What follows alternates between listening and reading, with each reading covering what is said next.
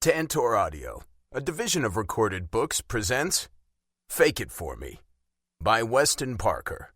Narrated by Alexander Sendies and Samantha Cook. Chapter 1. Adrian. I grabbed a gob of wax and plopped it on my surfboard, slowly rubbing it in. My eyes drifted over the waves, rolling onto the shore of Arena Beach in Heraklion, Crete, in my home country of Greece. I loved the beach. I loved the smell and the feel of the sand between my toes.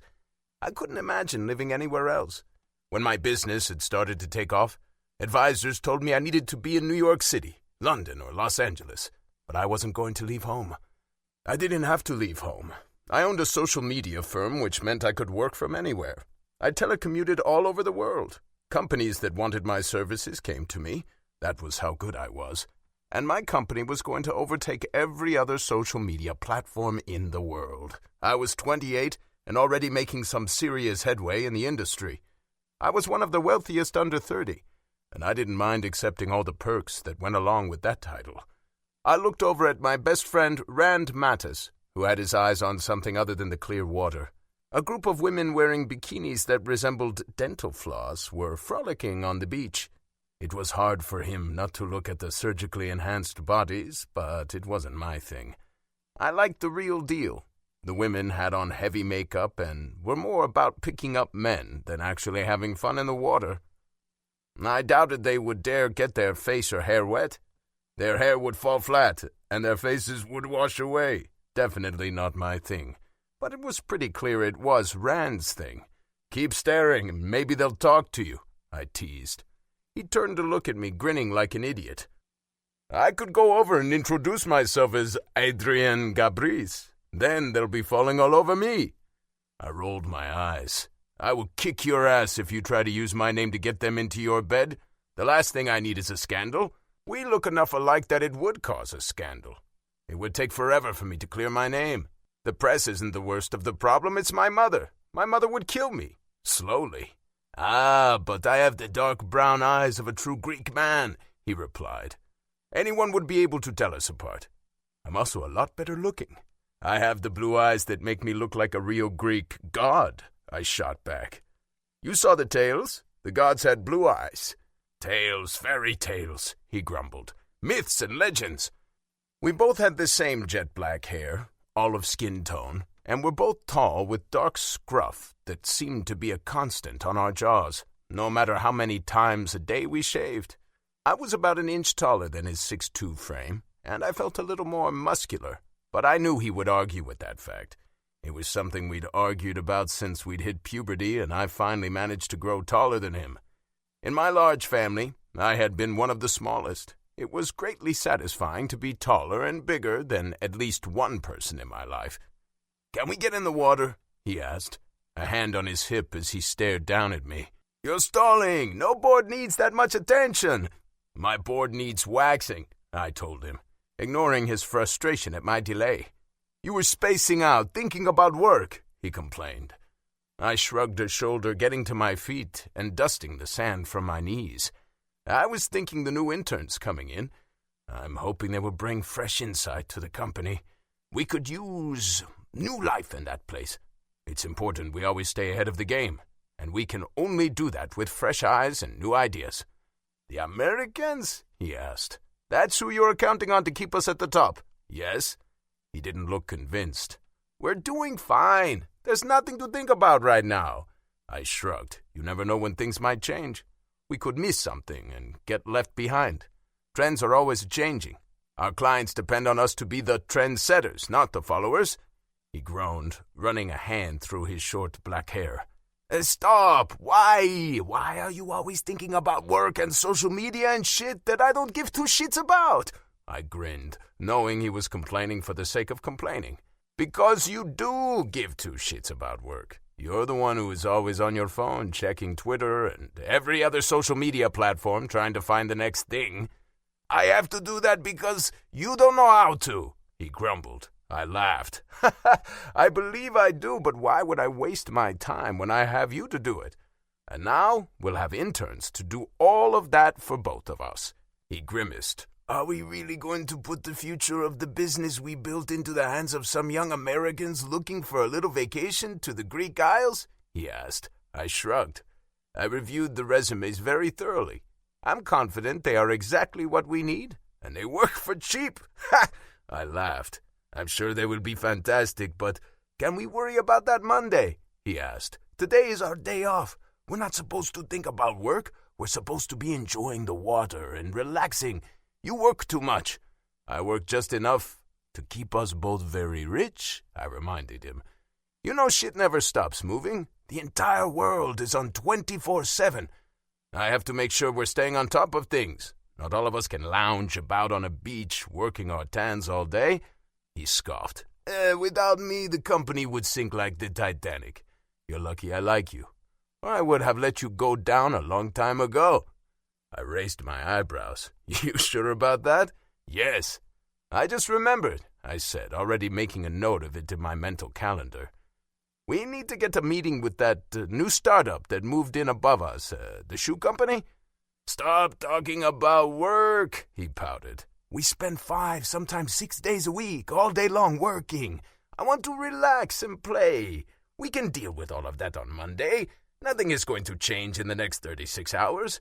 All work and no play makes Adrian a very dull boy.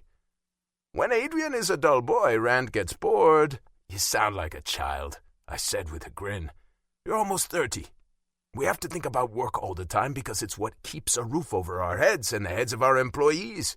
I'm at the beach. I'm having a good time. It's just conversation. Can't you do 2 things at once?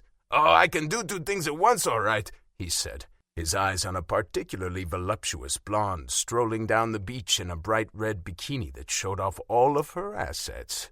I shook my head. She's way out of your league, he scoffed. I don't think so. Look at her, I said. She's probably not even 20 yet. She's a baby.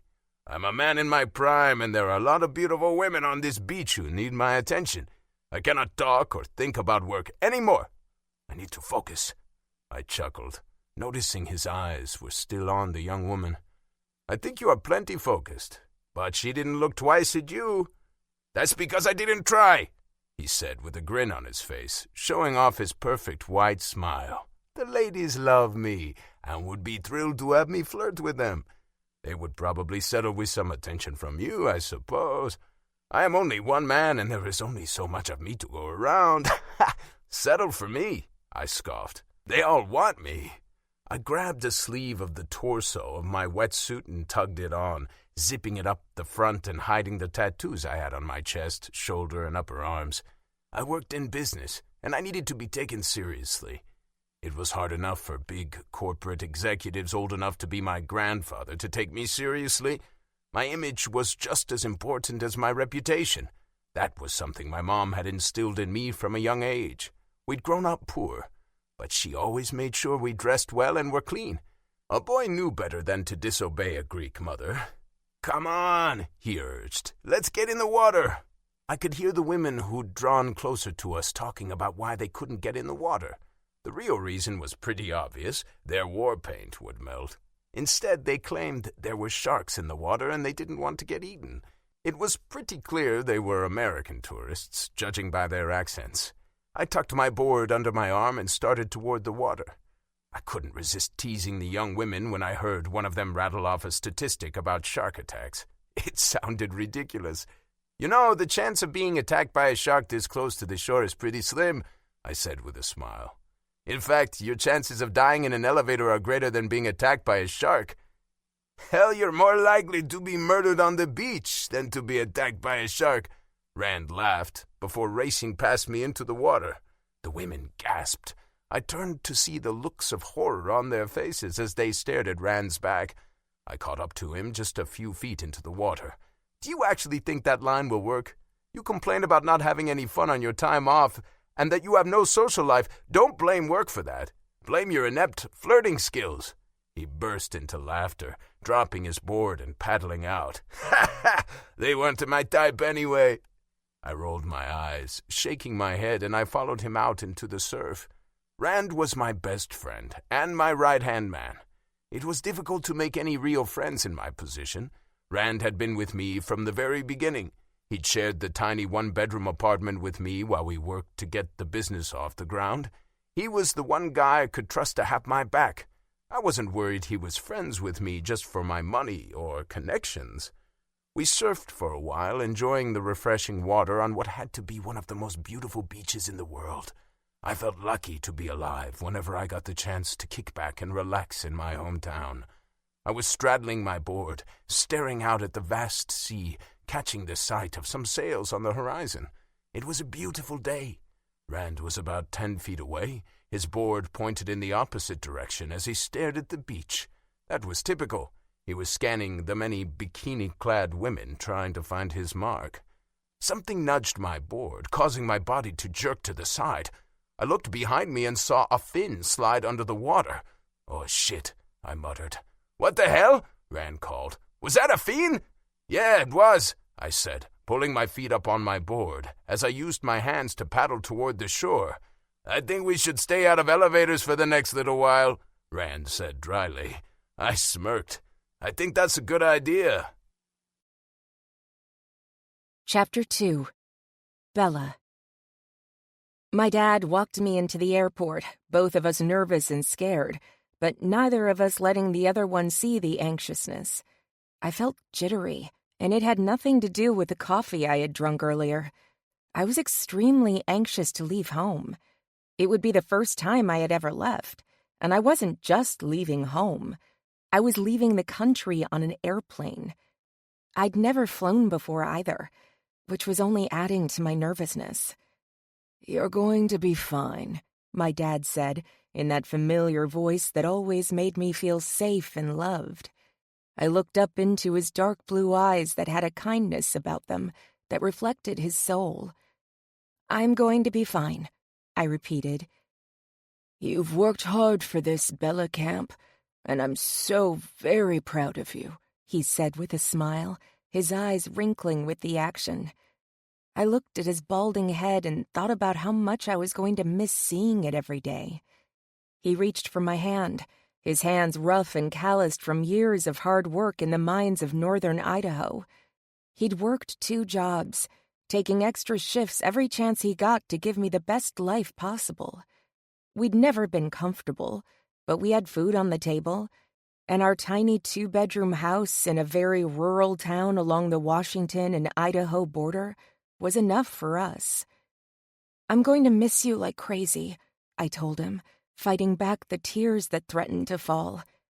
"I'm going to miss you. You've been working your butt off for this internship. You deserve it. We'll see each other when you get back. This is an opportunity too good to pass up. You got me that fancy phone, and we'll be able to talk all the time. Hell, I'll even be able to see your face." He gave a deep laugh. "I hate that I'm missing your big 4th of July show this year," I pouted. "I've never missed it." "Hey, you'll be here next year," he assured me. "It's the same thing every time." "No, it's not. It's exciting and big, and there's always something new. It's why the town put you in charge of it all those years ago. You blow things up really well." I grinned. "We all have to be good at something," he said with a soft smile, never one to accept compliments well. "You better take care of yourself," I warned him. He grinned. "I will. Believe it or not, I was taking care of myself long before you came along." "Yes, but you weren't doing a very good job of it." He laughed again. "I suppose not. I cannot wait to tell all the guys at the mine that you're working abroad. Not many guys in my position can say that. You got your mama's brains. Your old dad doesn't have shit for brains." "Dad, stop. You're the smartest, most hardworking man I have ever met." He shook his head. "I never had a brain for school. It's why I dropped out after 9th grade. I could do more for my family going to work on the farm and bringing in a paycheck than I could by going to school." I winced, hating that he had to work at the age of 14 to help out his family. His mom and dad had been dirt poor, and his little sister was too sick for my grandmother to work. The medical bills kept them in the poorhouse. They were all gone now, and it was just my dad, still working his ass off, doing what he could to support a kid without even a high school education. From the moment I could talk, he told me I was going to go places. He insisted I study hard and go to college. He worked that much harder to make sure I graduated with a bachelor's in marketing. I had applied for the internship, not really expecting to get it. The competition would be fierce. My degree came from a no-name school, and most of it had been online. When I got the letter in the mail, I had nearly fainted. "I better get in line," I told him. He nodded his head. "I will talk to you soon. You keep your head up, and don't let those Greek boys tell you that you aren't good enough. You are the best. They are lucky to have you." I smiled. "Thanks, Dad." "You're going to be okay," he said, sensing my nervousness. I grimaced.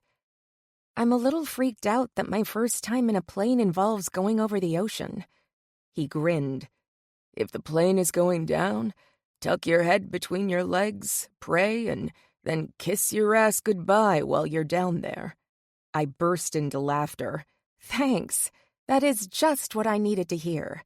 "Hey, the death will be quick," he said in an attempt to reassure me. I frowned at him. "You're not helping." I gave him another hug, picked up my backpack, and slung it over my shoulder before grabbing my laptop case.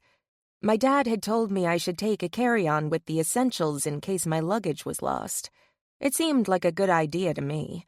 I did not want to find myself stranded in a foreign country with no clothes, toiletries, and very little money. I walked to the end of the line, taking off my shoes and getting ready to go through the security check. Just like the first day of school, my dad stood and watched me line up with a proud smile on his face. I was glad I could make him proud.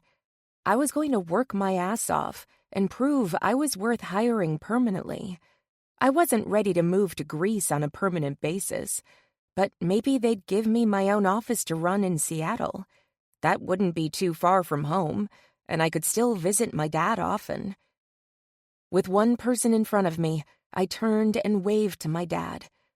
Going through the metal detectors was the point of no return. I was leaving home, and it terrified me, in a good way. I made my way into the main part of the airport. I bought myself a water and a bag of chips, knowing it was going to be a long flight. When it was time to board, I once again found myself freaking out a little. I took my seat next to the window, not sure if I wanted to see the clouds or the plane crashing to the earth. "Good morning," an older woman said. "It looks like we're going to be seat partners for the next few hours." I smiled at her, tucking my laptop between the wall of the plane and my leg. I was planning on doing a little work, or rather, a little light stalking about the company I was going to be working for. I would save it for later. "Are you going to Greece?" I asked. She nodded and smiled. "I am. Greece is home for me." "Really?" I asked with surprise. "I bounce back and forth," she said. "My husband and I moved to America when we were young. Our children are here. He passed away about 5 years ago, and I went home to Greece to be with my family. I've been here the last month, visiting my children and grandchildren. What about you? You're American." I nodded. "I am. I'm going to work over there. It's an internship." "How exciting," she said. "Your first time?" I grimaced. "My first time everything. I've never flown before. To say I'm a little nervous is an understatement." She patted my knee. "I'll be right here. It will be just fine." "I hope so." The captain's voice filled the cabin, announcing we were going to be taking off. Butterflies rumbled in my stomach as the plane began to taxi down the runway. I couldn't focus on what the pretty flight attendant was saying. I was gripping the armrest, trying not to panic. There were about 1,000,000 excuses running through my head about why I couldn't go to Greece. None of them would make my dad proud. I wanted him to be proud. "Here we go," the woman to my left said in a soft voice. I nodded, unable to turn my head or do anything except hold on, as if that would do anything to save me should something go horribly wrong. Once the plane finally leveled out and we were in the air cruising along, I relaxed a little. "That was intense," I muttered. "I'm Elena," she said, extending her wrinkled hand. I gently shook it. "I'm Bella. It's nice to meet you. Maybe you can give me some inside tips for living in Greece." "What part are you going to be living in?" she asked. "Heraklion," I answered, hoping I was saying it right. Her eyes lit up. "It is a beautiful city. It isn't like the cities in the United States. There is so much history there. Granted, time is swallowing it up, but there are plenty of museums and other attractions for you to visit. You will stay very busy, I predict." "I hope I have time to see all the sights before I have to come home," I told her. "I'm expecting to be very busy with the internship." "What kind of job will you be doing?" "I'll be working in the marketing department of a social media company," I answered. She giggled softly. "I have no idea what that is, but it sounds exciting." "It will be. Of that, I'm sure." "Do you leave a special young man behind?" she inquired. I shook my head. "Nope, just one old guy." She raised an eyebrow. "Oh," she said, snapping her mouth closed. "My dad," I said with a laugh. "I'm leaving my dad behind." "Oh, I see. Are you and your father close?" I nodded. "We are. My mom died a few days after I was born. Some complications from the birth. It's been just my dad and me for 23 years. Her face softened. "I see. Is this your first time away from home?" "Yes." "I bet your father is very proud of you."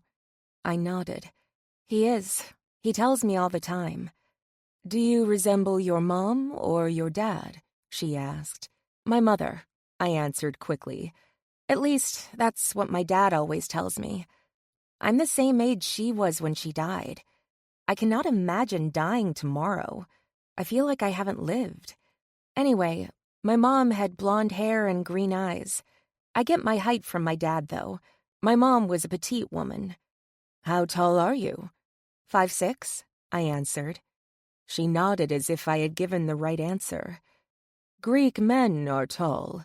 Maybe you'll find yourself a handsome Greek." "I have no time for that kind of thing. I plan on doing my time at the company and either getting a permanent job offer or going back home to find another job. I have to start making some money. I don't want my dad to work until he's 70. I want to get a job and make enough to support him." She smiled. "That is very kind. Your father must have done a very good job raising you. You sound like a very good person." "Thank you. He did his best, and I like to think I'm a good person." I leaned my head back on the headrest, thinking about my dad. He'd be getting ready to go to work at the part-time janitor job he did on the weekends. I told him to quit the second job. I was out of school and he didn't need to support me. He claimed he was saving up for a rainy day. I was convinced he didn't know how to relax. I was going to make him figure it out. A violent jerk of the plane had me sitting up straight, my eyes wide as I looked over at Elena. "What's that?" I squeaked. "Just a little turbulence, hun," she said. "It will be just fine." My dad's words kept running through my head. Kiss my ass goodbye. That was what he'd told me. He'd been joking, but it was hard to laugh when the tin can I was flying in was rattling and shaking like I was tossed in a washing machine. Chapter 3. Adrian. I carried the cold soda into the living room and sat on the couch, glancing out the huge picture windows that ran from the floor to the ceiling and overlooked the expansive backyard of my property. I loved being outside. My job kept me inside most days. I had bought my home and had it completely renovated to give the illusion of being outdoors, with tons of windows that allowed plenty of natural light. My property was very private, meaning I didn't have to worry about anyone peeking. When I wanted privacy, it was easy enough to close the electric shades with the touch of a button. I put down my drink and reached for my iPad, wanting to do a little internet surfing and see what was happening in the world. It was important I knew the latest trends and kept up on Hollywood. They tended to set the trends. Sometimes they didn't even realize they were setting a trend. It took someone like me to find something unique and creative and make it cool. The buzzer at the front gate sounded, the video screen popping up in the corner of my screen. It was Rand. He had the code and was already driving through the gate. I put the tablet down and walked to the front door to greet him. "What's up?" I asked, surprised to see him on a Sunday evening. "Let's go out." I moved out of the way as he walked into the foyer. "It's a Sunday night." "Wow, that sounded a lot like your mother," he quipped. "I'm only pointing out tomorrow is a busy day at work, and neither of us can afford to go in dragging ass and feeling like shit because we are hungover. It's called adulting." "I would think you've heard of this concept before. You're almost 30. I reminded him, something I did as often as I could. He was a year older than I was, and was going to be hitting the big milestone birthday before me. I wanted to give him as much shit for as long as I could. "Come on," he said. "One drink. I promise you'll be home by 10 at the very latest." I groaned. "You say one drink, but what you really mean is 4 and a late night." "I'm serious," he said, holding up a finger. "One drink. We have those interns coming in the morning," I argued. "I don't want to be grumpy and off my game." He nodded. "Let's go. I'll drive." I shook my head. "No way," I muttered, caving into his request for a single drink. "I'll call my driver." My driver lived in a small house on the property. I never knew when I was going to have to go to a business meeting or when I was going to need to dash to the airport. I had several cars, but I liked having a driver on staff, 2 actually. But the main driver lived on the premises. He was an older man, a friend of the family who had been out of work and nearly out on the street. I offered him the guest cottage if he would be willing to be on call for me. He eagerly accepted, and it had been working out well for the 2 of us. Rand grinned, satisfied he'd won again. "Peer pressure is a marvelous thing." "You suck," I grumbled, sending a quick text to Malachi and requesting his services. I walked down the long hallway that led to my suite. The home was a single story. I didn't want a staircase, and I didn't necessarily need 20 bedrooms. The house had 6 rooms, plenty for me and a few family members if they decided to crash at my place. The outdoor pool and the grounds were what had sold me on the place. I quickly changed into something other than my lounge pants. When I returned a few minutes later, Malachi and Rand were talking about the mild weather we were having. "Ready?" Rand asked. "Yes, let's do this," I said. "The sooner I have one drink with you, the sooner I can get back." He ignored my comment. We left the house, Malachi driving us to a local bar that Rand and I often went to after a long day at work. It was fairly mellow on the weekdays, but with summer upon us and the tourists around, the local singles flocked to the bar in search of a tourist looking for a good time. We found a table and each ordered a beer. "Have you been home lately?" he asked. I shook my head. "No, I've been busy." He grimaced. "Your mom is going to drag you home by your ear if you don't go soon," he warned. I nodded. "I know. I haven't gone home because every time I do, she has a friend who has a daughter who would be perfect for me. The woman must have at least 100 friends. They seem to crawl out of the woodwork whenever I'm around." Rand laughed. "Rich, eligible bachelor tends to do that. My mother thinks I'm too old to be single," I complained. "She wants me settled down and married with a flock of children to call her grandmother. I don't know why she doesn't go after one of my brothers. They could just as easily get married. Because you are her baby. And she knows your brothers are lost causes," he replied easily. I chuckled. "That's probably true. Although Miles will probably be the first to marry, he's the type." "You're the type," he said. "You already act like you're an old man, wanting to stay in on a Sunday because you have work in the morning. That's old." I shook my head. "Not old, responsible. One of us has to be." He grinned unapologetically. "Thanks for taking one for the team." "You can pay me back by going out on the next date my mother sets me up with," I told him. He wrinkled his nose. "I don't know about that. Honestly, how bad can it be? Your mother has good taste." "It's not my mother's taste, that's the problem. It's her so-called friends that seem to be blind to their daughter's looks. The last date I went out with had more facial hair than I did. I couldn't imagine myself kissing her. I shuddered at the memory. He burst into laughter. You'd have to hide your razors. My lip curled with disgust. No thanks. I like my women feminine in every way. What are you looking for? He asked. Maybe I can help you out. I shrugged a shoulder. I don't know. Pretty, but not just on the outside. I want someone who is kind, smart, and funny. I want a woman who I can talk to, and she will have something to say worth listening to. He raised an eyebrow. Gee, anything else? Big boobs, big ass? I scowled at him. They are women, not cattle. I don't have a preference. I like legs. Long, shapely legs and a body that is in shape. I don't much care how big the rest of her parts are. He nodded his head, his eyes scanning the bar as if he was going to find a woman for me. I wanted to remind him we weren't at Girls R Us and I wasn't shopping for a wife, but I didn't. I knew he would only lecture me about needing to date more and blah, blah, blah. I worked. I dated on occasion, but in my position, I struggled to believe the gorgeous women who threw themselves at me were interested in the man I was. I was probably jaded, but I had been burned a time or two already. What about— No, don't even, I said, holding up my hand. He sighed, taking a drink from his beer. You're right. I don't see what you need here. We need to go to the club. He was referring to the nightclub we would usually visit once or twice a month.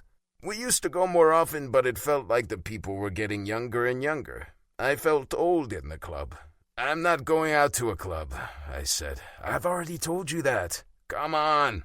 1 hour isn't going to kill you. No way, I said firmly. You keep saying 1 drink, 1 hour, but I know you. I know that will turn into me getting into bed at 3 and the room will be spinning. I don't want to get drunk. You're no fun. I shrugged a shoulder. I suppose I'm not.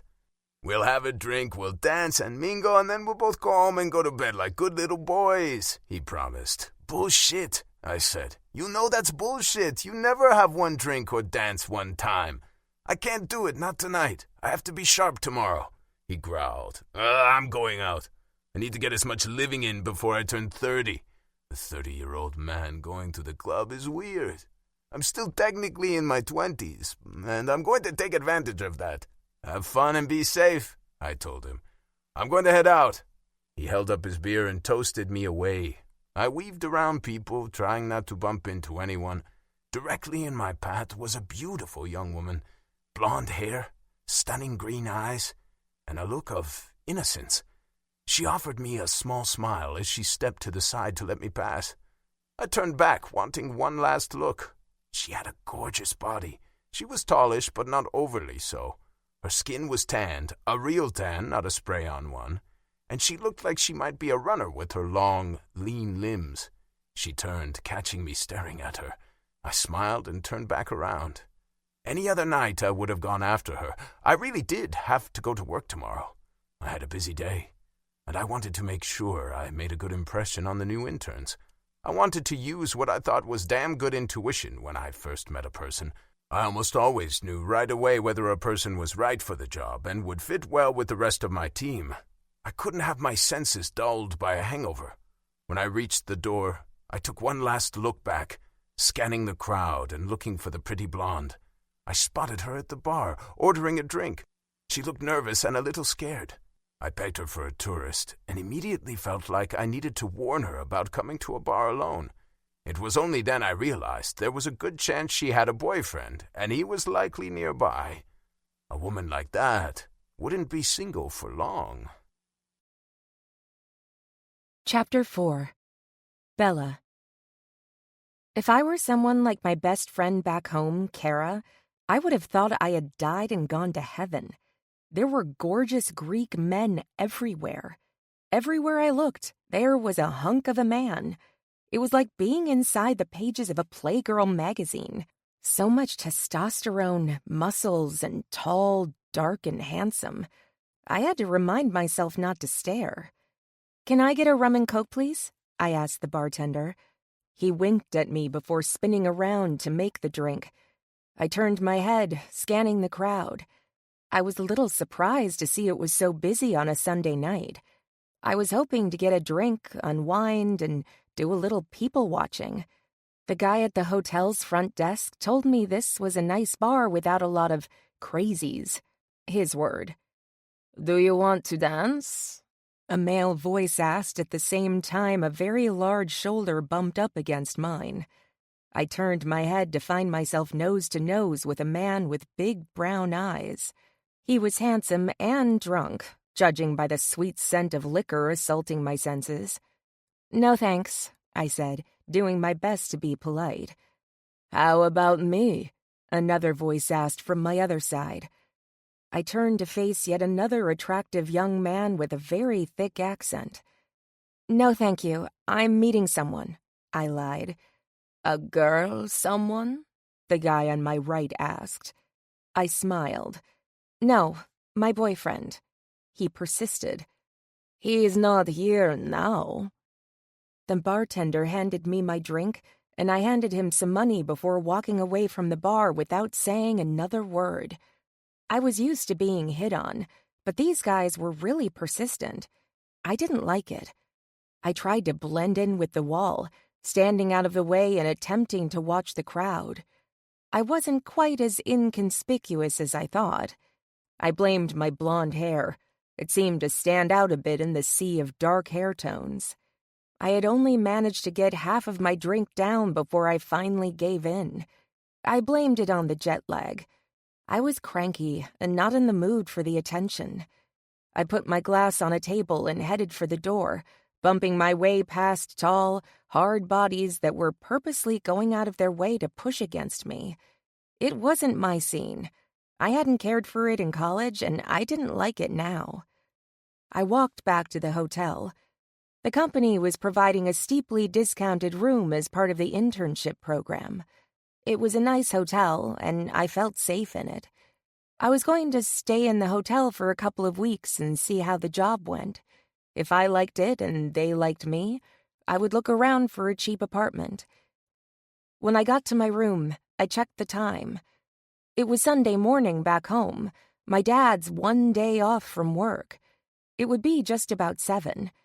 I knew he wouldn't be sleeping in and decided to check in with him. I was homesick and needed to hear his voice. "Hi, Dad," I said when he answered the phone. "Hey," he said. "What are you doing? Didn't I talk to you this morning, your time?" "You did, but I thought I would call and tell you to have a nice day," I said with a smile in my voice. "What's wrong?" he asked, knowing me too well. "Nothing is wrong," I told him. "You sound upset. What happened?" I let out a long sigh. "Nothing. I went to a local bar to get a drink and check out the area. The guys are a little more aggressive than they are back home." "I'll be on the next flight," he growled. I laughed. "It's fine. It's not all that different than college, but I think it felt different because I either knew them or knew of them, and I had girlfriends with me. You know, strength in numbers, just like you always told me." "Are you sure you're okay?" he asked. "I will use that shiny new credit card I got and buy a ticket over there. I did not send you around the world to be accosted by a bunch of handsy boys." "It's okay, Dad. I'm just tired. How about you? Did you get some good rest last night?" "I did. Did you manage to sleep at all?" Concern colored his voice. "Yep. I didn't think I would, but the bed is super comfy. As soon as my head hit the pillow, I was out." "Good. Tomorrow is your first day?" I felt the butterflies in my stomach that always arose just thinking about my first day on the job. "It is." "Don't be nervous. You are going to kick ass. You're smart, talented, and this job is perfect for you." I smiled, so happy to have him on my side. He was my consummate cheerleader, always there to give me a pep talk when I felt like giving up. He was my hero, and I couldn't imagine my life without him in it. He was getting on in years, and I worried that a lifetime of hard work and not taking care of himself all that well was going to lead him to an early grave. I refused to let that happen. I needed him around until I was ready to leave this world at the ripe age of at least 80. Yes, I knew it was a pipe dream, but it got me through the day. Thanks, Dad. So, what do you have planned for the day? I'm going to get that lawn mowed, and then talk with the fire department about what needs to be done before the big show, he said, and I could hear the excitement in his voice. I hate that I'm going to miss it. I know someone will record it and post it. Maybe I can watch it live. The idea bloomed in my mind. It will be like I'm right there. He chuckled. Honey, you've seen these things. 22 of them to be exact. You're not missing anything. I'm missing the barbecue and the dance and the carnival in the park and most importantly, the fireworks, I complained. You're in Greece, he said with a laugh. I think that trumps anything we've got going here. I suppose, but I'm alone. Make some friends. Maybe not at the bar, he said. When you go to work tomorrow, smile. Use that friendly charm you have in spades and make a friend or two. I feel like I'm going back to first grade, I moaned. Bella, this is a trip of a lifetime. This very well might be the only time you ever get out of the country. Enjoy yourself. Have a good time. You are going to regret not spending more time exploring and walking those gorgeous beaches I saw on the internet. You love the beach. I bet it is real pretty out there right now. His voice led me to draw my own conclusions. I can't believe you're telling me to walk the beach alone at night, I chided. He chuckled. I've taught you how to defend yourself. I'm not worried about you. I'm worried about the other guy. Besides, it isn't dark there yet, and I bet that hotel you're in has beach access. Get your toes in the sand and get yourself right. You've got this. I wish you were here with me, I pouted. Bella Camp, you are a grown woman. You cannot drag your old dad all around the world. It's time to cut the apron strings. Live. I want you to have fun and enjoy all this life has to offer. I didn't work my ass off for 20 years for you to want to come home. I've never coddled you, and I'm not going to start now. You can do anything you put your mind to, but if you keep looking for reasons to be miserable, I guarantee you'll find them. I sighed, knowing he was right. It was just like him to snap me out of a funk before I could get in too deep. All right, fine. I'm going to go walk the beach. With your shoes off. You've got to get that sand between your toes, he added. Walk it off. Hell, I'm sure it's warm enough for you to even dive in. No, I'm not going swimming at night. There might be sharks out there, I squealed. He laughed. I doubt that. It's not really a risk I want to take, I said. I don't like sharks, and I don't want to tempt my fate. Your fate has led you there. Don't worry yourself into making something bad happen. You have to put good vibes into the universe or some shit like that. At least that's what some dude at work always says. Of course, I think he sits around and sings by the campfire while smoking a little Mary Jane. He chuckled. I had to laugh at my dad's very old-fashioned way of talking. He was a salt-of-the-earth guy, very old school. I get it. I'll do better. I'll try and put out good vibes. I'll talk to you later. Call me after you get home. I laughed. It'll be like 3 a.m. I'll call you around 6 your time. Okay, he said. I love you, kid. You are making me proud. You have fun. I love you too, Dad, I said, and ended the call. I looked around the hotel room and realized he was right. I did not want to spend my time on what some would call a dream vacation sitting in my hotel room. I got up and slid my phone into my back pocket, along with a credit card just in case I had some kind of emergency that required money.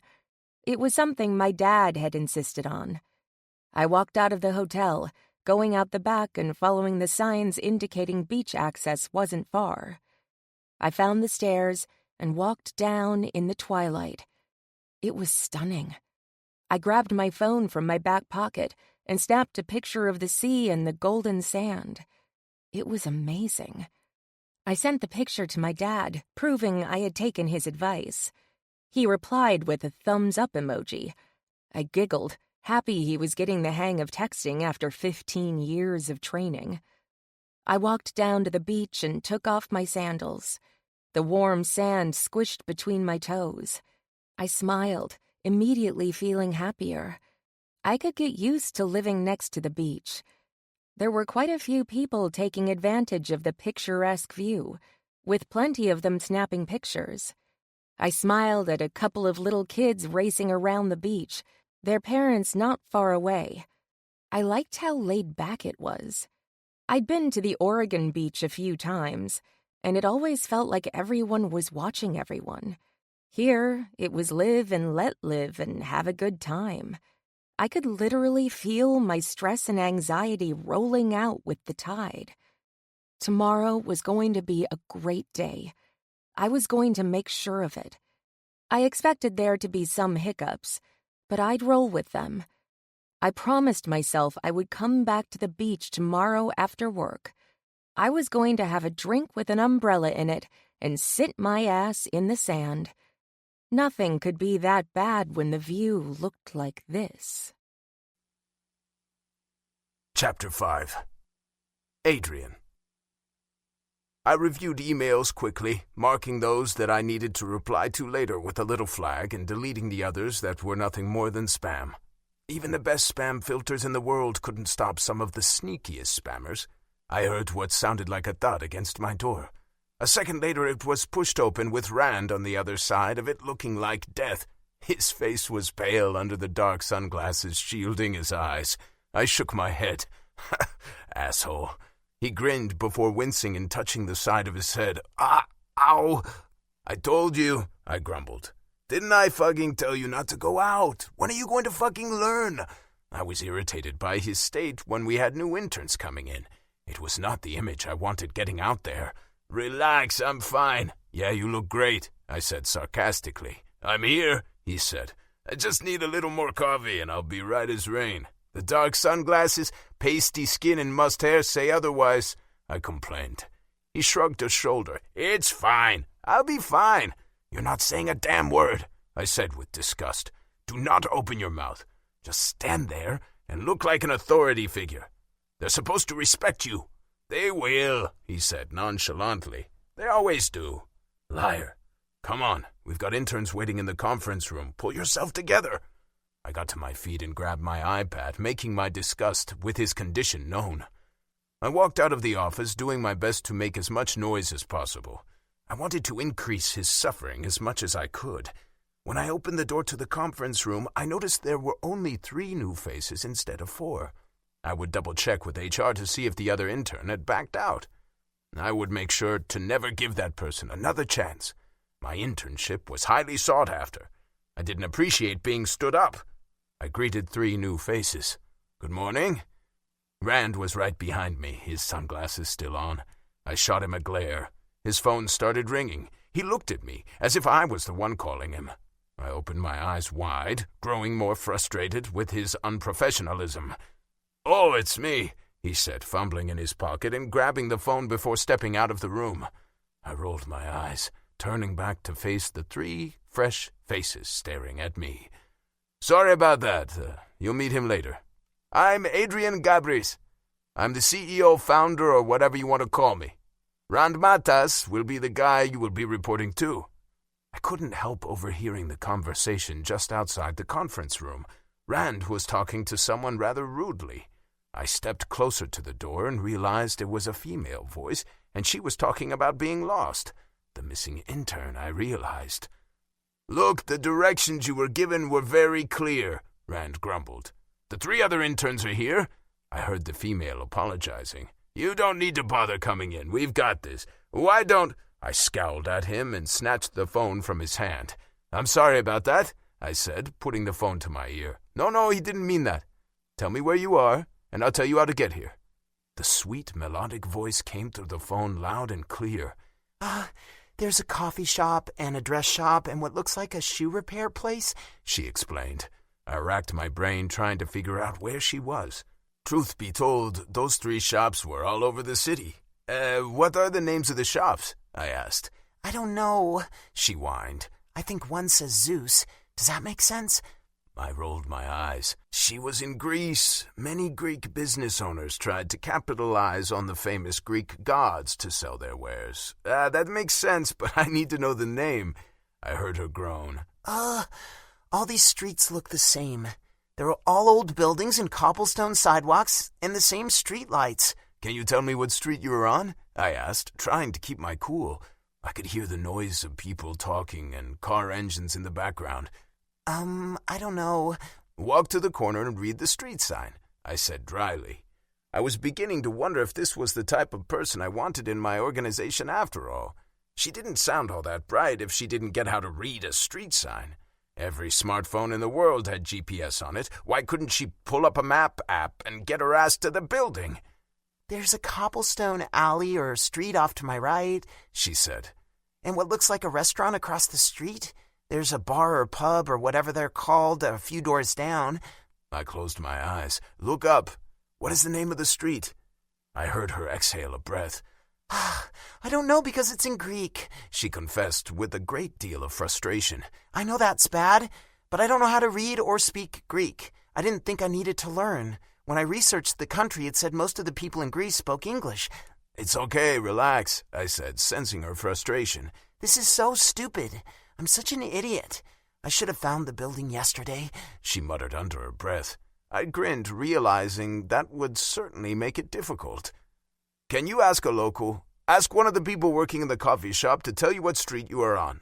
"Just a second," she said, and I heard muffled sounds and the sound of her voice. She came back on the phone and told me the street. I knew exactly where she was. She wasn't all that far from the building. "Sit tight and I will be right there to bring you back. There should be a little cafe on the corner with tables outside. Grab a seat. I'll be in a black suit.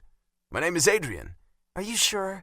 she asked. "I'm so sorry to be such a bother." "It's fine. What are you wearing?" I suddenly felt very strange about asking a woman what she was wearing. It was a little too cheesy for me. I heard a noise and looked up to see Rand looking in my direction with the dark sunglasses on still. I glared at him and turned my back. "I'm wearing a pair of black slacks, black heels, and a white short-sleeved shirt," she said. "My name is Bella. I told the other guy, but I'm supposed to be there right now. It's my first day," she groaned. I nodded, even though she couldn't see me, and put the rather vague description in my head to pull up when I got there. Bella. Her name bounced around my brain. I wondered if it was short for Isabella. Was she Italian? I mused. I dismissed the thought and focused on getting her to the office. It was the morning rush hour, and I imagined most of the people hanging out on the street would be tourists. The rest of the city would be at work. Not many tourists dressed in slacks and heels for a day of exploring. "I'll be there in about 5 minutes," I said. "Thank you so much," she said, and I could hear the relief in her voice. I ended the call and turned back to face Rand, who was slowly shaking his head. "Seriously? You're going to go fetch your missing intern?" I shrugged a shoulder. "Why not? She's an American and new to the city. She got lost." "The other ones all made it," he replied. "The other ones are locals," I reminded him. "You're a sucker for a woman," he shot back. "Here's a suggestion. Take off those damn sunglasses and get in there and do your job. Try not to be too much of an asshole on the first day. I don't want to get the reputation that we are a shitty company to work for. We are only as good as the people who run the daily operations. If they're unhappy and feeling undervalued, they're not going to do a good job. Pull yourself together and put on that charming smile you use to woo clients," I ordered, handing him his phone back. He pushed his sunglasses up on his head and looked at me with bleary eyes. "I can do my job, hungover or not. You know that. Hell, I do my best work when I'm hungover." "Bullshit. I've got to go. Don't embarrass me and don't make a fool out of yourself." I slapped him on the shoulder before heading to my office to grab my wallet and phone. She wasn't far at all. I would walk to the cafe and meet her. Hell, it might be better to meet her one-on-one in a more relaxed setting anyway. I could hear the nerves in her voice and didn't want to make the situation worse. I knew what it was like to have a bad day and wanted to give her the benefit of the doubt. After all, I had screened every application that had come across my desk and picked the best of the best. If she flaked out, it wasn't just a strike against her. I would have to rethink my entire hiring process. I headed out of the building, stepping outside in the warm air and actually looking forward to my morning stroll. Really, my offering to go get her was as much for me as it was for her. I was happy to get outside for a bit before I had to spend a long day in meetings inside the walls of my office. I walked faster than usual, wanting to get to the cafe before my wayward intern could wander off and really get herself lost in the city. I rounded the corner, my eyes scanning the wide sidewalk. The cafe was on the opposite end of the block. I made my way to the tables, my eyes scanning the people at each one. There was a beautiful woman in a white shirt and black pants sitting at a table with her back to me. Her long blonde hair was hanging over the back of the chair. I assumed it had to be her and walked to the table. The moment I saw her face, my mouth dropped. It was the woman from the bar. She was wearing sunglasses, hiding the eyes I knew were green. She looked up at me, and only then did I realize I was staring at her. I'm Adrian. From Great Greeks, I said. She pushed her sunglasses up and looked into my eyes. I thought I saw a hint of recognition but couldn't be sure.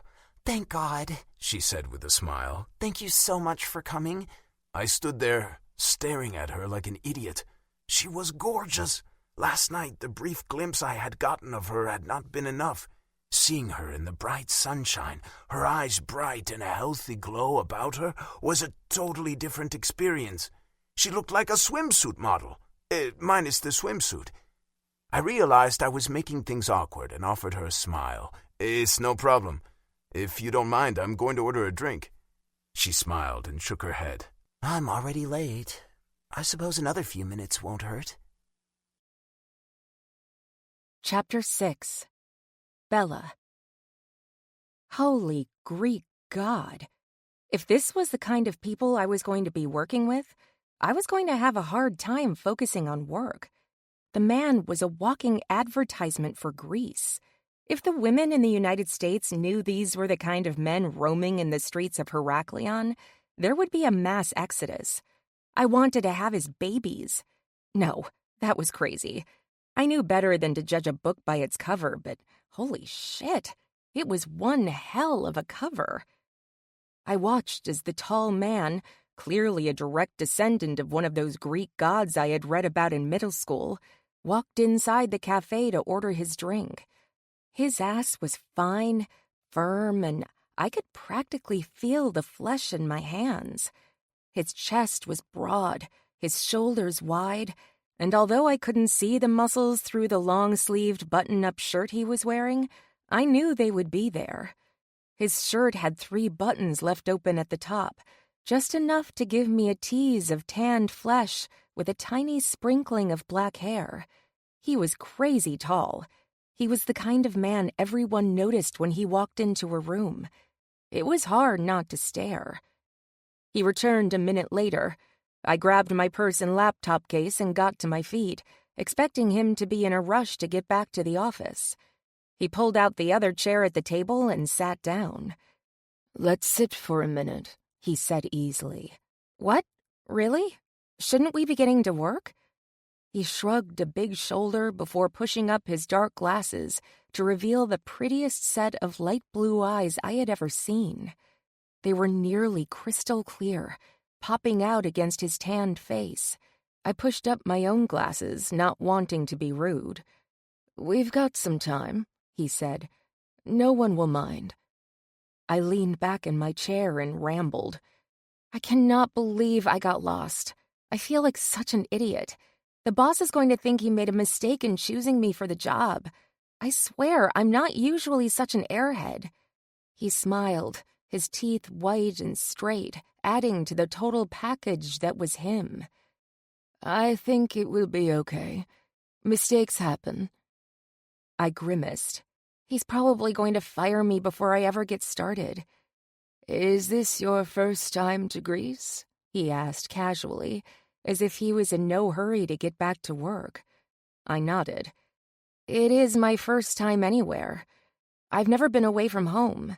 I mean, I took a couple of vacations with my dad, but those were places a few hours from home.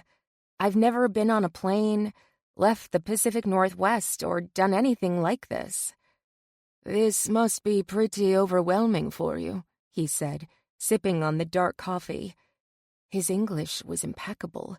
There was a trace of an accent, but not overly so. "What about you? Are you from here?" He grinned. "I am. My family lives in Sitia. It's where I grew up." "Wow, I've read about that place. It looked beautiful in the pictures." I tried to imagine what it would be like to live in such a gorgeous area. "It is nice. Have you been in Greece long?" I shook my head. "No, I got in late Saturday night. I spent a couple of hours out yesterday, but only went to a local bar and down to the beach. I slept in late, and I should have gotten up and walked the route from the hotel to the office. I feel so ridiculous. The boss is going to hate me. I hate making a bad first impression." "I know the boss pretty well," he said, a twinkle in his eye. "I think he'll understand.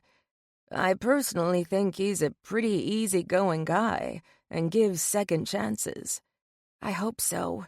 My dad is going to kill me when I tell him what I did." I dreaded the recap of my first day on the job, assuming I had a job at all. "Why don't we grab some breakfast? I didn't have time to eat this morning." He reached a hand in the air and signaled a waitress. "Breakfast? We can't eat breakfast. We have to get to work," I screeched. "Relax, we have plenty of time. It's just the boring orientation stuff anyway. Trust me, you aren't missing anything exciting." I wasn't sure what to think about the guy. Maybe he was my competition for a permanent position in the company, and he was trying to set me up for failure. He didn't seem like he was manipulative, but that was how manipulative people got by. They were wolves in sheep's clothing. That was what my dad would say. I sat there feeling anxious and nervous while he ordered in Greek. "Can we make this quick? I understand you don't mind being late, but this is really going against everything I have ever known. I'm always early, and I would have been today if I hadn't gotten all twisted around. I'm not the kind of person that shows up fashionably late. I hate that." I grimaced. "We'll eat fast. It's always better to go to work on a full stomach. Breakfast is the most important meal of the day, or at least that's what my mother always said." He had a sexy grin that probably melted the panties off most women. My panties were made of sterner stuff than that. I was in Greece to work, not have a fling, I reminded myself. "Fine, but will you please let the boss know why I am super late? I don't want him to think I stalled on purpose." "I will do that. So, what's it like where you are from?" He spoke as if we had all the time in the world to get to know each other. I didn't want to be rude, and the guy might be my only ally or my worst enemy. It really could go either way. Well, it was nothing like this. There are mountains and a lot of open land. We're nowhere near a beach. "Do you live in a large city?" I shook my head. "No, definitely not. There are lots of small towns. The town I lived in, technically, I think I still live there, had a population of under 2,000. His eyes went wide. "Really?" I smiled, thinking of home. "Really. I commuted to college. I had to live at home to save money." "I see. Did you get to have fun in college? Isn't that the time we're supposed to be free, party, and make lots of mistakes that we could look back on with a combination of regret and fondness?" I giggled. "Not me. I didn't have time for regrets. I was on a scholarship and couldn't afford to have my grades slip even a little. I worked my butt off to make sure I graduated at the top of my class." "Don't Americans go on spring break holidays and get wild and crazy?" he asked with a grin. I shook my head again. Not this American. The school was kind of small, and it wasn't the kind of school that attracted a lot of wealthy kids. Only wealthy kids can afford to go to Cancun or some other beach for a wild vacation. I worked and studied. I had no time for much of anything else. He looked pained. And now you're here because of that hard work. I suppose so, yes. I graduated a couple of months ago, and here I am. What have you been doing between graduation and now? He asked. I thought about it. Working and getting ready to come here. He laughed. You have to enjoy your time while you are here. Greece is a beautiful place to visit. There is so much history and culture for you to take in. Promise me you won't be all work and no play. I can show you around, take you to some of the sights that are worth seeing. I'd like that, thank you. I do want to see as much as I can, but I also really want to impress the boss. I'm sure I'm going to be very busy working on projects after I leave the office. I don't mind putting in the hard work if it will pay off in the future. I meant every word. He offered me a smile. Our breakfasts were delivered, and I was immediately starving. I stared at the assortment of fruits and yogurt, along with a variety of pastries. I wasn't sure what you liked, he said by way of explanation. I smiled, shaking my head. It all looks amazing, but this is a lot of food. Trust me, it isn't all that much. We can take the pastries with us. He grabbed a fork and stabbed a piece of melon before popping it in his mouth. I followed suit, taking a few bites of the fruit and letting the flavors explode in my mouth. We ate and chatted a bit more about the places I had to check out and talked about getting together on the weekend. Once most of the food was gone, he finally made a move to leave. I quickly got to my feet, anxious to get to work and praying like hell I wasn't going to be fired before I even got started. As we walked to the office, I paid close attention to the route. If I got another chance tomorrow, I wasn't going to blow it by being late again. I would leave 2 hours early, just in case I got twisted around again. This is our building, he said, pulling open a door and letting me go in first. The cool air washed over me as I looked around the wide-open lobby.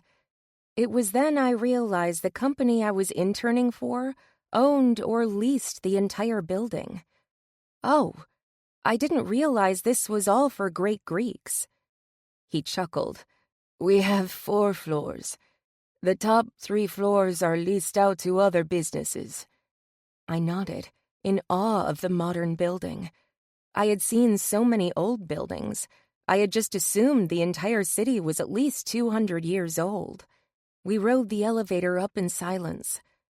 My nerves were kicking in as the doors slid open. I followed him down a long hallway. There was a conference room on my right. Large windows gave me a good view of 3 people sitting down, while a man spoke at the front of the room. Adrian pushed open the door, and all talk ceased. The man at the front of the room made a big show of looking at his watch and then me. There was an obvious scowl on his face as he turned his attention to Adrian. Glad to see you could make it, he said dryly. Adrian looked at me and smiled. Go ahead and take a seat at the table. I nodded, feeling about 2 inches tall as I pulled out a chair, leaving a couple of empty chairs between myself and the others, and sat down. Adrian moved to the front of the room, looking at the scowling man. Good morning, everyone. My name is Adrian Gabris. I'm the CEO and president of Great Greeks. Thank you for coming in today. I'm looking forward to a great few weeks. His eyes met mine.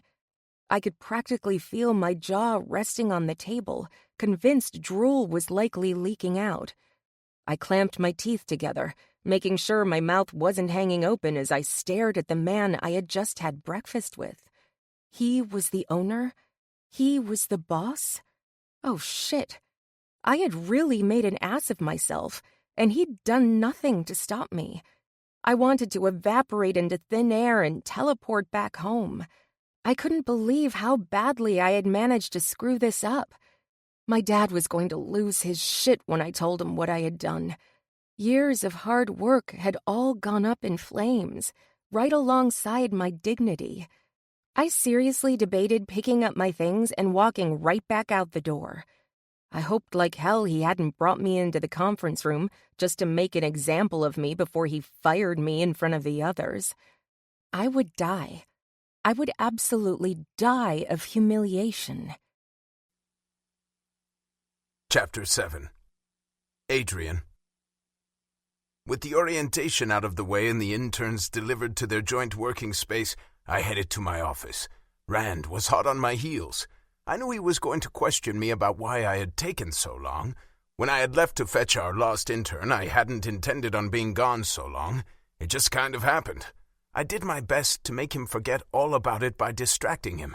Fortunately for me, he wasn't in his best shape, and I didn't think it would be all that hard to get him onto something else entirely. "I think we've got a good group, don't you?" He shrugged a shoulder. "Hard to tell from looking at them." We both nodded as we passed someone from accounting. I meant they seemed attentive, and they all seemed to have a good idea about what we expect from them. "I suppose," he protested. My attempts to distract him weren't working. He was going to say what he had to say, no matter what. I was glad he was going to wait until we made it back to my office. I didn't need everyone seeing him talk to me like a friend instead of the boss I technically was to him. I moved into the office, staring out the windows at the sprawling city around me. It was a good view, but the view of the sea was blocked by some of the other taller buildings. When I turned to look at him, he had his hands on his hips and was staring at me. Nope, he definitely hadn't forgotten.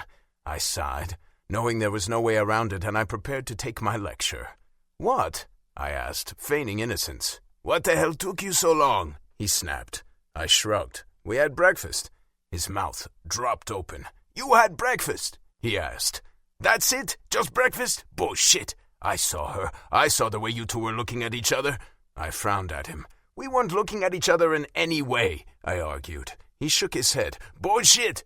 Did she give you a little thank you for going to pick her up? Did she try and smooth things over with the boss?" "Shut up. Don't be a dick. You were gone for almost an hour. You were doing more than eating breakfast. You're wrong, and I don't appreciate the insinuation," I growled. He stared at me. "Really? A woman who looks like that? And you didn't try anything?" "No, I didn't try anything. She works here. She's an intern." "Why?" he asked. "Why would you keep her on if she can't even find her way here? How hard is it to pull out a GPS app and find us?" It sounds like a pretty lame excuse to me. It was the truth. She was lost, and she felt bad about it. "Why are you keeping her on?" he asked again. "Those other three are smart and are going to be excellent employees, and they all made it on time, because there's something about Bella that I think is worth giving her a chance.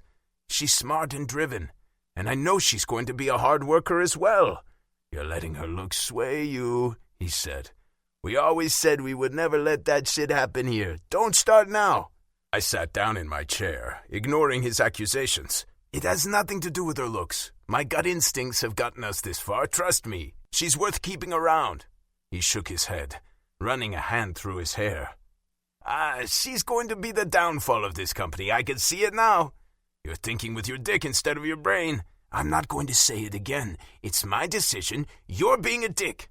"I'm going to let it slide because I know you're hungover and probably feel like hell, but she stays until she proves her position here isn't going to work out. I'm giving her a shot." Rand was my right hand, but ultimately the company was mine. I was the boss. He worked for me, and I wasn't going to let his assumptions push what I had a feeling was going to be a very good employee right out the door. I liked her fresh view of things. I liked that she worked hard and studied hard and put herself through school. The other interns were all from families that had influence. They did well in school, and each of them brought a little something different to the table, but there was something about Bella that none of them had. She offered a glimpse into a demographic I didn't think we'd really touched on yet. I wanted to expand and grow, and that meant finding new ways to reach new people. "I hope you're right, but the way I see it, she's going to be the one thing that brings you to your knees and takes the company down with it," he mumbled. There was a sharp intake of breath. Rand spun around. I moved to the side to see who it was and cringed when I saw Bella's red face. She'd heard what he had said. "Do you need something?" Rand asked in a tone I thought was very unfriendly. Bella's little chin went up as she took a step inside my office. Her eyes locked on Rand. Yes, I need to speak with Adrian if he has a minute. However, first, I'd like to assure you I will not be the downfall of your company, nor will I bring Mr. Gabris, to his knees. I was late. I got lost. I've apologized. I really don't know what else I can say. I'm not sure how that could possibly bring down a billion-dollar business, but if that's all it takes to do so, I would think you might need to get on more solid footing before you bring on any more interns. I couldn't stop smiling. She was not a woman to be pushed around. That made me very happy and proved she was exactly what we needed in the company. Rand turned to look at me, one eyebrow raised before he turned back to face Bella. "You might be right after all," he said, before walking past her out the door. Her eyes met mine. I'm sorry, I shouldn't have talked like that. "It's fine. You had a right to defend yourself. Please call me Adrian. I ask that everyone does. It feels weird to be called my dad's name. What did you need to talk to me about?" I just wanted to come by and tell you how sorry I am for not only being late, but for mistaking you for another intern or employee. I had no idea you were the Adrian. I feel foolish, and I am absolutely embarrassed about what I said. Her hands twisted in front of her. I shrugged a shoulder. "It's okay. I'm glad we got to meet the way we did. It gave me a chance to see the real you and not the person meeting the CEO. She smiled, shaking her head. I still can't believe I did that. I really am sorry. Listen, you got off to a bad start. We all have those days. I just need 2 things from you. I looked her in the eyes. What would that be? I held up a finger. 1, get your work done on time and make sure it's good. She bobbed her head up and down. Absolutely, I can do that. I swear I'm good at what I do, and I'm never late. I don't miss deadlines. Good. That is very good to hear. The second thing I need you to do is have some fun while you are here. Enjoy the city and the beaches and everything else we have to offer. Don't spend all your time locked down in the hotel room or here with your nose buried in a computer screen. Make this a trip you won't soon forget. Make memories that will last. She wrinkled her nose. You're my boss. Shouldn't you be asking me to focus and work hard? I smiled, appreciating her stalwart dedication. Yes, and I am. But I also don't want to ruin this for you. It sounds like you are due some downtime. I don't think it gets much better than the beach to get in some relaxation. I'm serious. Leave the laptop at home and take it all in. Thank you. I really do appreciate that, and I promise what happened today won't happen again. I will be early from here on out. If you need me to stay late or work weekends, I'll do it. I sighed. Clearly, she had ignored my second stipulation. I'll keep that in mind, but I don't like to work every single day of the week. If I'm not here, you don't need to be here. Thank you again for this amazing opportunity, she said. I promise I will not let you down, and I will not make you regret giving me a chance. I'll show the other guy, too. I laughed. Rand is usually a lot more relaxed than what he is right now. He had a bit of a rough night. Don't take what he said too personally. She frowned, looking very displeased. It was hard not to take that personal. It was pretty snarky. It was, and I apologize for his behavior. It's fine. I should go. I need to get started on that assignment. I don't want to be late. She grinned. Thank you. I appreciate that.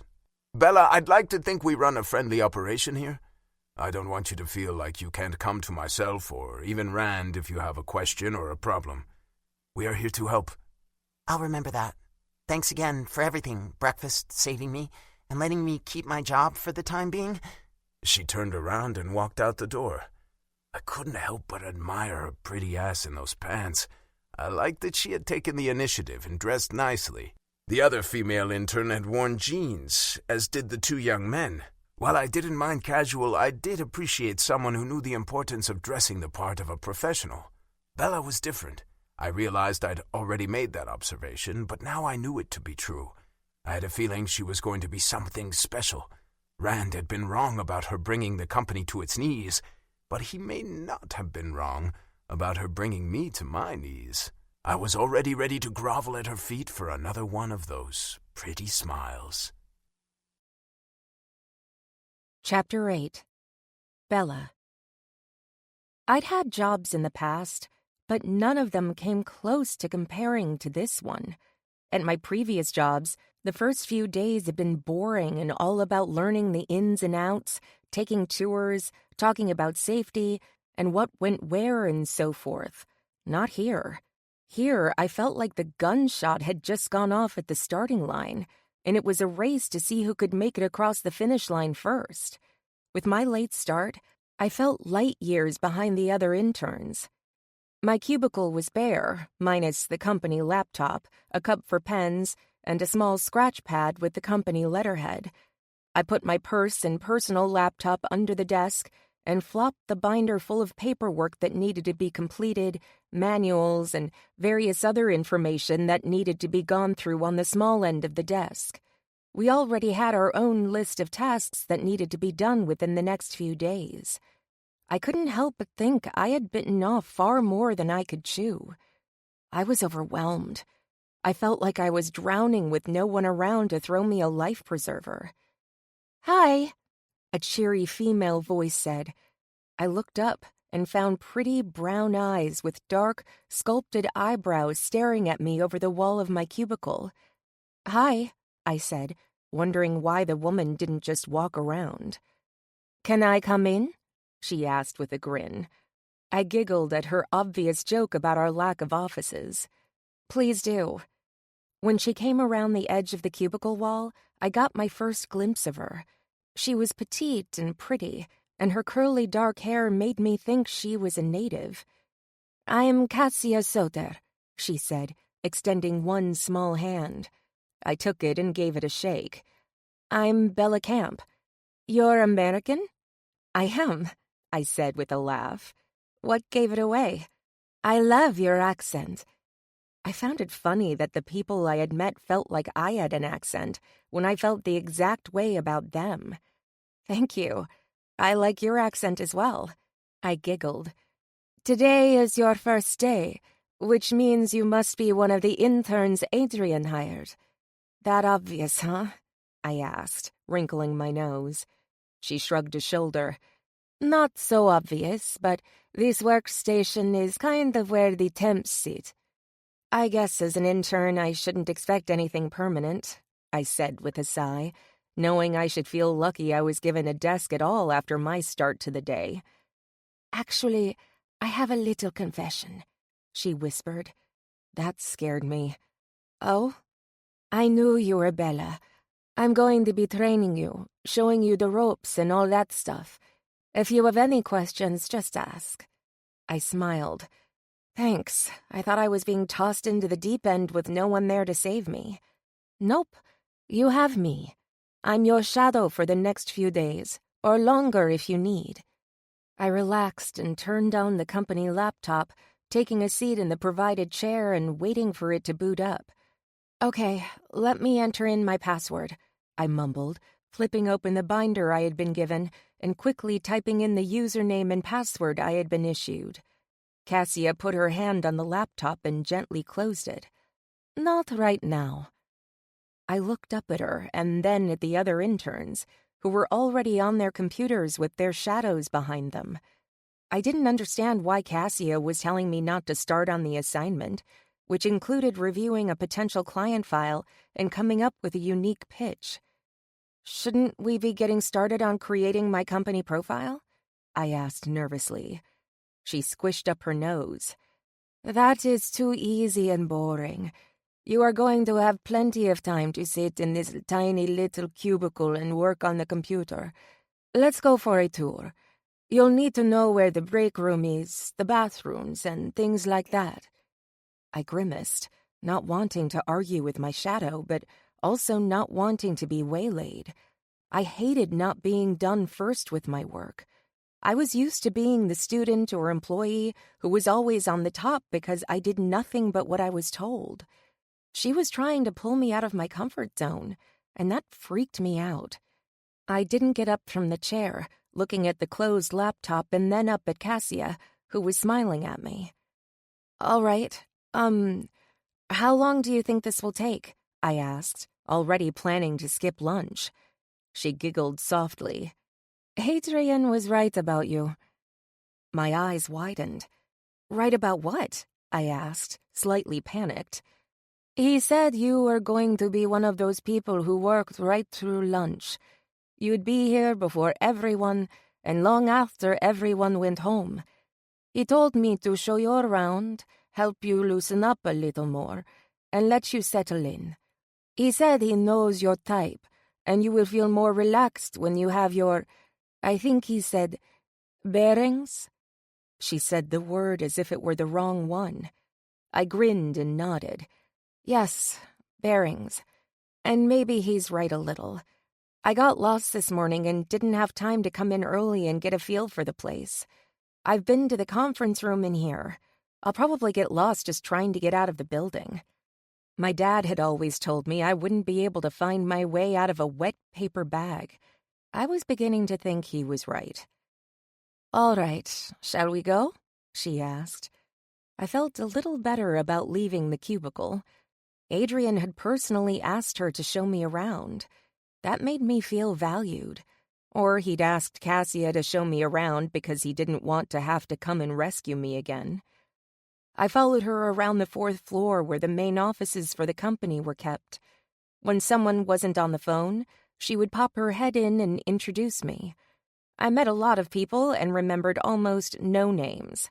I was focused on remembering where the bathroom and break room were and the exits. How long have you worked here? I asked Cassia as we leisurely strolled down a hallway lined with various framed awards and magazine covers the company had earned. I've been here 2 years now. I was hired back when things were really just starting to take off. I caught a glimpse of her profile and was trying to guess how old she was.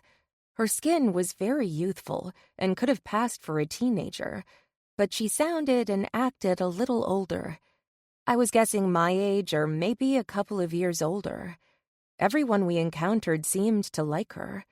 They all had little tidbits of personal information to talk with her about, asking about her cat or what she did over the weekend and stuff like that. It feels like a really good environment to work in, I told her. She smiled and nodded her head. It is.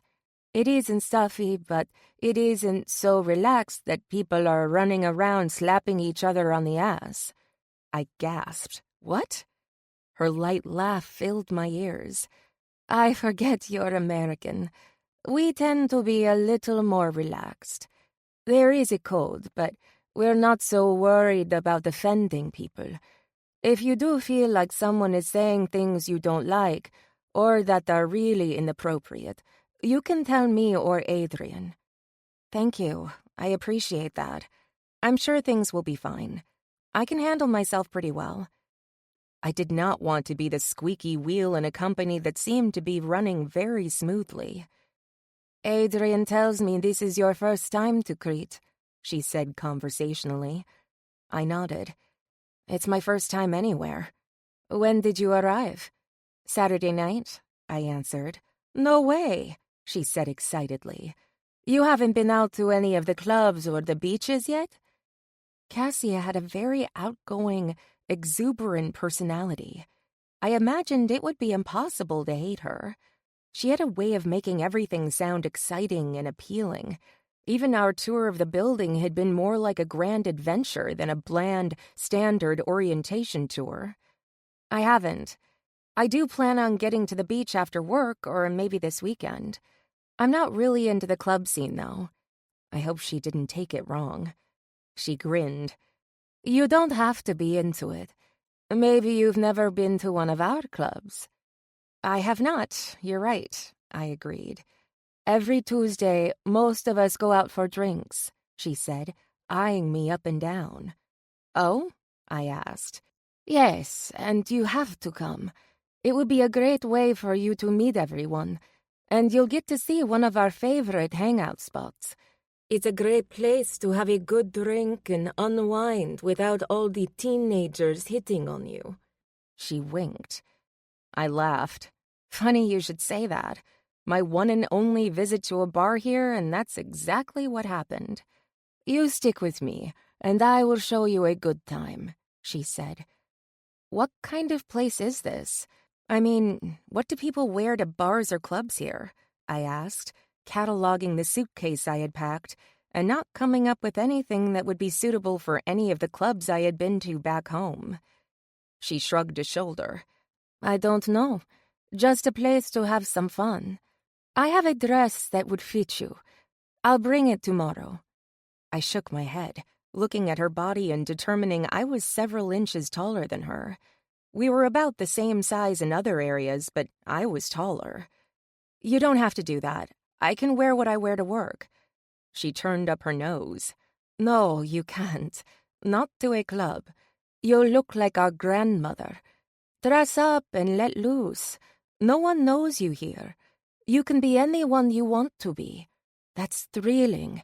I wish for that kind of anonymity. Where I grew up, everyone knows me or my brothers. It all gets back to them. You can be free, she squealed, raising her hands in the air and shaking her head. I laughed. I don't know much about being free. I'm going to teach you. I want to live through you.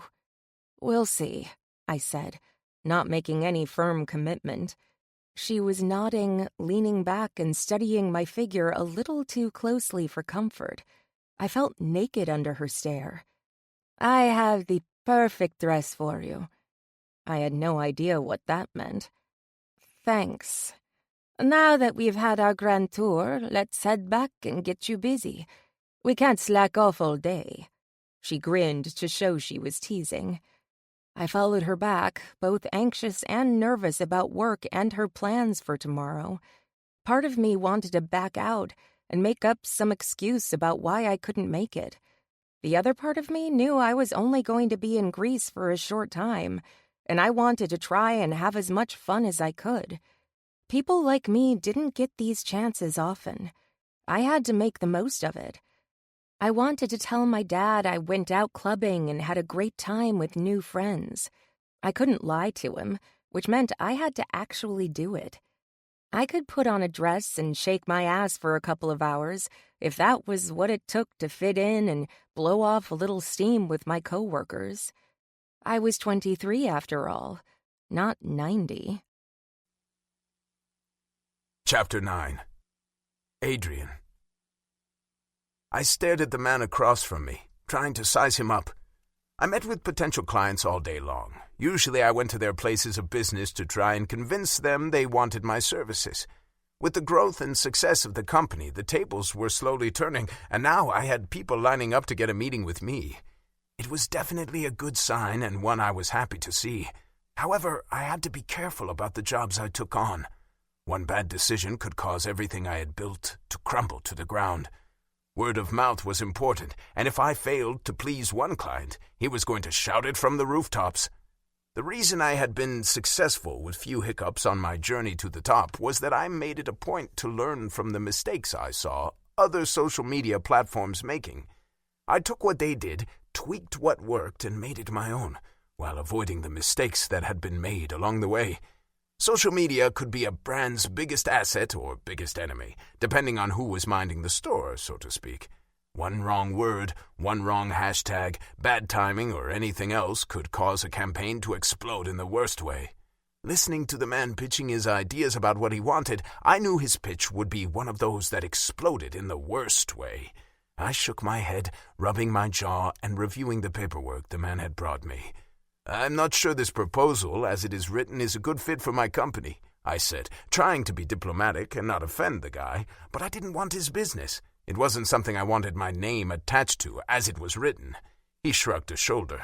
I don't see the problem. It's a site meant to connect travelers with other travelers. They can share their experiences and talk about hits and misses. I want a section where people can meet up with one another to possibly share travel expenses or rent homes, boats, planes, whatever. I grimaced. It sounds great in theory, but what happens if someone joins your site, finds a single woman traveling alone and takes advantage of the situation? Your site, and ultimately my company, could be held accountable if something were to happen to the innocent young woman. I was already picturing the headlines. He scoffed. That's a very unlikely possibility. There are plenty of other places someone could search for a single woman to take advantage of. Maybe, maybe not. Look at the recent problems with some of those ride services. They are being sued left and right. I'm only looking out for your best interests. I was trying to make him see the light. He wasn't going to give up. I could see the determination in his eyes. This is a good one. I can feel it. This could be the thing young people need. They all want to see the world, but few of them can afford to do it. The app will connect those with shared interests, and they can split travel costs 10 ways. It will work. I sighed, understanding his vision and passion, but knowing the project wasn't ready. Look, Kurt, this is a great idea. This is something young people from all around the world would really use and enjoy. I think it's awesome that you want to try and help people see the world. I think it would do a lot for society in general if people could see and experience new cultures. However, with all of that said, this proposal is missing something. I don't know what that something is, but I think there is something here. We just have to find it. The guy didn't look happy. I wasn't a fool, and I wasn't about to turn down what could be a very lucrative account, but I needed some time. I didn't want him walking out the door and heading down the proverbial street to my competition. You think you have what it takes to find what's missing? He asked. I nodded. I have a great team of developers and some of the best and brightest in the business. I'll have a few of my people look it over and come up with some solutions. I'll present them to you, and you can decide if you want to move forward with us or take it somewhere else. You've got something great here, and I'd really like to see it succeed, but in the wrong hands it could become a PR nightmare. He chuckled. Are you saying your hands are the right ones? I grinned. I'm saying my hands are very capable, and I have a long list of happy customers who've been very happy with our work. You don't get my reputation as being the best social marketing firm in the business by not paying attention to the details. It's the details that matter, and that's what you pay me to pay attention to. You sure know how to charm a guy, don't you? He asked with a smile. I leaned back in my chair, completely comfortable with my ability to talk to a client, knowing I could generally use that charm to make a successful deal. I know what works, and I know what a client really needs. The charm is just a little something extra. He laughed again. All right. When will I hear back from you? As you can imagine, you're not the only game in town, and I'm determined to get this thing off the ground. I'm going to ask you for a few days, maybe a week. I think you'd rather have a great app than an app that could bankrupt you. I was not afraid to pull any punches. Ouch! Harsh. Truth, I replied. Okay, I'll wait and see what you have to say, he said, getting to his feet. I got up and walked out of the office with him. We talked about our plans for the weekend as we walked. I pushed the button for the elevator and nodded goodbye with the promise to be in touch soon. I turned around, already planning to give the project to my new interns and my existing research department. I wanted to see what they could come up with. If we could collectively come up with solutions to the many problems I saw with the service, it could work out very well for all parties involved. I started walking down the hall, heading for the break room to grab a cold glass of water when I was nearly knocked on my ass by Bella. Whoa there, I said, putting my hands on her shoulders to stop her from mowing me down. She had been looking in the opposite direction while moving toward me. I had no time to get out of her way. Oh my gosh, I'm so sorry. I wasn't paying attention to where I was going. Her face turned a pretty pink color. It's okay, I said, dropping my hands from her arms. I was headed to Cassia's office, she said, looking behind her and then toward the hall she'd just come from. I grinned. Are you sure about that? She nodded. I am. Bella? Yes? You are nowhere near her office. She groaned, leaning her head back to look up at the ceiling. I'm so lost. I took a wrong turn. There are a lot of hallways. I had to go downstairs to accounting, and that really got me screwed up. I must have walked in circles for 30 minutes before I finally asked for help. Then I got back here, but they put me on a different elevator. I ended up somewhere over by a window that overlooked the wrong street. I mean, it's the right street, but not the same street I was using as my reference with the big fountain in the center of a courtyard. And now I'm all twisted around again, she rambled, her frustration evident in her voice.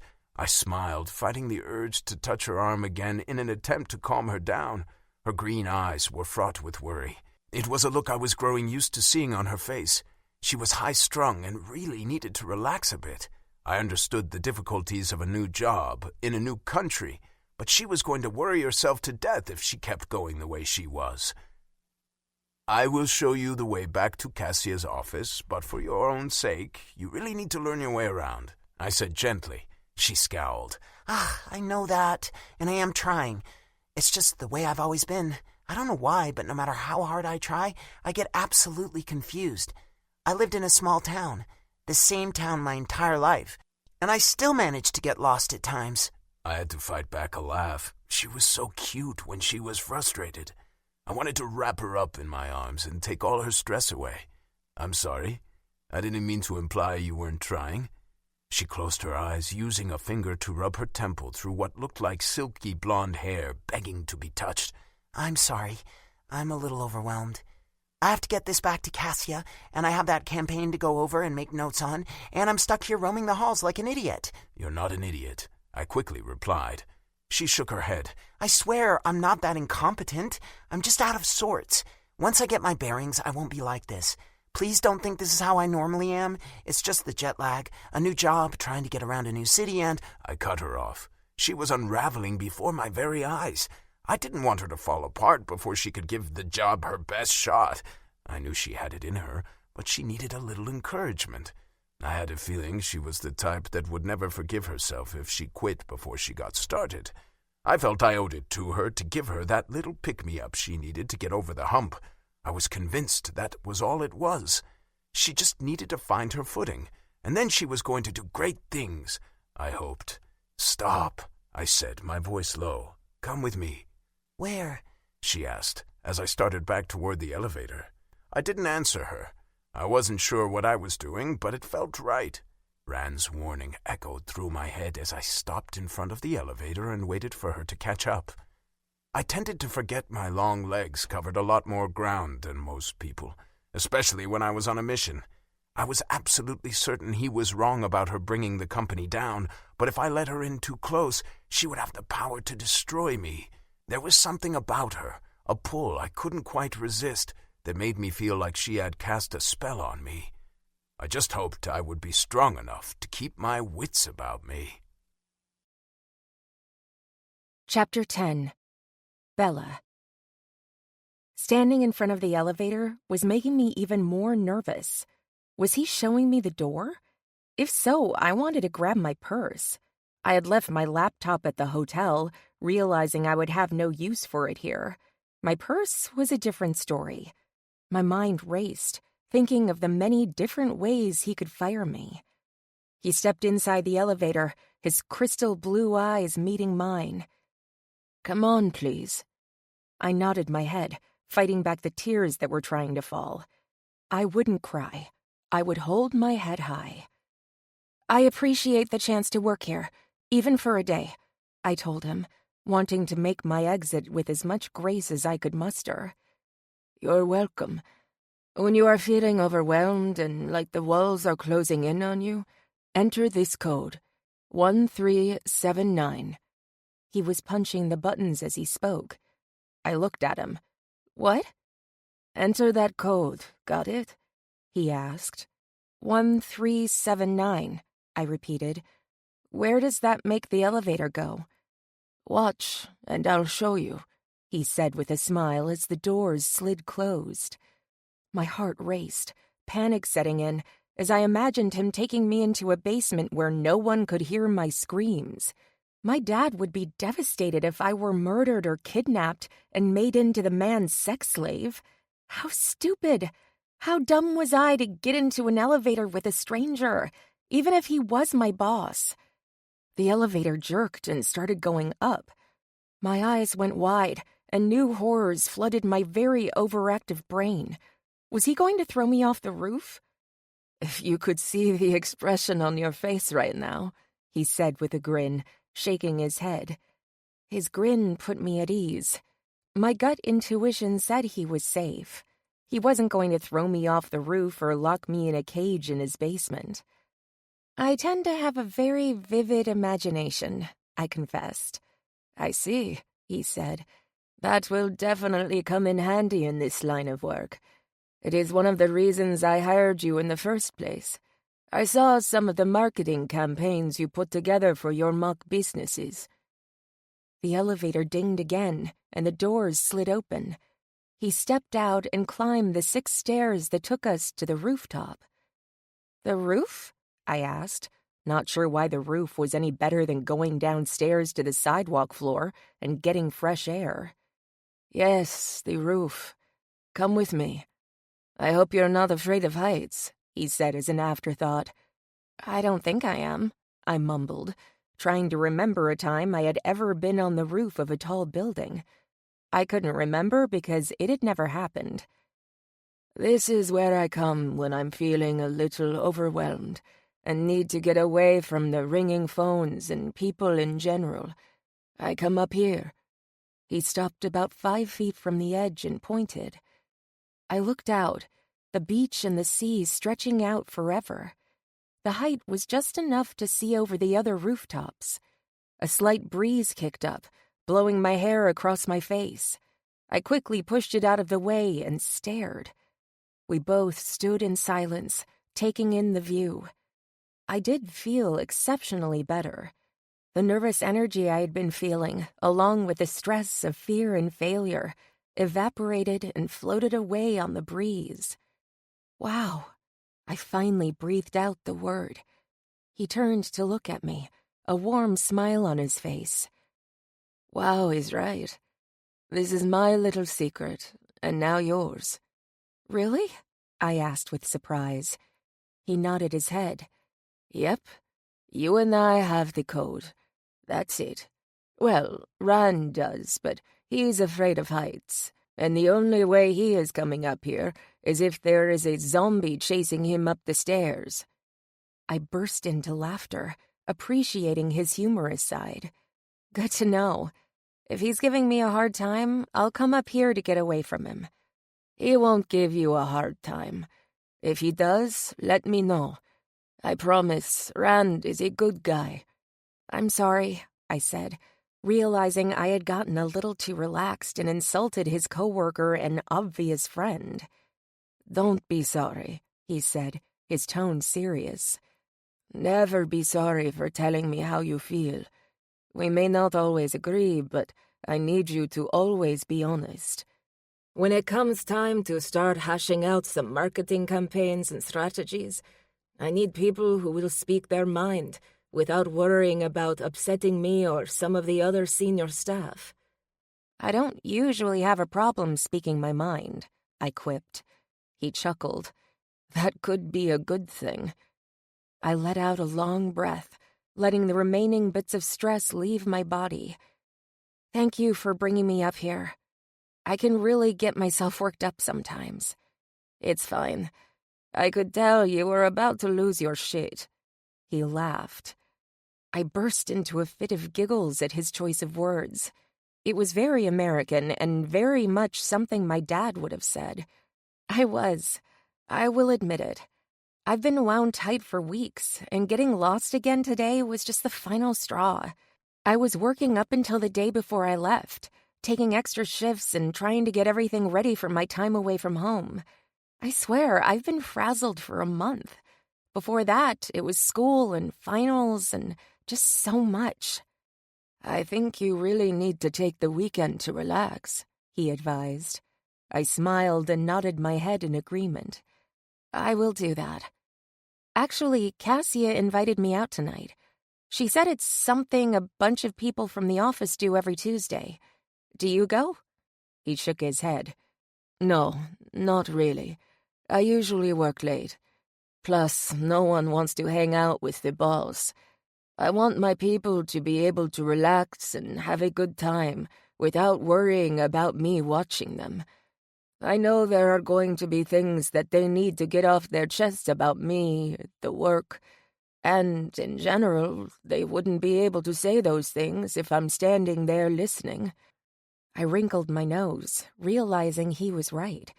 I had been foolish to think a man like Adrian would want to hang out with interns and his employees. I was sure he probably had some model girlfriend that required his full attention. "I understand. That's very thoughtful of you." He shrugged a shoulder. "I wasn't always the boss.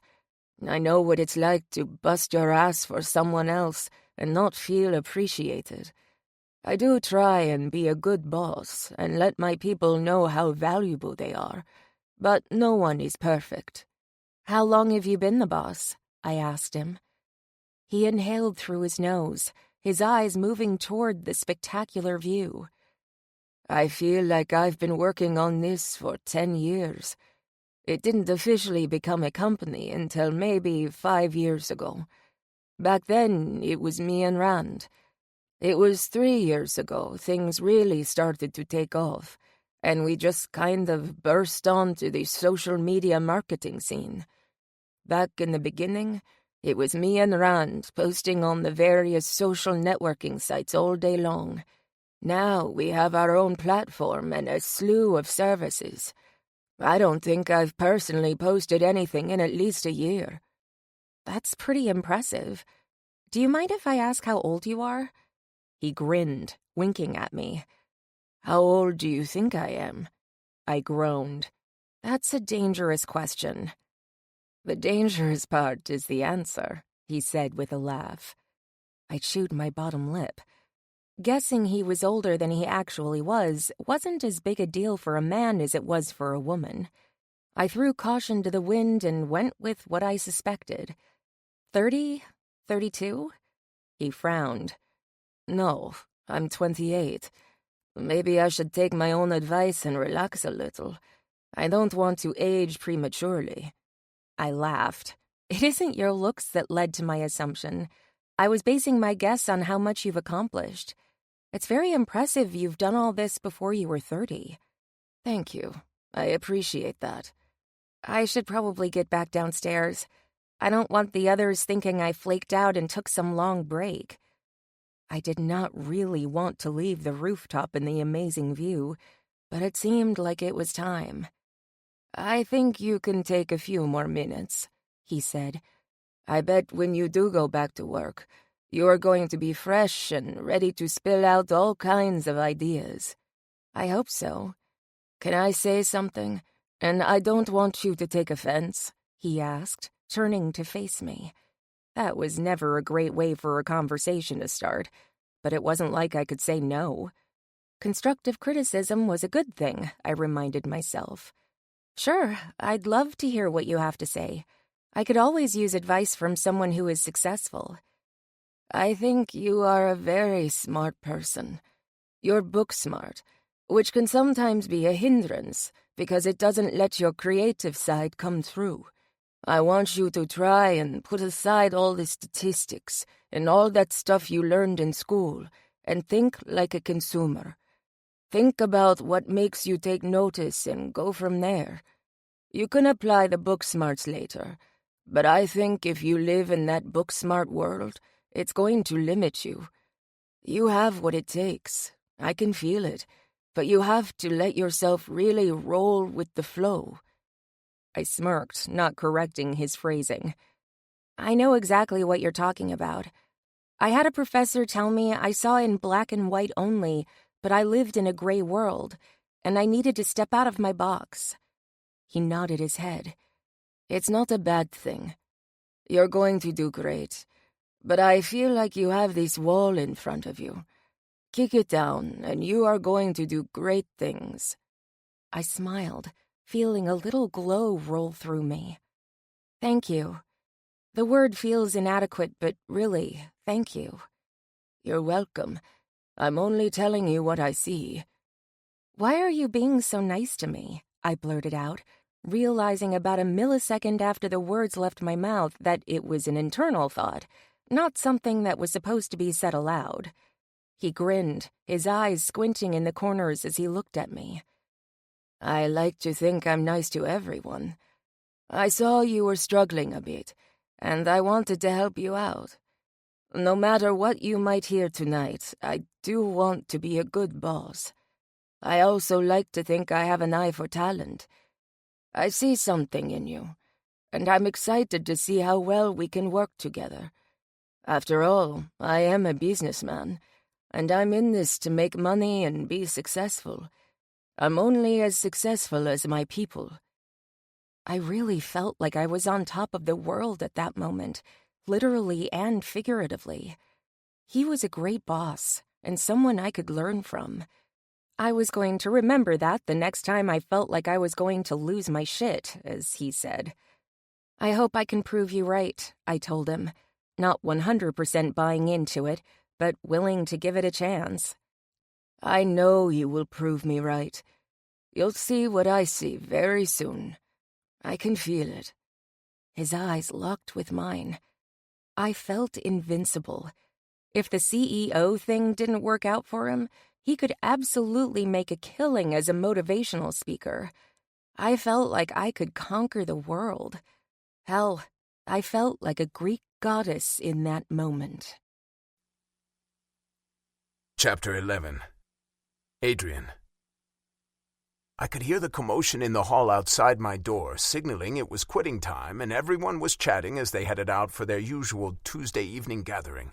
I was used to the energy that ran through the office on Tuesdays. They looked forward to their night out together every week. I liked that they did. I saw it as team building. It allowed them to blow off some steam and connect on a level outside of work. I envied them a little, but I had never really wanted to be a part of the group. It would blur the line between boss and coworker.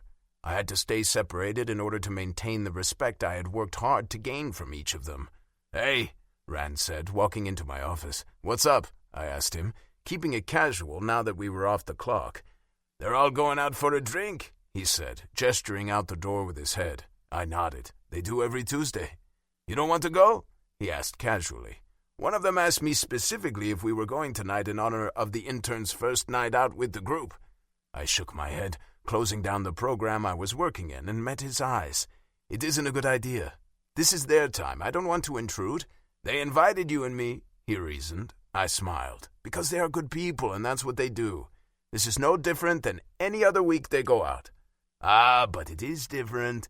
Didn't you hear me say the interns were going?" One dark brow raised. I shrugged. "I did. And that means what?" He grinned. "Oh, nothing. Nothing at all." "Are you going?" I asked him with surprise. He wrinkled his nose. "No, not by myself. They might attack." I chuckled. "I think you'll be fine. You're missing out, which means I'm missing out," he said on a disappointed sigh. "Ah, well, I suppose I'll have to go home and go to bed early." "That's probably a good thing," I said. "You could use the rest." He scowled. "I'm not so old, and not so young," I shot back. He shook his head and walked to the door. "I'll see you tomorrow." I watched a few employees make their way down the hall. They were chatting excitedly, likely talking about their plans for the evening. I smiled, not wanting to leave right away. I wanted to give them a chance to leave first. My phone vibrated on my desk. I glanced over to look at the screen and saw my mother's face. "Hi, Mom," I answered. "We want you to come to dinner tonight," she said in a way that said I had no room to argue. I groaned, checking the time on my watch. It was technically early, but the drive would be at least an hour. "Tonight?" I questioned, hoping to get her to change her mind. "Yes, tonight." "Mom, it's kind of late for a dinner invite," I tried to reason. "Adrian, you haven't been to visit for too long. It's time." I closed my eyes, knowing I wasn't going to win. "Fine, I'll be there in an hour and a half," I said, hoping the traffic wasn't terrible. "Good," she said, and hung up. I grabbed my things, wanting to get out of the office without delay. I was glad I drove to work. It would save me some time. I nodded my head, smiling and telling the remaining people in the office to have a good time as I left the building. When I arrived at the home I'd bought for my parents last year, I smiled at the new potted flowers my mother had arranged around the front entrance. I knew they loved our hometown, but I wanted them closer. They deserved a nice home, and when I had come across the private property, I had immediately bought it for them. They'd put up a little bit of a fight, telling me it was too much, but when I explained to them just how much my company was making, they accepted my gift. I walked into the house and could smell my mother's spaghetti sauce. I did miss her cooking. While I had the means to eat at the finest restaurants in the city, nothing beat my mom's cooking. "Mom!" I hollered, my voice echoing around the open foyer area with the living room on the right and the kitchen on the left. "Back here," she called out. I walked into the huge kitchen, stopped to lift the lid of the pot on the stove, and inhaled the aroma of the simmering spaghetti sauce. My mother walked into the kitchen from the back patio, carrying a glass and looking happy and healthy. "Hi," I said, giving her a kiss on the cheek before she wrapped her arms around me. My mom was a petite woman, but she was a strong Greek woman who took no shit from anyone, especially her sons that towered over her. She patted me on the back before stepping back. "Your father and I are enjoying a drink before dinner," she said, her English improving by the day with the classes she was taking. She had decided to learn English last year with the intention of visiting New York City. It was a dream she and my dad had, and I had gifted them with an all-expenses-paid 2 weeks in the United States for Christmas. They were waiting until they both spoke better English. That was an excuse. I wasn't sure what the hold-up was, but I wasn't going to pressure them. "Dinner smells great," I told her. "It's the only way I can get you to come and visit," she said. "You should pay more attention to your parents, especially your mother. We won't always be here." I watched as she picked up the wooden spoon, removed the lid to the pot, and gave it a good stir. I knew my invitation had been a command, and I knew the demand for my presence was so she could lecture me face to face. I'd come anyway because I knew better than to ignore my mother. "I promise I will come more often," I said. She turned around, the spoon still in her hand. "You say that all the time. If you are not with your family, you should be making your own family." The spoon bounced up and down as she waved it at me. "I know, Mom, I know." "No, you don't know," she said. "The table is set. Call your father and we'll eat." I walked out of the kitchen to do her bidding. To argue was futile. She was a stern woman. I assumed she had to be to raise all boys. We were a handful, but I liked to think my older brothers were far worse than I was. They felt the exact opposite. With my dad and I waiting at the table, my mother carried in her spaghetti and meatballs, along with what I was guessing was her homemade bread and some kind of salad. She took her seat and we all dished up. I was waiting for it. I knew what was coming. "Adrian, your father and I want to talk about your future," my mother started, and there it was. I looked at my dad, who dropped his eyes to his plate. I knew he could care less about my relationship status. This was all my mom. My dad was a big man, masculine and very assertive, but my mother wore the pants in the family. "Mom, my future looks fine," I told her. "You don't have a wife. You're not a young man. You need a wife." I sighed.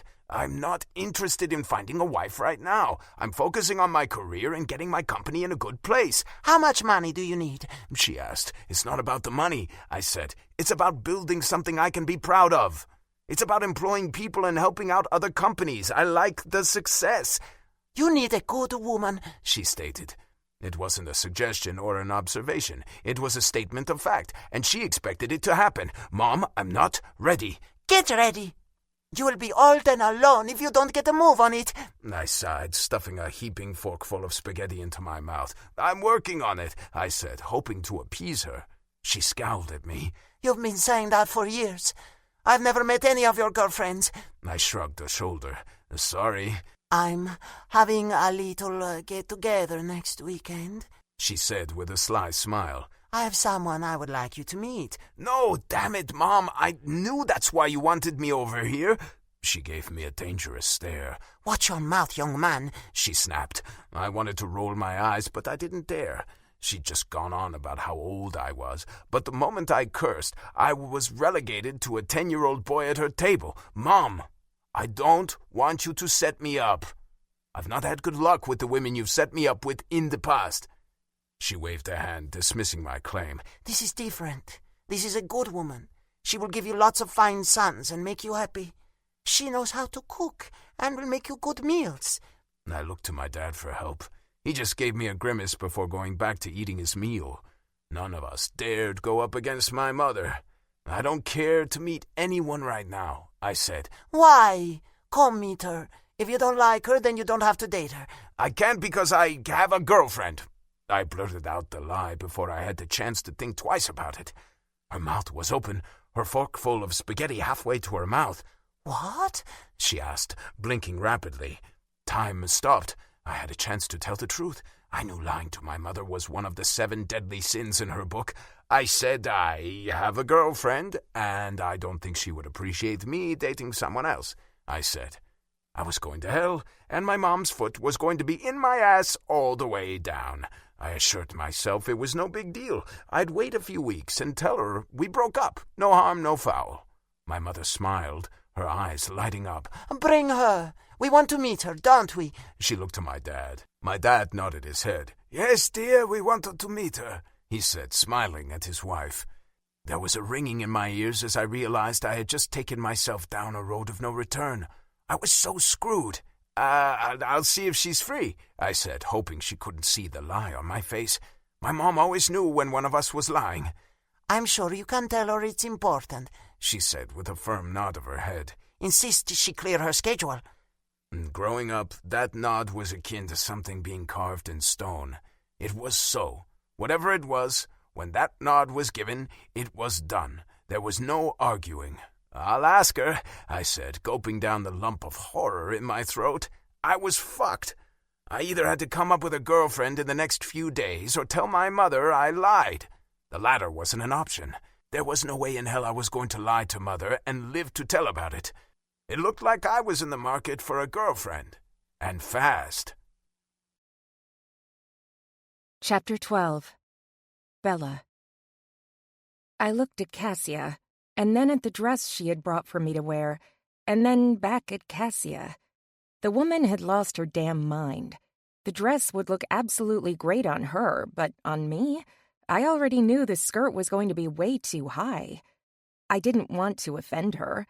At this point, she was the only friend I had kind of made, beyond my boss, and I didn't think that technically counted. We weren't going to be hanging out on the weekends. Cassia was it, which meant I was stuffing my body into the tiny dress. Thank you. I hope I don't rip out a seam. I took the dress and went into the bathroom stall. You won't, she said excitedly. It's going to look great on you. I wasn't quite as sure, but I figured the worst that could happen was I would look a little risque. I would wear the dress, finish out my time with the internship, and go home and never see any of these people again. No one back home would ever know about the dress. I shimmied, tugged, and pulled until the little black bandage-style dress was on my body. It was a snug fit, but the spandex material made it easy to breathe. I tried to tug down the hem of the skirt, but that only resulted in my boobs falling out. I was stuck with short. I opened the stall door and stepped out, my feet in the heels I had brought along to go with the dress. That only seemed to make it even shorter on my body. I'm not sure about this, I murmured. Damn, she exclaimed. You look gorgeous. I'm so jealous. Your legs are forever long. I could feel myself blushing as I tried to gently tug the hem down a little lower. I don't know, I said. Isn't this a little much for a night out with coworkers? She grinned, shaking her head. Oh no, this is perfect. You look stunning. Everyone is going to want to dance with you. I grimaced. I'm not much of a dancer, I said, and realized right away I was being a total downer. I was supposed to be having fun, and that meant shucking some of those straight-laced ways I had fallen into. I promise we are going to have fun, she assured me, turning back to the mirror to apply lipstick. This is a great way for you to meet everyone and make some new friends. I sighed, reaching into the small makeup bag I had brought along with me, and touched up my makeup.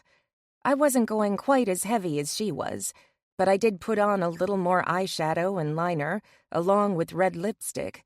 If I was going to wear the dress, I needed a face to match it.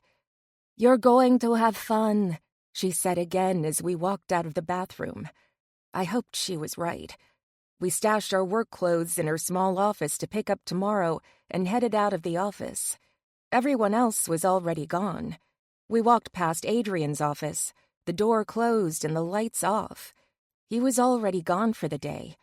I wondered if he would make an appearance tonight. Part of me hoped he did, but another part of me hoped he didn't. I wasn't sure I wanted him to see me in the dress. That might make things weird between us. We took a cab to the bar. Cassia held my hand, leading me inside, waving at people as we walked. She seemed to know everyone. Guys, this is Bella. She's new at the office. Cassia introduced me to a group of about 20 men and women gathered in one corner of the bar with tables pushed together. Everyone smiled and said hello before falling back into their conversations. We ordered drinks and chatted with a few of the people from the office before a man who wasn't part of the group approached me. He put his arm around my waist and began to drag me out on the dance floor. I looked at Cassia for help. "Back off," Cassia snapped, slapping at his arm. "Oh, come on, one dance," the guy said, slurring his words a little. I grimaced. "No, thank you." "That's not how you ask a woman to dance," Cassia said, pulling my arm and tugging me out of the man's arm. "Thank you," I muttered, straightening the dress once again. "I think Greek men are a little more aggressive than the American guys." She laughed. "I'm sure they are. Americans are easy to bat away because they are much smaller." I giggled, not wanting to argue with her, but knowing full well American men came in all shapes and sizes. "Some of them." "Let's dance. We need you to loosen up." She took the drink from my hand and put it on the table before dragging me out to the dance floor. Cassia was a great dancer. Her body just seemed to move in a fluid motion that looked sexy and pretty. I felt a bit like a pig in a blanket trying to move like her. I had my hands in the air, shaking my ass and trying to let loose, when I felt a large paw grabbing my ass. "Hey!" I shrieked, spinning around and facing a man that was a good 6 feet tall and 3 feet wide. He was a massive beast, and his paws were everywhere. "Back off, buddy," Cassia said, coming to my rescue by putting one of her tiny little hands in the man's chest and pushing him away. The man grinned and licked his lips as his eyes roamed over my body before turning and walking away. I shuddered with revulsion. I turned to look at Cassia. She was already back to dancing like nothing had happened. I watched as a man sidled up to her, towering over her as he swayed against her. She reached a hand up to his face, still dancing before pushing him away with a laugh and turning back to face me. "You handle all of this so well," I told her. She winked. "Practice and never let them get to you. Let go and have fun. They don't mean any harm, but you have to have a firm hand." I grimaced over the dancing, and I walked away, heading back to the safety of the table. Cassia was right behind me. "I'm sorry, but this is really not my thing," I told her, hating I was bringing her down. "It's okay," she said. "It can be a little obnoxious. Why don't we go grab some pie at the cafe down the street?" I looked around at the others from the office, all of them drinking and having a good time. I feared I would never quite fit in with them. My father's hope for me to make friends was quickly evaporating. "You don't have to leave because of me," I said. "Stay, have a good time." She shook her head. "We do this every week. I'm in the mood for pie." "All right, pie it is," I said, relieved to be getting out of the bar. We said our goodbyes and headed for the door. We stepped into the warm, humid air outside, our heels clacking against the sidewalk as we walked away from the lively bar behind us. "So, tell me all about you," Cassia said. I laughed. "I'm afraid there isn't much to tell." "What do you do when you're not at work back home?" she asked. "I was in school full-time," I said. "I worked and studied and took care of the house I lived in with my dad. That pretty much took all my time." "That does not sound like a fun time," she commented. "It wasn't terrible. I didn't mind.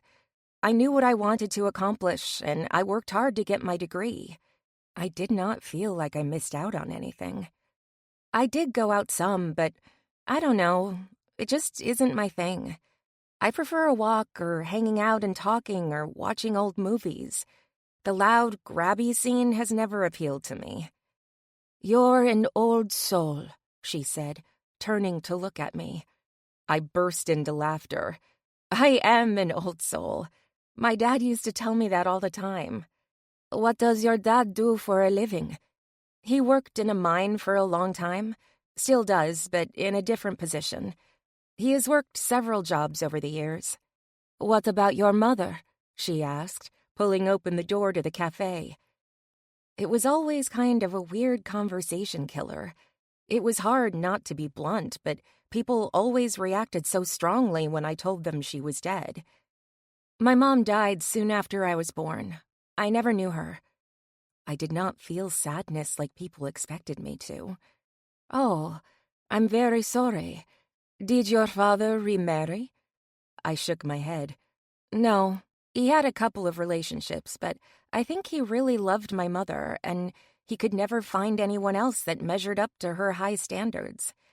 That is so sweet and sad at the same time, she pouted. I smiled, following her to a table.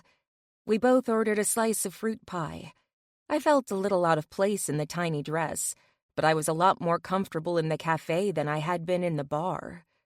What about you? I asked, wanting to know more about her. Are you from here? She nodded. I am. Well, I grew up in Athens. I moved here about 4 years ago. I can't imagine how awesome that would be, to live in such a historical place like Athens, I said with awe. She grinned.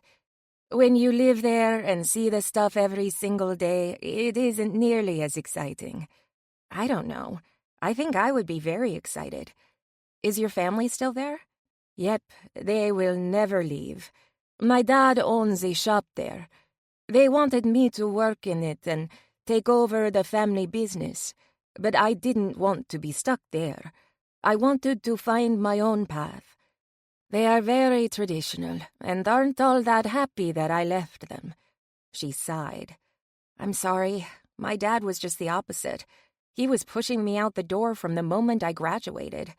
I giggled. But you lived with him? Yes. I mean, he pushed me to do better than he did. He didn't get to go to college. He didn't even graduate high school. He has always encouraged me to do and see as much as I could before I couldn't.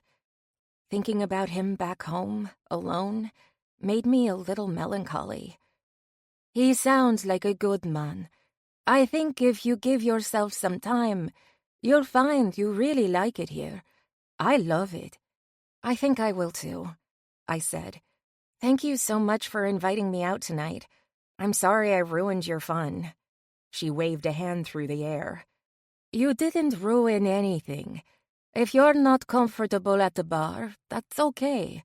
We can go to the beach, shopping, or I can take you sightseeing. I don't always have to be drunk. She giggled. I would really like that, I said excitedly. I would love to try some of the Greek cuisine and check out some of the historical sites. Then we will make a date, she said. I have plans this weekend, but maybe next weekend? I nodded my head. Absolutely. I'm going to spend this weekend sleeping and doing very little. She grinned. Then we have a date. I relaxed, feeling a lot better about the failed night out. Cassia was going to be a great ally to have, and I hoped we could become good friends. Maybe I could convince her to visit me in the United States one day. Chapter 13. Adrian. It had been a long day at work, and all I wanted was a good cup of coffee to get me through the last bit of work I needed to get done, so I headed to a nearby cafe. I was used to being alone. I didn't mind it. I wasn't the type of guy who needed to be surrounded by yes-men or people in general. I liked the quiet. I liked to be able to think and daydream without someone asking me what was wrong, as if thinking were a bad thing. I opened the iPad case and pulled up an account I had been working on while I sipped the coffee. I found it relaxing to work outside of the office. I was strongly considering working from home more often and letting Rand handle the day-to-day stuff at the office. I glanced up, noticed the sun dropping lower, and thought about heading down to one of the beach spots to watch the sunset. Something caught my eye. Not something, someone. I glanced to my right, sifting through the people leisurely, enjoying a stroll along the sidewalk, and saw Bella. That was what had caught my eye. A beautiful blonde wasn't all that rare, but Bella was different. "Bella!" I called her name. She turned left, then right, confusion on her face. "Bella, over here!" I said, waving my arm in the air. Her eyes landed on me. She smiled and waved back, walking toward the small table I was sitting at. "Hi!" "Are you lost?" I asked her.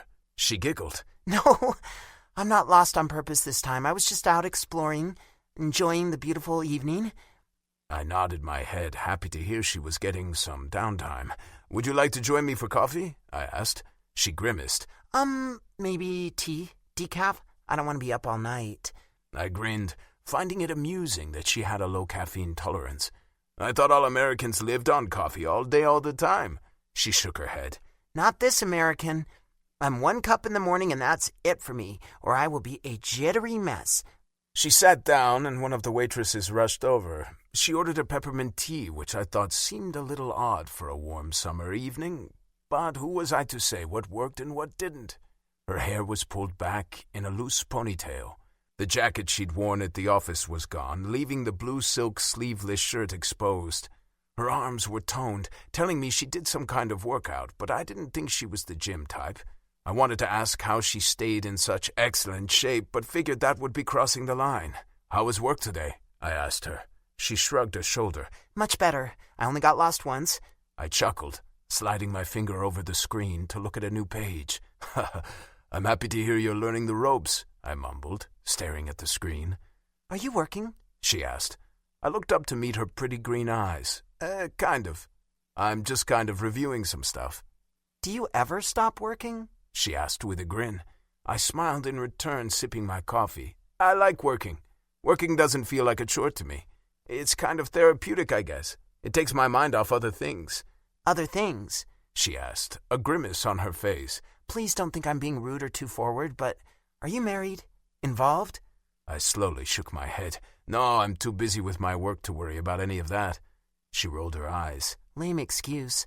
My eyes went wide. Excuse me? It was her turn for her eyes to get big. I'm sorry, I don't know why I just said that. I forgot who I was talking to. I grinned, appreciating her ability to be very casual. It's fine, although you do sound a bit like my mother. She looked horrified. I don't think any woman wants to hear that. I'm sorry, I didn't mean it as a bad thing. So, what is it you're trying to get off your mind? You're living in what I've determined must be the most beautiful area in the world. You're successful, wealthy, and quite the handsome devil. What could have you stressed? She asked.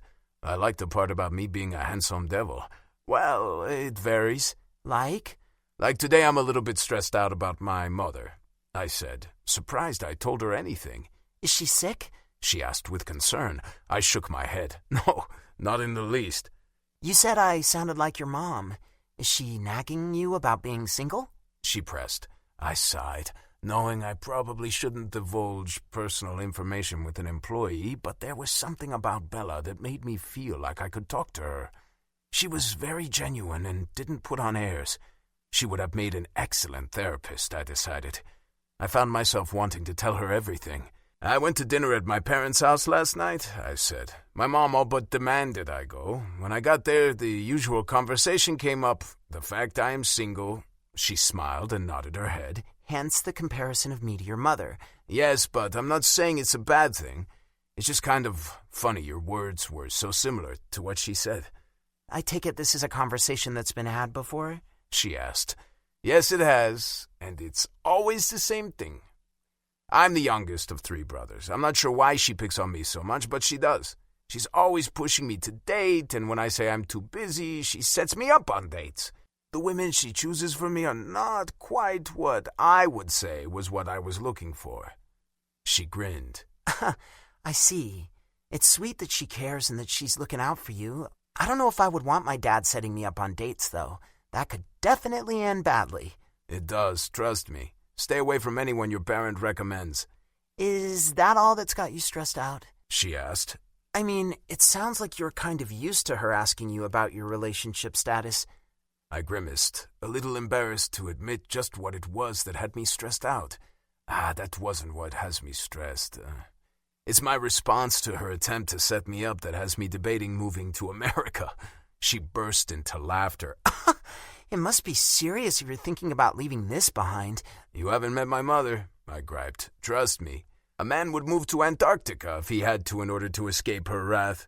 She was still laughing while looking at me with obvious pity.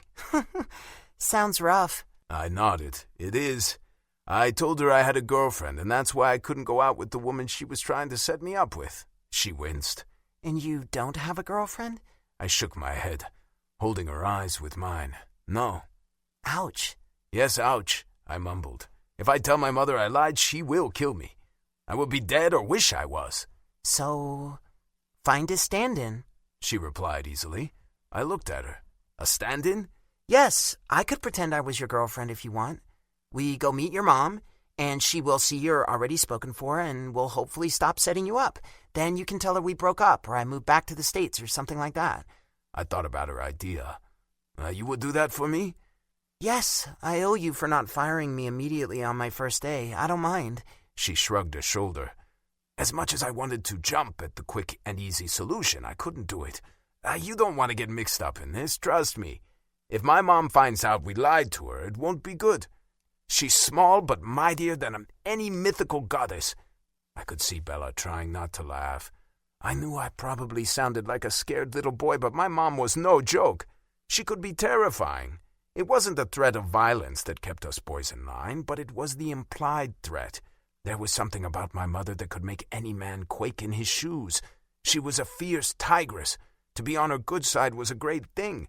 To get on her bad side was the stuff of nightmares. Well, it's up to you. The offer's on the table.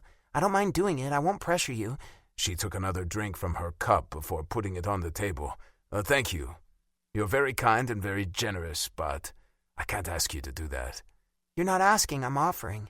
I smiled, appreciating her willingness to go out of her way for me. I appreciate that, but I think I'll have to pass. Suit yourself. Thank you for the conversation and tea. I'm going to head back to my hotel and get some reading done before I go to bed. I watched her stand and quickly got to my feet. Thanks for hanging out with me for a bit.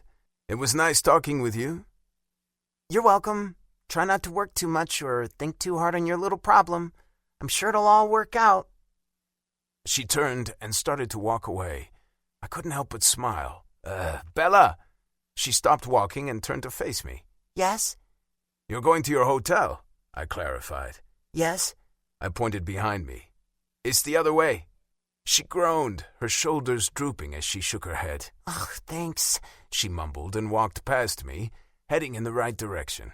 I couldn't help but chuckle as I sat back down at the table. I was going to have to put a GPS collar on her neck. It was only a matter of time before she ended up truly lost. I supposed it was a good thing we were on a relatively small island. It was hard to say where she would end up without a fence to keep her contained. I mulled over her solution to my problem. Truth be told, I had considered doing exactly what she suggested, but it felt too risky. Fooling my mother was no easy task. I wasn't sure I wanted to put Bella in that situation. For now, I would have to try and figure out another solution. I had gone through the contacts in my phone, mulling over names of women I had dated in the past, but the idea of taking any of them to meet my mother was not appealing. I knew my mother wouldn't like any of them. Things could only get worse if my mother managed to ferret out the truth of the lack of relationship between myself and my so-called girlfriend. The woman I chose to take would have to understand it was only a one-day relationship. I didn't want the woman to get the wrong idea. I shook my head, quickly nixing the idea again. It was too risky. Chapter 14. Bella. I was tapping away on the keyboard of my laptop, my mind whirring as I wrote up my ideas for the new campaign. Cassia was sitting across from me at the long table in the smaller conference room we had taken over. We wanted quiet and a space we could talk freely without interrupting the others busy working on their own projects. I quickly finished the document and emailed it to Cassia for her to review. I just sent it, I told her, pulling up another file to begin working on it. "Damn, you're fast," she exclaimed. I laughed, staying focused on the project while she reviewed what I had sent. "I like to get my work done."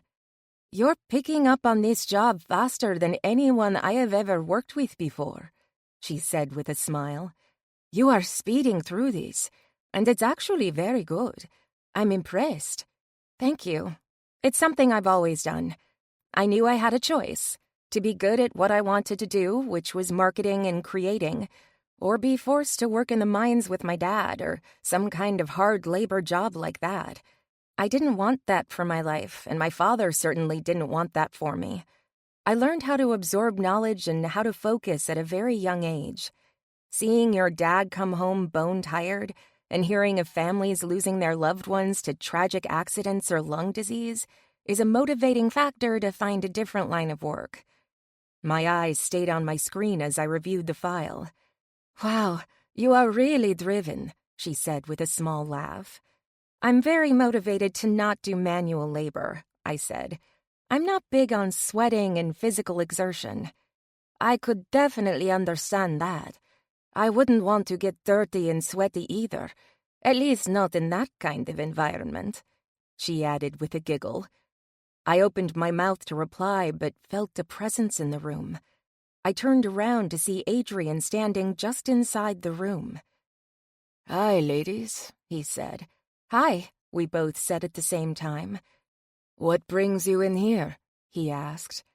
"It was quieter and easier for us to talk about the project we're working on without disturbing the others," Cassia answered. He nodded. "I see." Cassia pushed a file across the table. "Check out what our young intern has done." Adrian took the file, pulled out the chair next to mine, and sat down. His presence was hard to ignore. I could smell a faint hint of his cologne and found myself quietly inhaling through my nose to get more of it. It was manly and sexy and was triggering all kinds of responses in my body. I looked over at Cassia and found her watching me intently. It was then I realized I had leaned toward Adrian. I felt ridiculous and quickly leaned away. "This is great," he exclaimed, turning to look at me. "Thank you," I replied sheepishly. "Bella, you're doing amazing work. Really, this is great. I'm glad to have you on board." He reached out to touch my hand resting on the table. I gulped. "Thank you. I'm happy to be here." His hand practically seared my flesh. I couldn't move or breathe with his hand touching mine. I had no idea what was happening, but the reaction to his touch unnerved me. I schooled my features, not wanting to look like I was freaking out, when inside, I was melting and quivering. "I'll let you two get back to work. I just wanted to check and see how things were going. I'm looking forward to seeing what the two of you put together." He rose from his chair and walked out of the room. His departure left a sucking hole in the room. It was like the sun being blocked by clouds after basking in the warmth. I heard myself sigh and quickly reminded myself I wasn't alone. I turned to look at Cassia and found her staring at me with a grin on her face. "What?" I asked. She nodded her head at the door. "What was that about?" "What was what about?" I asked innocently. She was still smiling, shaking her head. "You two could have started a fire with the sparks flying between the two of you."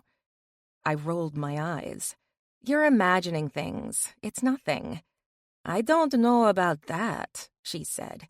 "It certainly looked like something. Something hot." "Stop," I chided. "He's my boss." "Whatever you say, but I know what I saw, and I know what you felt," she said with a knowing look. I put my eyes back on my computer. I didn't want to think about Adrian like that. I wasn't here to get myself into some kind of office romance, especially with the boss. That would only lead to trouble. I didn't need trouble. I needed experience and a good recommendation so I could get a great job back home.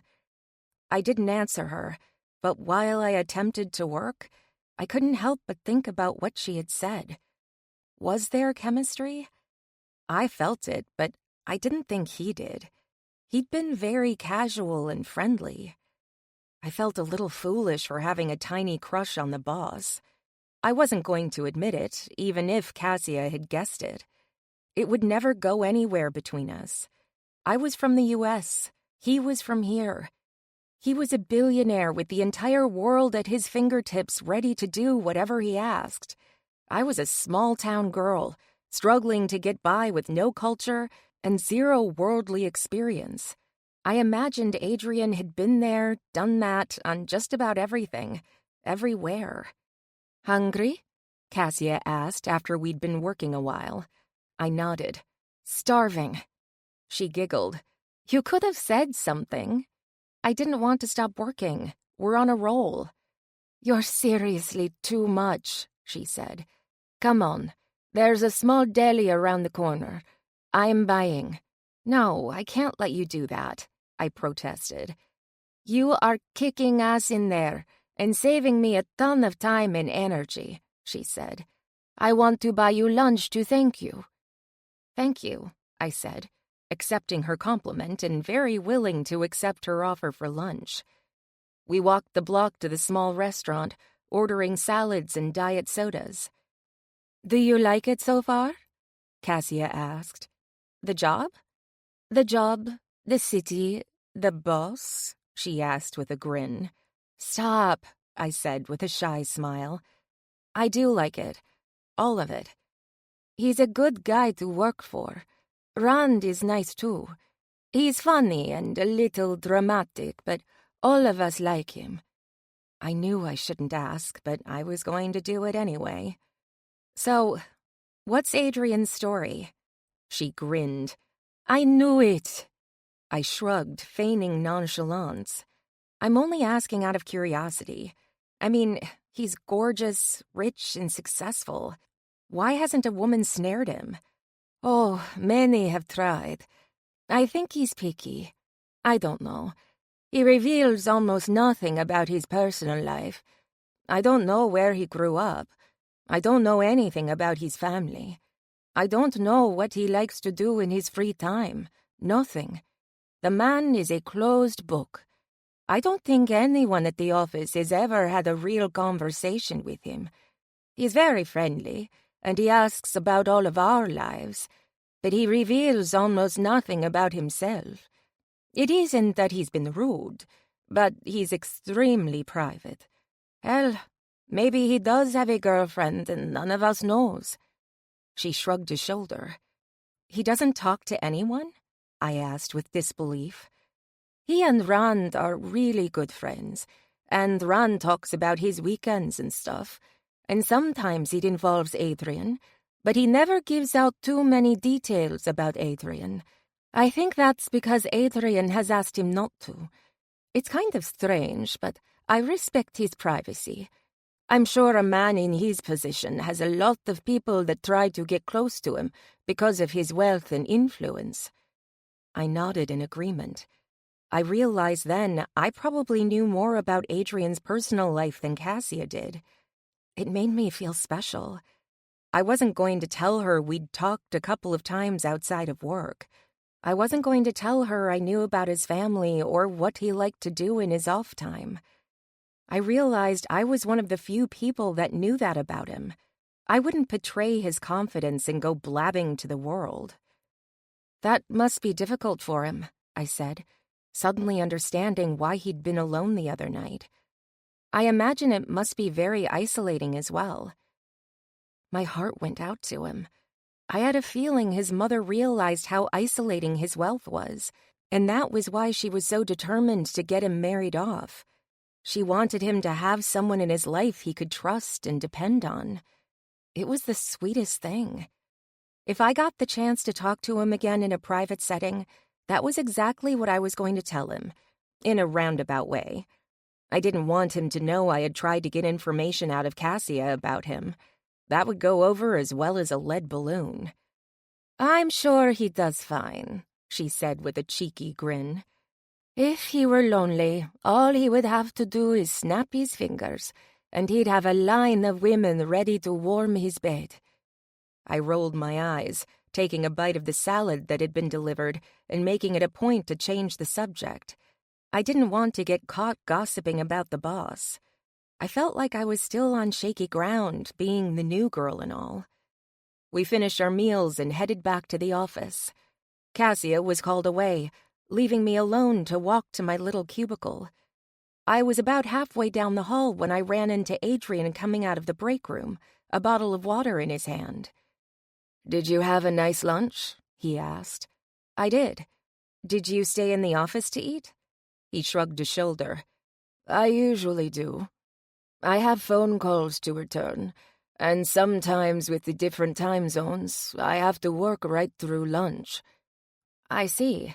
I mean, I have no business lecturing you about taking time for yourself and all that. I laughed.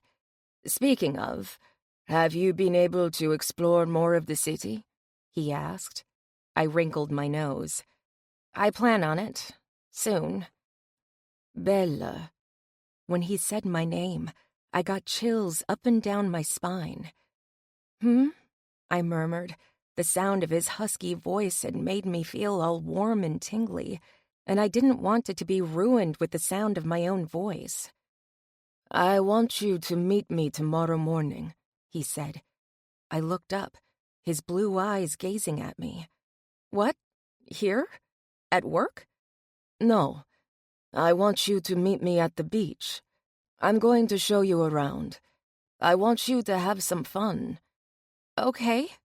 I squeaked out the word. Really, who was I to argue with my boss? Or better yet, why would I want to argue with a man that looked like Adrian? He was kind and hot. Those were two qualities that made spending a day at the beach with him right at the top of my list of things to do on a Saturday morning. I wanted to scream and jump up and down with excitement, but that wouldn't be cool. I'd make a fool out of myself. Great, I'll see you tomorrow, he said. Are you an early riser by chance? I bobbed my head up and down. I am.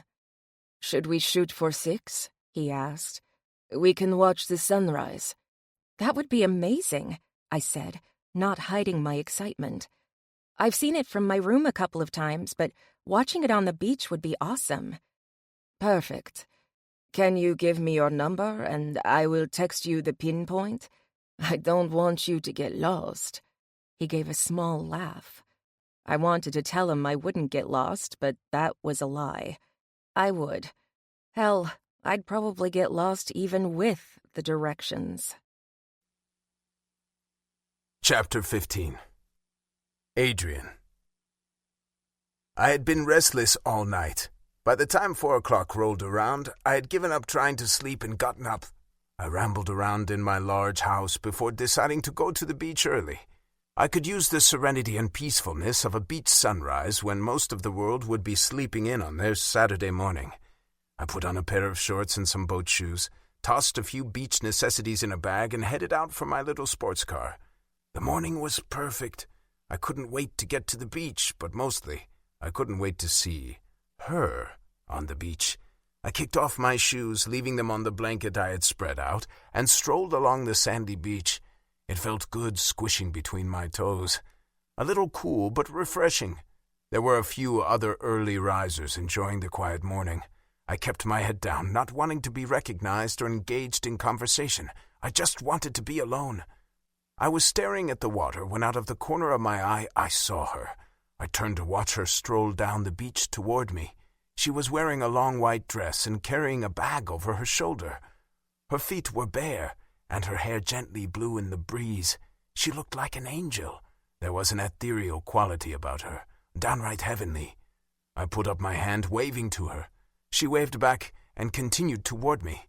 I had to fight the urge to run across the beach like a damn fool. Hi, I said. You're early. She giggled. You're early too. I couldn't sleep, and I thought I'd come down and watch the full sunrise. Me too. I'm used to getting up early back home. My dad was always up at 4 and off to work by 5. I have a blanket over here, I pointed. She fell into step beside me. I steered the conversation back to her home life. You said you lived with your dad. I did, she replied. It just made more sense for me to stay at home while I went to school. How so? I asked, gesturing at the blanket. We both sat down, facing the water and the rising sun. He worked a lot. I worked as much as I could to help cover the costs the scholarships didn't. I couldn't afford a rent payment, and I know he needed me. At least, I liked to think he needed me. She laughed. I'm sure he needed you. I bet he misses you. I think he does, but I think he is also enjoying his freedom a little. He's been my sole provider for 23 years. He hardly had time to go out with his friends or do much of anything. This is his time. I keep telling him to live it up because when I get home, I'm going to put him back on a diet. I tried to make sure he ate right when I was home, but I bet he's eating hamburgers and pizza every night with me gone. I found it sweet that she took care of her dad. She was a natural caregiver. I liked that. I think that's very admirable of you. She shrugged a shoulder. He took care of me forever, and now it's my turn to take care of him. He needs it, and he deserves it. I can't imagine what it must be like for your father, I said. My mom and dad, while they fight a lot, they are also completely dependent on one another. They are lucky to have each other, she said. Are you close with them? I am. I know I complain about my mom, but I love her. I was not the least bit embarrassed to say it. And she loves you, which is why she wants you to have someone. I understand it. She doesn't want you to be alone. No, she doesn't. But her tactics leave something to be desired, I said dryly. She giggled softly, turning to look at me. A thick strand of her blonde hair blew across her face. She pushed it away, tilting her head and looking into my eyes. I think it's very sweet that you have a close relationship with your parents. I'm happy to have them around. I moved away and then realized I missed them. You said they live fairly close? She asked. Yes, I wanted them close, and I wanted them to be able to retire and live out their golden years in a comfortable home. One eyebrow shot up. You moved them closer to you? Yes, I bought them a house not too far out of the city. She grinned. I think you and I are a lot alike. When I get established in a good job, I'm going to buy my dad a house. I want to pay him back for all those years he busted his ass to keep me clothed and fed. I stared out at the water. Was it difficult when you were a child? She let out a sigh, not looking at me as she watched the sunrise in the sky. It was, but it wasn't. My dad always made it seem like we were okay. I didn't have the newest fashions or get a fancy phone or iPad or even a car. We simply couldn't afford it. He struggled and struggled and struggled every day just to make sure I had the necessities. I grew up with nothing worth having, but I never really noticed. Your dad sounds like a really good man, I commented. He is, which is why I'm going to make sure he gets to live out his golden years in comfort and close to me, kind of like what you've done for your parents. I know he would love to live in a place like this with the ocean surrounding him and endless miles of beach. I know I never want to leave here. She sighed. It's a beautiful place to live, I told her. A little crowded, but I love it. I'm glad that you can appreciate it. Sometimes people get so used to seeing or having something every day, they can't really see how lucky they are to have it. Back home, my friends that had moms who nagged them or made them clean their rooms and pick up all their clothes, I used to be so envious of them. I would have loved to have a mom nag me or even clothes to be scattered all over my bedroom floor. Don't get me wrong, I'm not really complaining, but I just hate when people can't see what they have right in front of them. I nodded my head in agreement. For a young woman, she was extremely wise. You're very grounded. Thank you, she replied. My dad raised me to be humble, and I hope to stay that way. You're very grounded as well. Your parents raised you right. I liked to think they did. My parents believed in hard work. They gave us nothing. We had to work for everything we wanted. They weren't well off, but they were comfortable. My mom, she's the one who hated the idea of spoiling us. When I was a kid, I used to resent it, but now I understand it. I understand why she wanted us to understand what it meant to earn something rather than have it handed to us. I smiled. We sat in silence for a while, both of us lost in thought as we stared off into the sunrise. I liked the comfortable quiet. I didn't feel like I had to fill the void. Have you given any more thought to what we talked about the other day? She asked in a soft voice. What did we talk about? She nudged my shoulder with hers. Your mom's situation. Do you want to take me up on my offer to be a fake girlfriend for a day? I chuckled, shaking my head. Let's focus on today. She laughed in response. Way to deal with a problem head on. I have an idea, I said, quickly changing the subject. About how to deal with your mom? No, I'm not talking about my mom. This morning is about me showing you a good time. My problems with my mom will wait. I got up and offered her my hand to pull her up to her feet. Should I put on my shoes? She asked. I grinned. Nope, follow me. We walked down the beach to a surfboard rental shack. What are we doing? She asked hesitantly. I'm guessing you've never been surfing? She shook her head. No, I haven't. I don't know. I'm not dressed for surfing. You're wearing a swimsuit under that. I nodded toward the dress. How do you know? I can see the strap, I said with a wink. She reached up to her neck. Oh, I wasn't sure how long we were going to be hanging out and figured if I was at the beach, I may as well test out the water. I nodded. Good. I'm glad you did. You can wear that. Or I can get you a wetsuit. Do you wear a wetsuit? I shrugged. Sometimes, but I don't plan on being in the water all that much. We'll just go through the basics for now. Then I'll stick with my suit. Perfect. I'll get us a couple of boards. You surf? She asked. Yes. Do you have your own board? She asked. I do, but I didn't bring it. I left her looking at some of the surfing accessories while I quickly handled the rental of 2 boards. We carried them out, Bella looking absolutely terrified as we walked back to the blanket. I'm not sure about this, she said, looking out toward the water where there were already a couple of guys taking advantage of the waves. I'll be right there with you. The water is nice and calm. We'll start with just paddling around. She scrunched up her nose.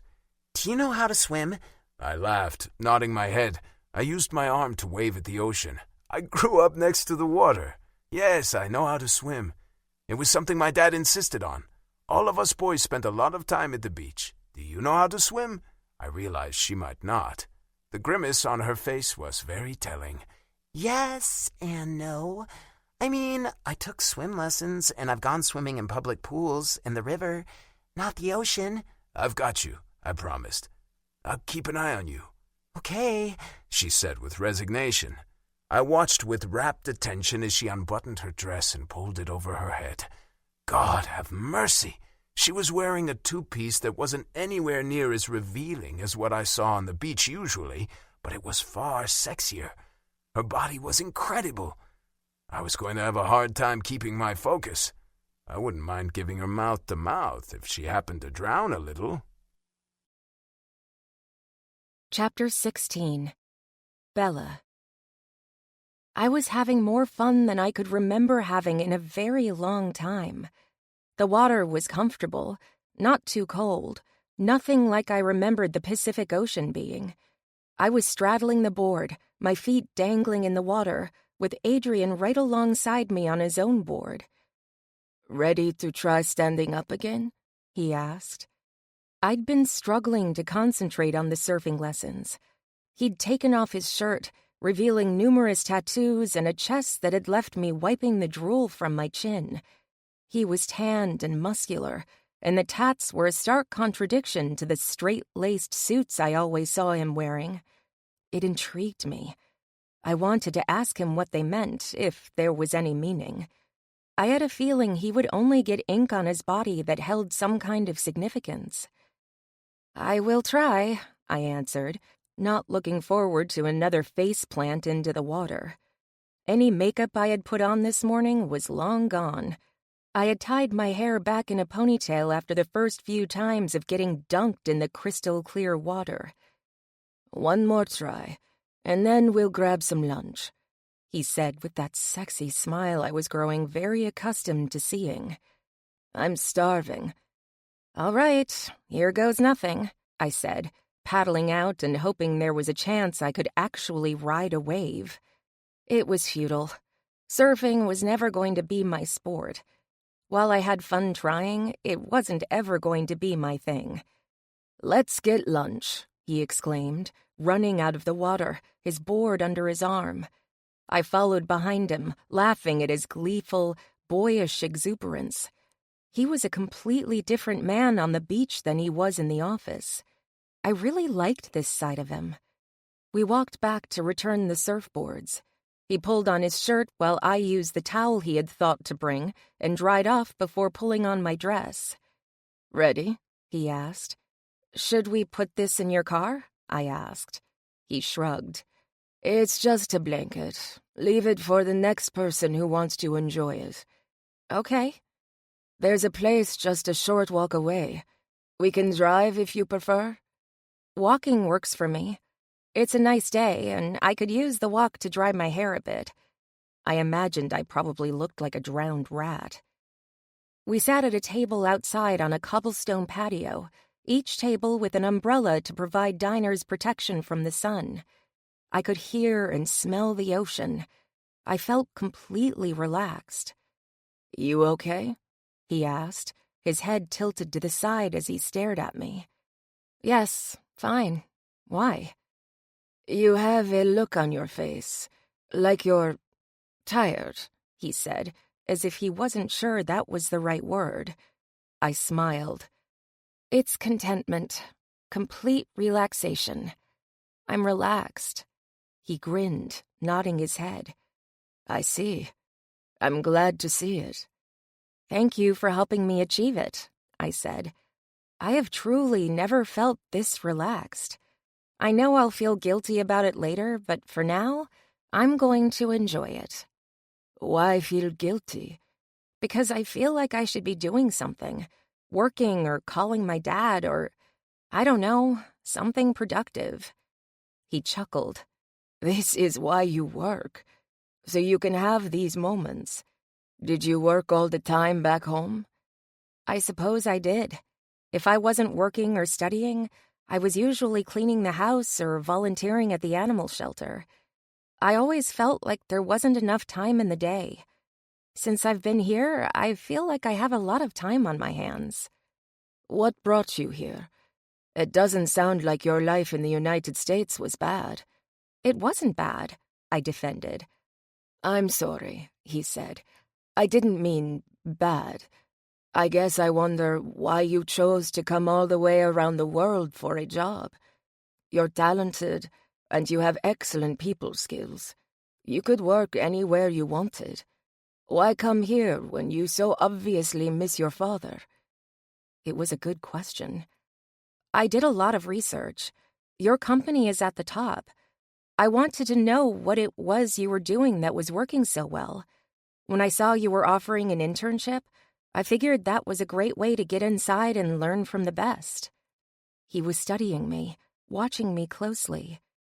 "That's a great answer, but I don't think it's the real answer. Why are you really here?" I squirmed. My dad was the only one who knew me well enough to know when I wasn't telling the truth. "I came here because I wanted one shot at living this kind of life." He nodded, leaning forward in his chair. "What kind of life?"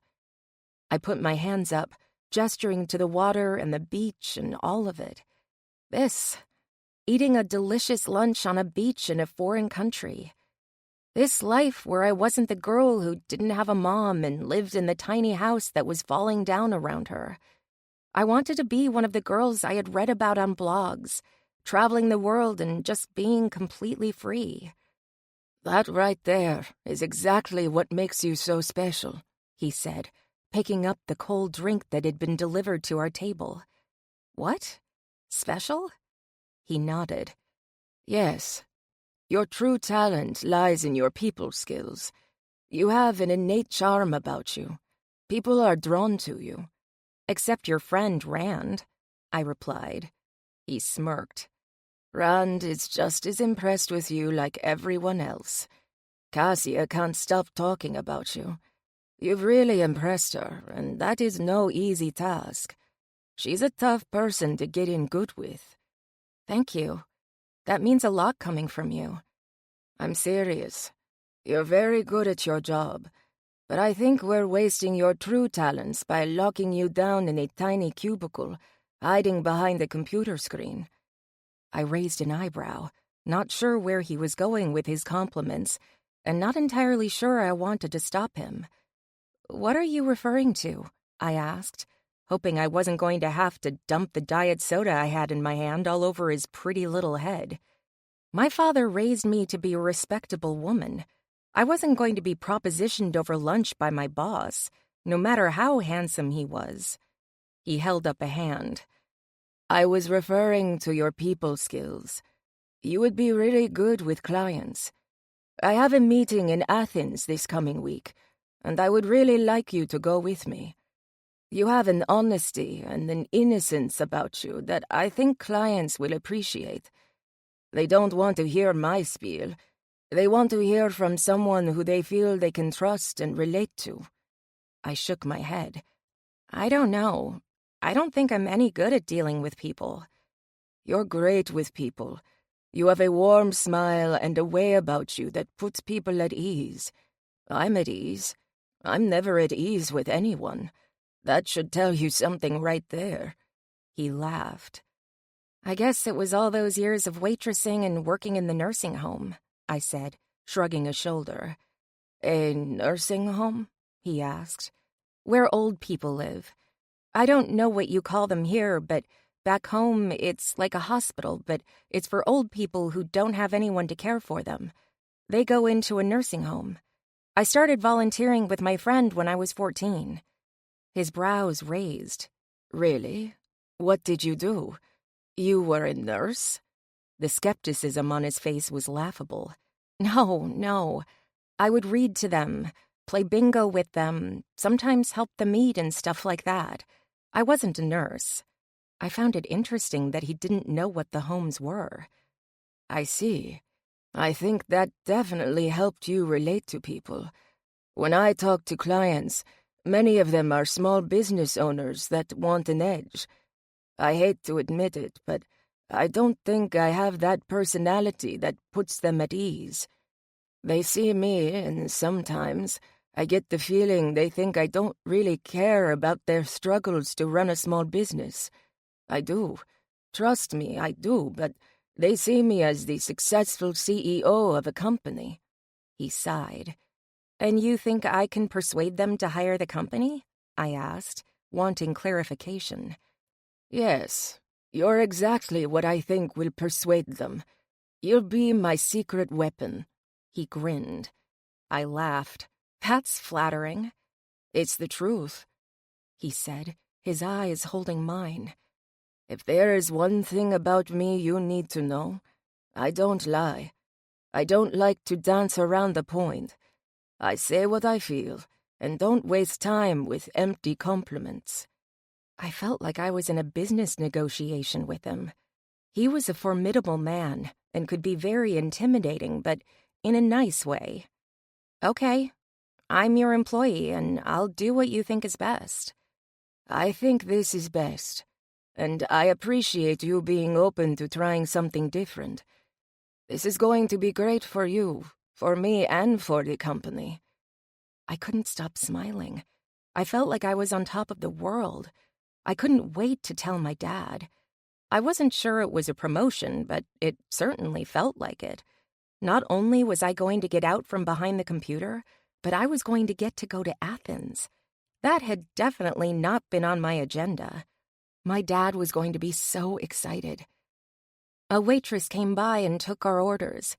I was absolutely starving and was already telling myself not to stuff my face and embarrass myself in front of not only my boss, but probably the hottest guy on the planet. "How often do you surf?" I asked him, changing the subject. "Not a lot, and I will never be a pro, but it's great exercise, and I try to get out here at least once a week. It doesn't always work out like that." He shrugged. "I still cannot get my head around living here and having the beach right there," I said. "Like, you get out of bed and there's the beach." He nodded his head. "It's not quite that close, but my house does have private beach access," he confessed. "No way." "Yes way." Wow, it is going to be really hard to leave this place. If I was a native, I don't think I would ever move away. I would live here until the day I died, I said on a breath. When I turned back to look at him, I saw him watching me. The way he was looking at me made me feel breathless. My heart was pounding in my chest. I wanted to ask him what he was thinking, but stopped myself. I wasn't sure I wanted to know. I wasn't sure I could handle it. There was a very good chance I would melt. "I don't think I will ever leave," he said. I thought I sensed sadness or maybe regret. I wondered what the story was behind it. Adrian was a man who only offered small tidbits of personal information. I would wait. He would tell me if he wanted me to know. I wouldn't press. I was going to enjoy the time I had with him in this beautiful city. Chapter 17. Adrian. The weekend had been too short. I could have spent an entire week hanging out with Bella, showing her around the city, and maybe taking a road trip down the coastline to visit some of the other cities crowded on Crete. I'd had one day with her and I was hooked. I wanted there to be more days, just like Saturday. Maybe there was a way I could extend our trip to Athens by a day. I knew it was risky, but I kept telling myself it was just two people hanging out. I was being nice and showing her around, being a friend for someone who was in a new place and knew no one. I was being a good guy, nothing more. There was a soft knock on the door, pulling me from my thoughts about working out a way to spend more time with Bella. "Come in," I called from where I was seated at my desk. "Hi, are you busy?" Bella asked, popping her head in the door. "Not at all," I answered, jumping to my feet. "Come in." She walked inside and quietly closed the door. My eyes roamed over the skirt and sleeveless blouse she was wearing. It was professional, sexy, and made me think of a bad porn movie. All she was missing was the glasses on the tip of her nose. Even her hair was up in a loose bun, with little strands falling around her face. She was sexy as hell, no matter what she wore. "I wanted to ask you about what you mentioned on Saturday," she said, looking over her shoulder as if she was afraid someone would hear her. "Have a seat," I said, anxious to have her stick around a bit. "Were you serious about the Athens trip?" she asked. I smiled, nodding my head as I took my seat again. "I was. Why? Do you not want to go?" "No, I mean, I do. But if you weren't serious, it's okay," she said, her hands twisting in her lap.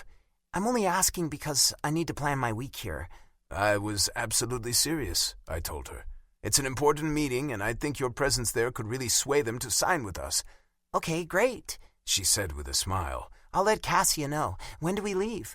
My phone ringing was her answer. I grabbed it, seeing my mother's face on the screen, and grimaced. I need to take this." She nodded. "No problem," she said, getting to her feet. "No, stay. It'll just take a second." She sat back down while I answered the phone. "Hi, Mom," I said into the phone. "Adrian, I need to know if you're coming on Saturday," she scolded. I sighed, my shoulders slumping forward. "Mom." "Adrian, it's one day, half a day. You can make it. I know you are the boss. You don't have to work if you don't want to work." "I know, but She cut me off before I could come up with a clever excuse. No buts. I want you here." I closed my eyes before leaning back in my chair and staring up at the ceiling. "I'll be there." "And your girlfriend?" she asked. "Would you be bringing her?" "Mom," I started, not sure what I was going to say. "Adrian," she snapped. "Actually, you know what?" I looked at Bella. "She's here right now, and we were just talking about it." Her eyes went wide with surprise. I offered her a small smile. I probably should have asked her first, but it was done now. "Oh, great," my mother exclaimed. "Let me speak to her. I would personally invite her." Not now. We both have to run. We've got work to do. I'll see you Saturday." I quickly disconnected before she could pressure me into saying or doing anything else I might regret. I put the phone on my desk and looked up to see Bella staring at me. There was a small smile on her lips. "Your mother?" she asked. I nodded. "Yes." "Are we going to the barbecue or whatever it's called here on Saturday?" she asked, that playful smile still resting on her lips. I let out a groan. "Yes, please?" I asked. She giggled softly. "I already told you I would. I don't mind. I've always wanted to meet a big Greek family, and now I get to." I slowly shook my head. "You might end up regretting this." "I doubt it. I'm looking forward to it." "I'm only accepting your offer because you owe me," I teased. "Oh, good God, for what part? The job? Rescuing me? Hanging out with me?" She laughed. "I think I owe you a lot, but one little lunch with your family doesn't quite seem like it will even the scales." "And trust me," I said with a grimace. "I'll be in your debt after this lunch with my family." "I think you're overreacting. It will be fine. I can get along with most people. I'll do my best not to embarrass you." "You couldn't embarrass me, and it isn't you I'm worried about. My family, they can be kind of, obnoxious, I think is the word I would use." She burst into laughter, obviously amused by my discomfort. "I cannot wait. You always have this calm and cool thing going on. I cannot wait to see you out of sorts and uncomfortable." "Thanks," I grumbled. "So, this Athens thing," she said, getting right back to business. When and where and for how long? We leave tomorrow morning, I told her. What? She exclaimed, panic in her voice. Already? Oh my God, I have so much to get done. You don't need to worry about your work here. It will get taken care of. I was serious when I said I wanted to pull you out from behind the scenes. I want you up front where the action is. I want you to be the one that talks to clients and makes them feel comfortable about hiring us. You have the benefit of knowing what goes on in a campaign, and you have the creative edge that can't be taught. It's a gift. I want clients to see that and hear it from you. You sure know how to be persuasive, she replied. I grinned. Together, we'll make a hell of a sales team. Okay, I will be ready. Are we flying? Private jet. I'll pick you up at the hotel around 7. Does that work? She nodded. Of course. How many days should I pack for? I thought about it. I was going to do what I could to try and get an extra day in Athens. I was sure Rand could handle things in the office, and I didn't have anything pressing on my schedule for the week. Let's plan for 3 days, I said. We can always come back early if our business is taken care of early. Okay. She nodded, but I could tell there was something on her mind. Bella, did you have something you needed to be here for? I asked. No, it's just, I was gonna live stream my dad's show on Friday morning, she said, a hint of sadness in her voice. Your dad's show? I asked with confusion. It's the 4th of July back home on Thursday, she replied. His show will be going at 7 or so our time on Friday morning. I was hoping to be able to watch the live stream. What kind of show? Fireworks, she explained. My dad is kind of the local pyro guy in our small town. He does a big show every year. Everyone from around the area comes out to the park to see it. It started out just us having a little thing in the park for the other kids in the area whose parents couldn't afford to buy fireworks. It just kind of took off from there. Now he works with the city council and they budgeted money to pay for the fireworks. There's always a really big potluck picnic in the park, and the last few years, a few vendors have set up booths. It's just a lot of fun, and I've never missed a year. I could see the sadness in her eyes and felt bad for her. She had to be homesick. I knew I wasn't strong enough to leave my family. She was a strong person, whether she realized it or not. Well, I'll make sure you are somewhere where you can watch the show, I assured her. It's okay. I don't want it to interfere with my work. He's going to have someone record it. Every year, people record it, actually. I'll see it, and as he said, I've seen more than 20. I'm just being a little melancholy. It's really not a big deal. She waved a hand. It's a big deal to you, I said softly. It's a special day. I'm sorry you're going to miss it, and I appreciate you sacrificing that special day to be here with us. It's me who's lucky to be here, she said, chewing her bottom lip. I should probably get back to work. I need to update Cassia on the project we've been working on. I hate that I'm going to be dumping it all in her lap. You're not dumping anything, I assured her. We are a team. We're all working towards the same goal. I'll assign someone to pick up where you left off. Cassia will be just fine. All right. Thanks again for the opportunity. I really hope I won't let you down. She got to her feet. I stood up and watched her walk out of the office before taking a seat at my desk. I didn't think she fully understood how gifted she was. She said she worked hard and studied hard, but she had a natural inclination for creative design. Her people skills were special and unique. It wasn't often I came across someone who had the head for design and had the same kind of charm Bella did. She was a rare find. I made the call to the pilot I regularly used and arranged for the next day's trip. Then I booked a hotel room and arranged transportation.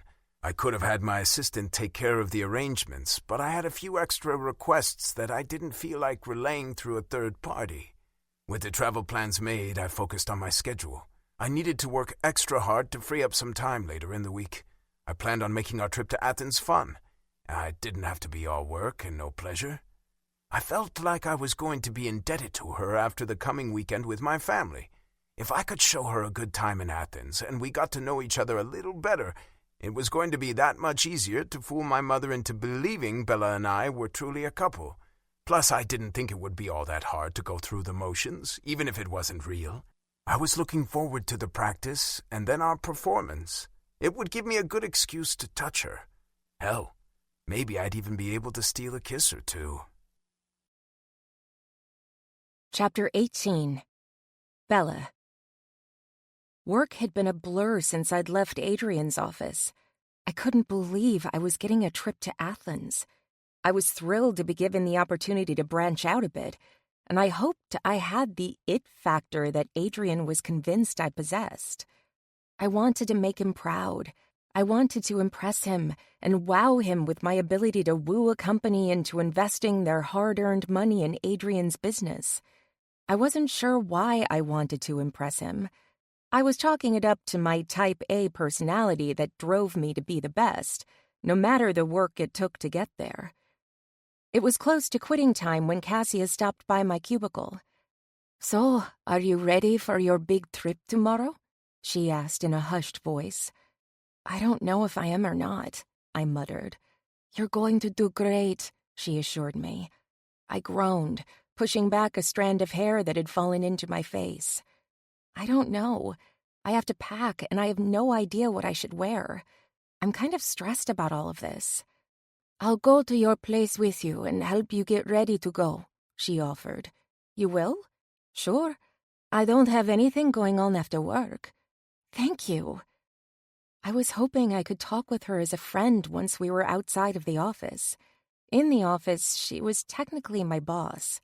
I didn't want her to think I was taking advantage of our friendship at work, and I didn't want to risk being overheard. "Give me 5 minutes, and I'll be ready to go," she said before walking away and heading for her office. I quickly finished up, looking around my desk to make sure everything was in place. It felt strange to be leaving my desk for days when I had only just started. If by some chance Adrian decided to fire me, I didn't want to leave anything behind that I would need to come back for. Cassia came back, and we left the office together. "This is a really big deal," she commented as we rode the elevator up to my room. "What's a really big deal?" "Adrian inviting you with him on this trip," she said. "He's never taken anyone with him before. Rand has gone along a few times, but usually it's only Adrian." "Oh," I replied, not sure how to answer. "I think you've impressed him, in more ways than one," she giggled. I dropped my purse on the small table in the entry and turned to face her. "It isn't like that. He's been kind. There is chemistry between you. You cannot still be trying to deny that." I shrugged a shoulder. I wasn't sure how much to tell her about my relationship with Adrian outside the office. I wasn't sure he wanted anyone to know, and I didn't feel like it was my place to say anything. I didn't want to risk him firing me or not wanting to hang out with me anymore. "I think there is chemistry, but neither of us has acted on it," I said. "He's just one of those people I feel like I click with." She grinned. "I click with you, but I have no intentions of whisking you away on a private jet for a romantic getaway." I rolled my eyes. "You know what I mean." "I do. He's a pretty good guy, and if something were to happen between the two of you, I would be happy for both of you." That made me feel a little better, but I was certainly not going to admit my crush on my boss. Not yet. I was going to stay focused on the work. That was what I was in Greece for, and that was where I was going to focus my energy. "All right. So what do I wear to a meeting with a potential client?" I asked, walking into the single bedroom in the hotel suite. She opened up the closet and stared at the very minimal clothing I had hung up. I grimaced, a little embarrassed by my lack of wardrobe. It had never made sense to me to spend a lot of money on clothes I might only wear a couple of times a month. "For the meeting you'll be attending with Adrian, you want to step it up a notch. Adrian, as you might have noticed, is a fantastic dresser. He really turns it up when he wants to impress someone. You're going to want to compliment his look." She pulled out a 2-piece business suit I had bought at the Goodwill last year. It had a skirt and blazer and always felt a little too fancy for school. I wasn't sure if I wanted to wear it to the office. "He does dress very well," I agreed, thinking about what he'd been wearing today. And I was still in awe of the way he had looked on the beach that day. He commanded the attention of all when he walked into a room wearing one of his tailored suits. There was an air about him that drew a person in, but when he was stripped down, that air was gone and it was all him. I wasn't sure what to call it. Charisma? Animal magnitude? Whatever it was, he had it in spades. "We need to add a touch of femininity," Cassius said as she laid the skirt suit on the bed. "Pink. Do you have a pink top?" I walked to the chest of drawers and pulled out the silk short-sleeved blouse in pale pink. "This?" "Yes, perfect. Now we need sexy, confident, and yet sensible shoes. Do you have a pair of black or nude pumps?" She looked around the room as if she had overlooked them. I grimaced, standing on one foot and holding out my leg. "These," I said, a little embarrassed I had only one pair of heels with me. "Perfect. This is the outfit. Now, I suggest you put your hair up, a slick ponytail or maybe a messy bun." She leaned back as she stared at my hair. I turned my head to the side and lifted my hair into a ponytail, holding it with my fingers. "Like this?" She studied my face as I turned from left to right, sucking in my cheeks playfully. "No, I don't think that works. You look too stern. Adrian told me he likes you because you have that down-to-earth thing. The ponytail makes you look like a lawyer." "Messy bun?" I asked, twisting my hair up and letting some strands hang. She shook her head. "Nope. I think loose and free works better for this situation. If it were a business meeting, I think up is the way to go. But for this meeting with this set of potential clients, relaxed is best." I agreed, and I had a feeling Adrian would as well. Then it settled. "I should probably take a backup outfit in case there is a second meeting." "I would go with another dress," she said, turning back to my closet and pushing the hangers as she examined the articles of clothing. I had only one other skirt, and I wasn't overly fond of it. We spent some time mixing and matching until we had put together 2 outfits for business meetings, a dinner option, and a casual set for any exploring Adrian might decide to do. "Thank you for your help," I told her. "I can't tell you how much this sets my mind at ease. I'm very nervous about the meeting and hope I don't let him down." Cassia smiled, putting her hand on my upper arm. "You're going to do great. Adrian wouldn't let you be anything but spectacular. Trust him." I walked her to the door. "I will. I'll see you on Thursday or Friday. I'm not sure what his plans are." Once she was gone, I checked the time and decided to call my dad to tell him my big news. I hadn't told him when I talked to him yesterday, because I hadn't been entirely sure Adrian had been serious about taking me along for the meeting. Now that I knew he was, I couldn't wait to tell my dad. "Hi," I exclaimed when he answered the phone. "Good morning, or evening, I guess," he said with a chuckle. "Guess what?" "That sounds like a good guess what. So I guess you're not fired," he teased. "No, not yet. My boss is taking me to Athens tomorrow. He wants me to go with them to talk with a company that is interested in our company's services. He thinks I might be able to persuade them to sign on. He says my talent is wasted behind the scenes." I smiled as I thought about Adrian speaking the words. "That's great. I knew you were a triple threat. You can do the computer stuff, use your charming personality to win over clients, and your brains to run your own company. I'm so proud of you." His voice was full of emotion. "Thanks, Dad. I couldn't have done any of this without you."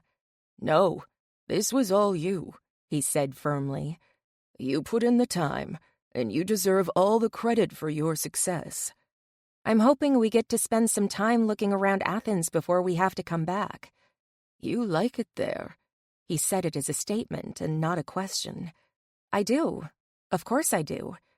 There was a long pause. "Do you think you'll stay?"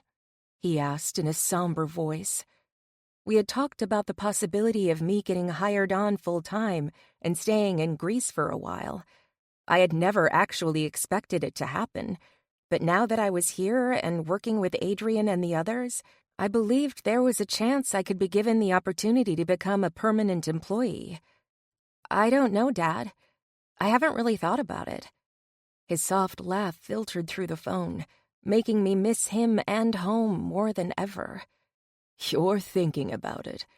I don't want you to let me be the thing that holds you back.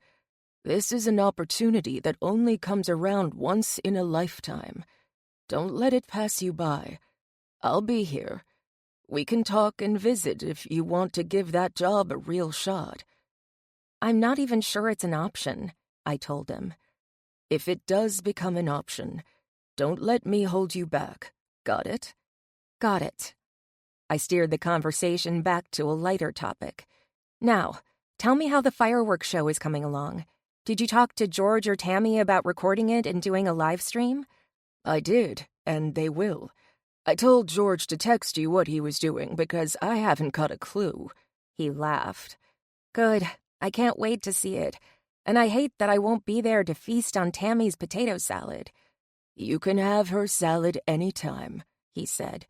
"You live in the moment while you're there. Don't take any of it for granted."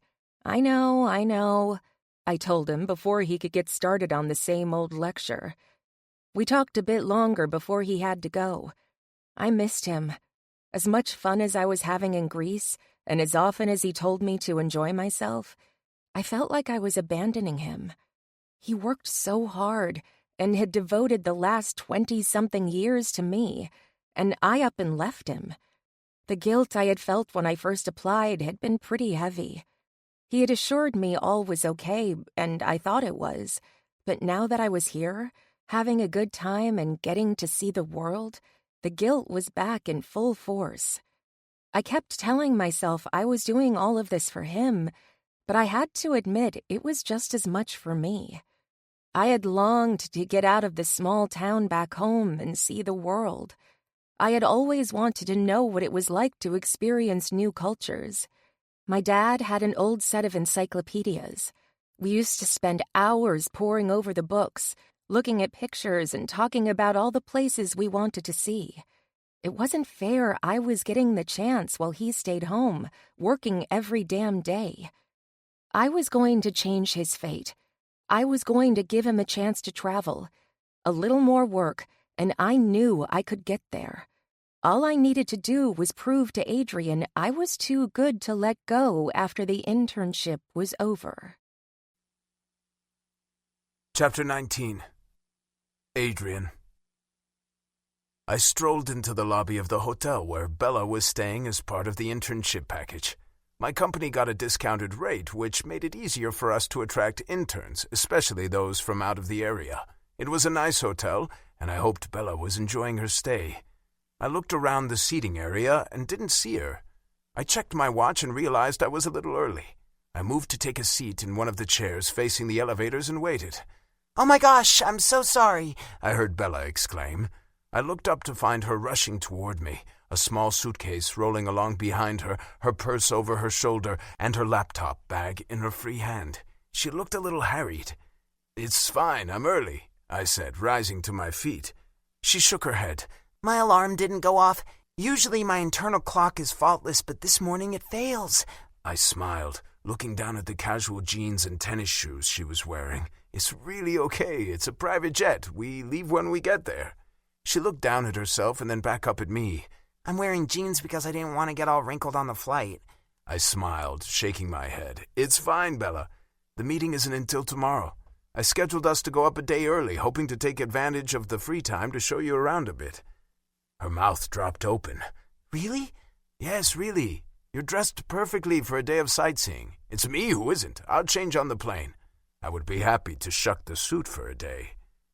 I took the suitcase from her and pulled it along. The driver opened the back door of the limousine when he saw me coming. "That's your car?" she gasped. "It's a hired car," I told her. "Oh, I've never ridden in a limo before," she murmured. "Then this will be your first," I said, handing the suitcase to the driver to be stowed. She stood in front of the open door, not moving. I put my hand on the small of her back, giving her a gentle nudge. She looked at me, her green eyes sparkling with excitement, before she crawled inside. I got in and smiled, watching as she checked out the interior of the car. "I would never have imagined I would be riding in a limo in Greece on my way to catch a flight on a private jet, This kind of stuff doesn't happen to girls like me. This is the kind of thing that I couldn't even dare to dream about, and yet here I am." Her smile was contagious. "I'm happy to be a part of that dream." We arrived at the small landing strip where my jet was stored. We quickly boarded, taking our seats in the luxury chairs. We were given mimosas for our flight. I could see Bella was nervous. Her hand was gripping the armrest of the chair, and I feared she might tear it off. "Are you okay?" I asked. She looked at me, a grimace on her face. "The first time I ever got on a plane was to come here. I don't think I'm quite used to the idea of flying." "I'm sure this will be a smooth ride. It's only an hour-long flight." She shook her head. "I told my dad I was afraid of the plane crashing. He told me to put my head between my legs and kiss my ass goodbye." I burst into laughter. "That's horrible advice." "I know," she exclaimed before she started laughing.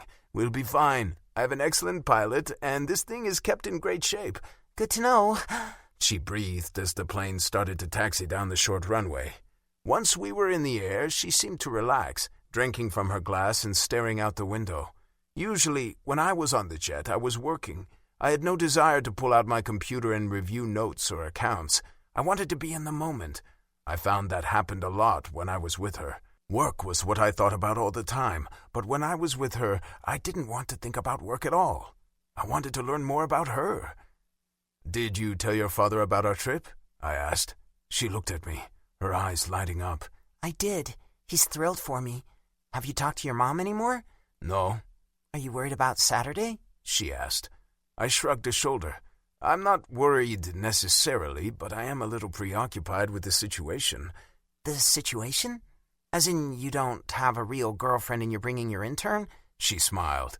"Yes, that about sums it up. No one lies to my mother and gets away with it. I don't want to think I'm lying. Technically, we are seeing each other. I don't need to mention that it's only been once, and we are only co-workers." "Twice. Once when you came to save me, and again at the beach. I think that is officially seeing each other." I hope she sees it that way. If by some chance she figures out I exaggerated our relationship, it will get ugly. I will do my best to protect you, but I make no guarantees.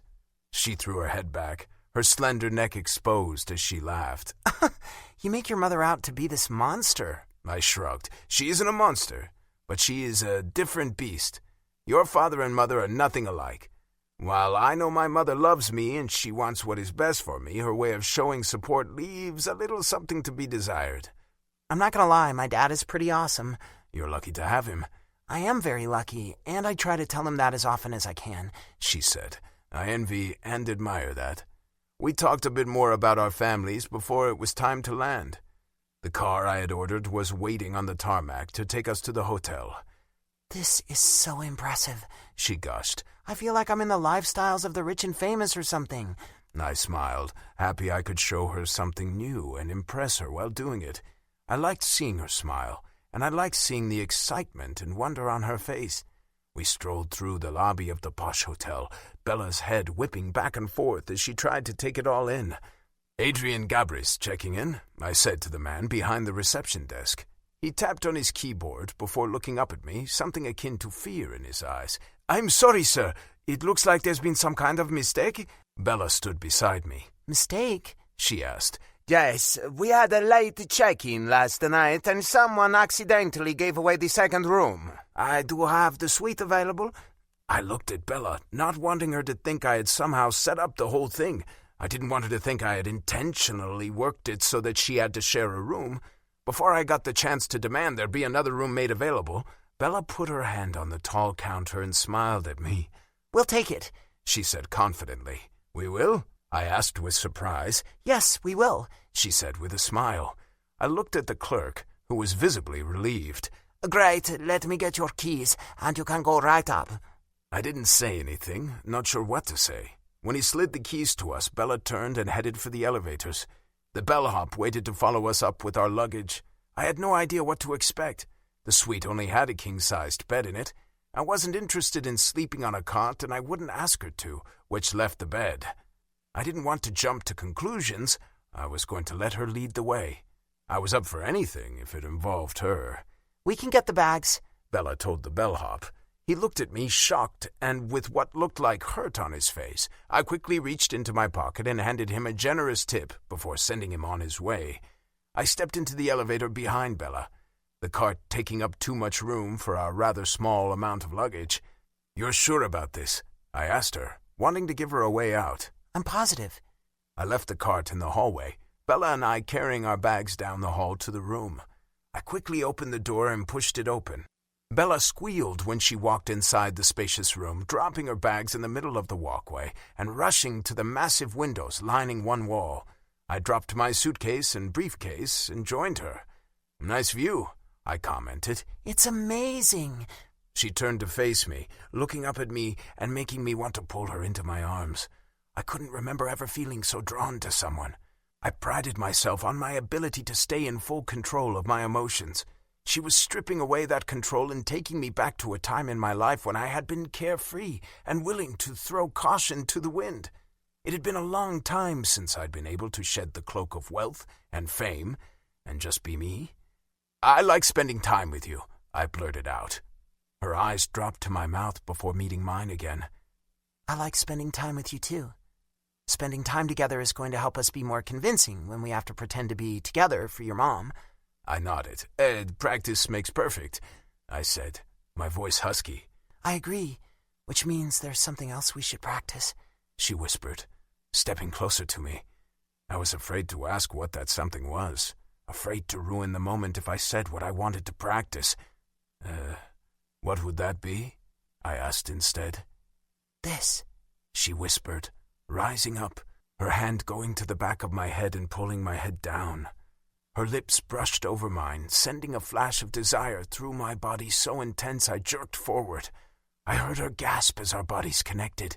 I dropped my arm around her waist and pulled her against me, closing my eyes and letting myself fall into the moment.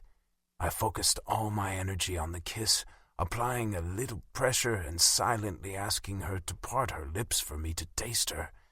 I moaned the second my tongue slid past her lips, tasting the orange juice from the mimosa. I inhaled, taking in the scent of her, appreciating the smell of fresh flowers clinging to her skin. I was quickly losing control. My body was demanding more. I wanted more. I wanted all of her. I wanted to taste her and touch her and hear her cry out in pleasure when I filled her body with mine.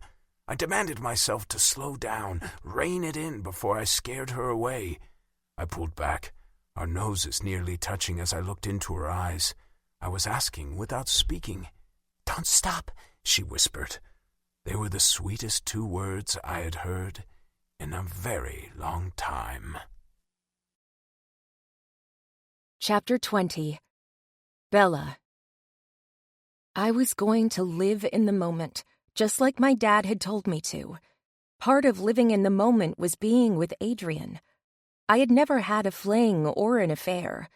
I was throwing caution and good sense to the wind and letting myself experience something I had only heard about through other people.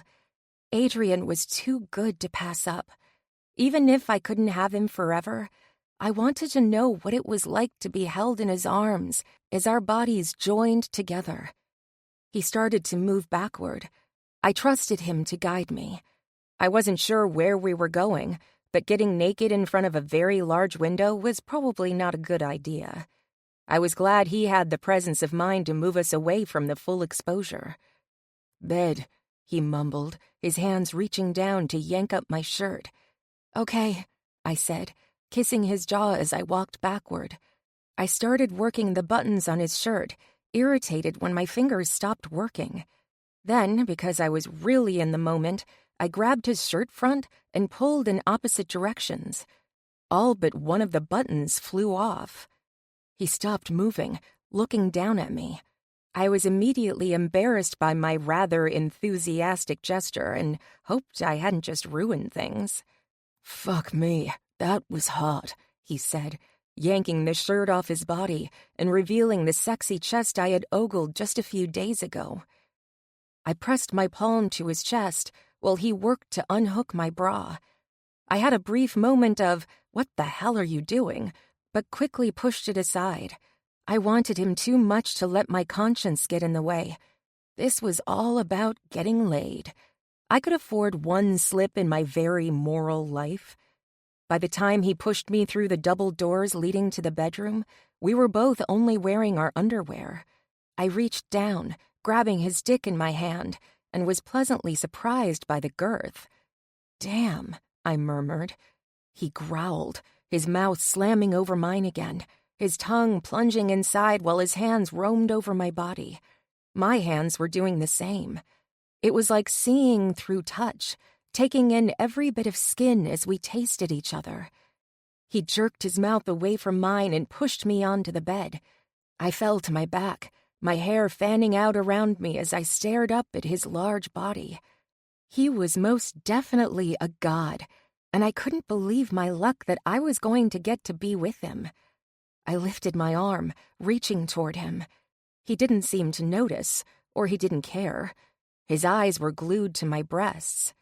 Feeling incredibly daring, I reached my hand to my breast, cupping it and lifting it and offering. His nostrils flared, his blue eyes darting up to mine before he dove in. I gasped when his mouth closed over my nipple, sucking it between his teeth as he massaged. He moved to the other, while my hands ran up and down his back. "God, I want you," he rasped, his mouth closing over mine. I answered with my body, wrapping my arms around him and squeezing him against me. "Take me." He rose away from me, standing and yanking down my panties. I lifted my hips, letting him take them off and watching as he ditched his boxers. I bit my lip when I saw him. He was a big man in every way. I felt completely wanton getting naked with a man who was practically a stranger in the middle of the day. I was going to live it up and enjoy every last second of it, though. There would be time for regrets later. "You're beautiful," he said, his eyes swallowing my body inch by inch.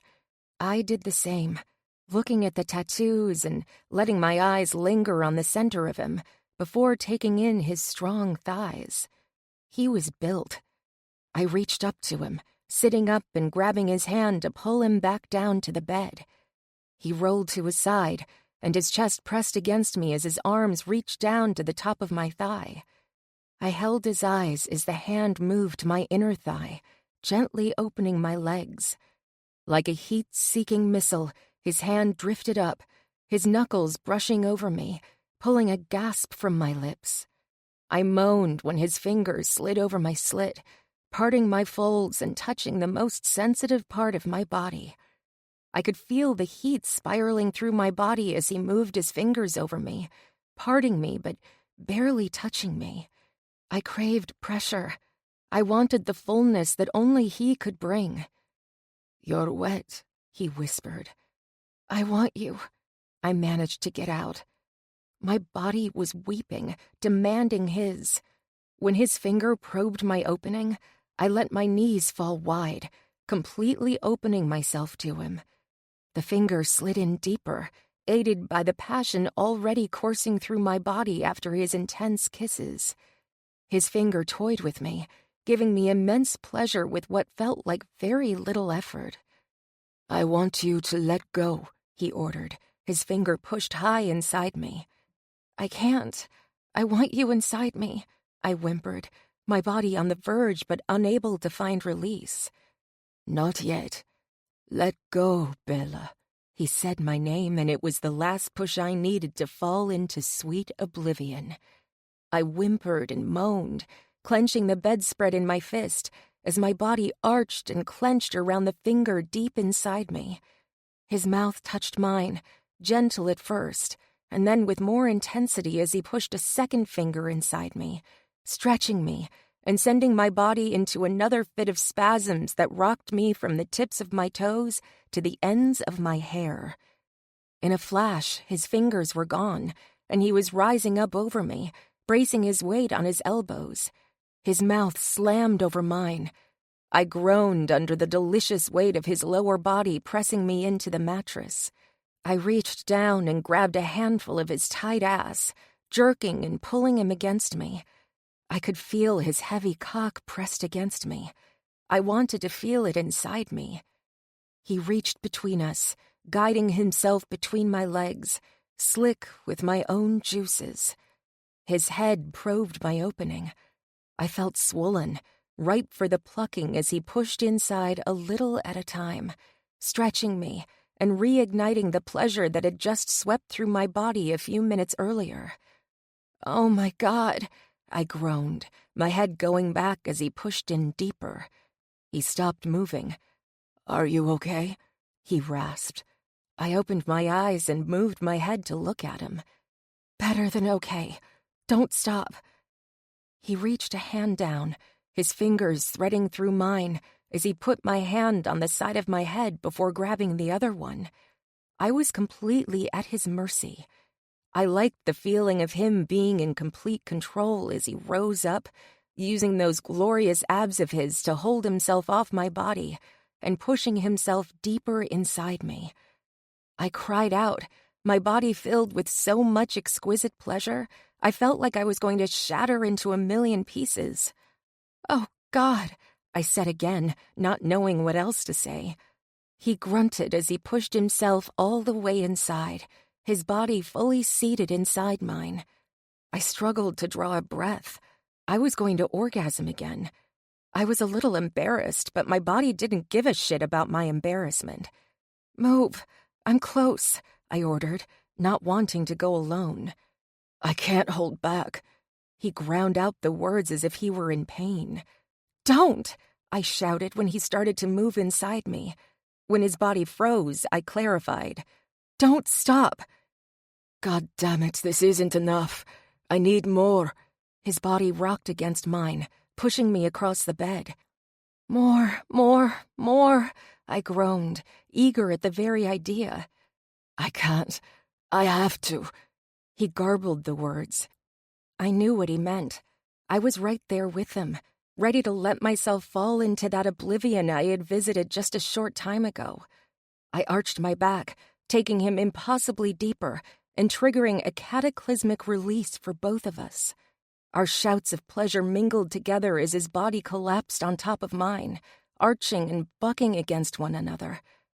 He rolled to the side, one arm flung over his face as he dragged in heavy breaths.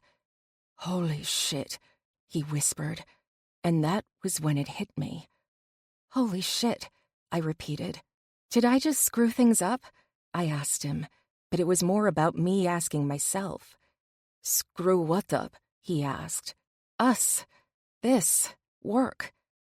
He reached up and put a hand on my cheek, leaning forward to kiss the tip of my nose. "Not at all. This doesn't screw anything up. This was amazing."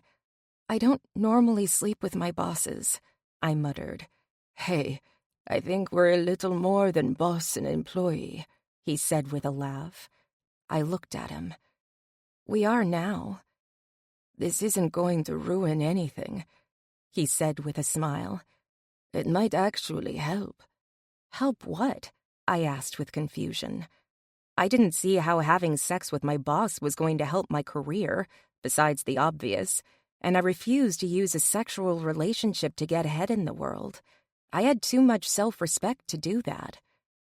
"It will help convince my mother we're a thing," he said with that sexy grin of his, which I now knew for a fact could melt panties away.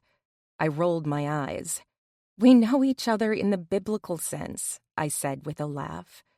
"Indeed we do, but I think there might be a lot more to learn," he whispered, trailing a finger between my breasts. I smiled with contentment. I didn't feel the slightest bit of shame lying on the bed with the man wearing nothing but my birthday suit. I didn't want to get dressed because I didn't want him to get clothes on. I quite liked the look of him naked. "Should we go over the meeting tomorrow?" I asked. He sighed. "We should, but I think I would rather do this." "I can't say I would mind doing this, but can we order some food? I ran out the door and didn't have a chance to eat anything." His eyebrows shot up. "Why didn't you say something? I could have fed you before we did this. Although I didn't know this was even on the menu." I laughed. I don't think I knew either, But when the mood strikes, the mood strikes. He sat up, getting to his feet and helping me stand. Get dressed. We'll go get a late breakfast and try to do a little sightseeing before we have to think about work. That sounds like a great plan, I said, watching with a hint of sadness as he pulled on his underwear. I really, really liked looking at his body. I hoped I got the chance to see him naked again. And soon. Chapter 21. Adrian. Waking up with Bella in my arms was probably right at the top of the best mornings of my life. I didn't do sleepovers. I wasn't a virgin or a saint, and I'd had my fair share of women in my bed, but it never ended up in a sleepover. Waking up with her soft body against me, the fruity scent of her shampoo filling my senses, and the sound of her soft breathing was all very comforting. I rolled my head to the side, being careful not to disturb her as I checked the clock on the nightstand. It was time to get up and get ready for the meeting. I wanted to stay in bed with her forever. I knew I was probably crossing about 1,000,000 boundaries, but I didn't care. She'd made the move. I could have tried to tell her it wasn't a good idea. I didn't because it was all I had been thinking about since I first laid eyes on her back in the bar that first night. I was drawn to her. There was some kind of magnetic pull I couldn't ignore. "Hey," I whispered, not wanting to startle her. I didn't know much about her dating life back home in the States, but I didn't get the impression she spent a lot of time in any man's bed. I didn't want her waking up disoriented and freaking out when she saw me next to her. She groaned, not opening her eyes or moving her face away from my chest. "It's after 7. We need to get ready for the meeting at 9. I kept my voice soft. There was a pause, and then she rolled away from me. "Oh, shit." "Relax," I assured her. "We have plenty of time." She turned her face to look at me, offering me a sheepish smile. "Good morning," she whispered. "Good morning." I returned her smile. "I need to shower," she said with a disappointed sigh. I was happy to know she was just as reluctant as I was to get out of bed. "I'll order some breakfast." She yawned, nodded her head, and rolled out of bed. I got the chance to admire her beautiful body as she walked naked into the bathroom, closing the door behind her. I felt like pinching myself. I couldn't believe I had actually spent the night with a woman like her. It was unexpected, yet exciting. I heard the shower turn on and figured I'd better get a move on. I quickly ordered breakfast for us and unzipped the garment bag containing my suit for the day. When Bella emerged from the bathroom, a fluffy white towel wrapped around her. I felt like I had been kicked in the gut. My breath escaped me as I watched her move toward me. She was stunning. "Your turn," she said with a smile. I nodded, my mouth hanging open. Breakfast will be here soon," I said, before walking away and directly into a cold shower. It had taken a great deal of willpower to keep my hands to myself. I wanted to pull the towel away and feast my eyes and mouth upon her naked, wet body. After the cold water did its trick, I quickly moved it to hot, cleaned up, and pulled on my clean underwear before walking out of the bathroom. Bella was in front of the mirror, putting on makeup. "So, what should I say today?" she asked, her eyes meeting mine in the mirror. "I'll do most of the talking. I want you to watch and observe and see how it all works. I'll ask you direct questions when it's time for you to chime in." "Great, I can do that," she said with confidence. We ate breakfast first and then finished dressing, my eyes constantly moving toward her. She looked amazing in the short skirt and jacket. I couldn't wait for us to get the meeting over and done with. I wanted to spend the rest of the day with her, enjoying her company and not worrying about business. When we arrived at the client's offices, we were escorted into the conference room to wait. I could sense Bella's nervousness. "Relax," I said in a low voice. She nodded. I'm not, but I will." I smiled at her. "This is just a trial run. This particular client worked with us before, fired us, and now is considering rehiring us but has some reservations. It's a good account, and I want it back. We're here to prove our services are worth what we charge." "Got it." A few minutes later, several men in suits walked into the room, sitting across from Bella and me at the table. I smiled at them, letting them know I wasn't the least bit intimidated. "Good morning, gentlemen," I started, immediately taking control of the meeting. "This is my associate Bella Camp." The three of them looked at Bella, and I saw the very second they were taken with her. It was a slight advantage in my favor. "Good morning," Aaron Keeler, the owner of the company, said before turning his eyes back on me. "I understand you have concerns about coming back for another quarter," I said, getting right to the heart of the matter. Aaron nodded his head. "I do. As you know, you've done great work for us in the past, but the proposal we were given last week, well, to be frank, it seemed a little exorbitant." "My company has grown and we have become the leader in the industry," I told him. "I've hired new talent and our services are in high demand. The cost for our services has increased because we've gotten better. You're paying for talent. You're paying for the best in the business, and that isn't going to come cheap." Aaron scowled. As a customer that has been with you from the beginning, I should get some kind of discount." I scoffed. "We are both businessmen. We're both here to make money. My fees are nothing compared to the money you will make from our marketing talents." He shrugged a shoulder. "I don't know if there is much difference between what you do and what other companies do. I need to understand why your company charges so much more than the others." I looked over at Bella. I could see she wanted to say something but was holding back. I cleared my throat. "Because my company does it better," I said matter-of-factly. Bella interrupted. "Aaron, can I call you Aaron?" Aaron offered her a small smile.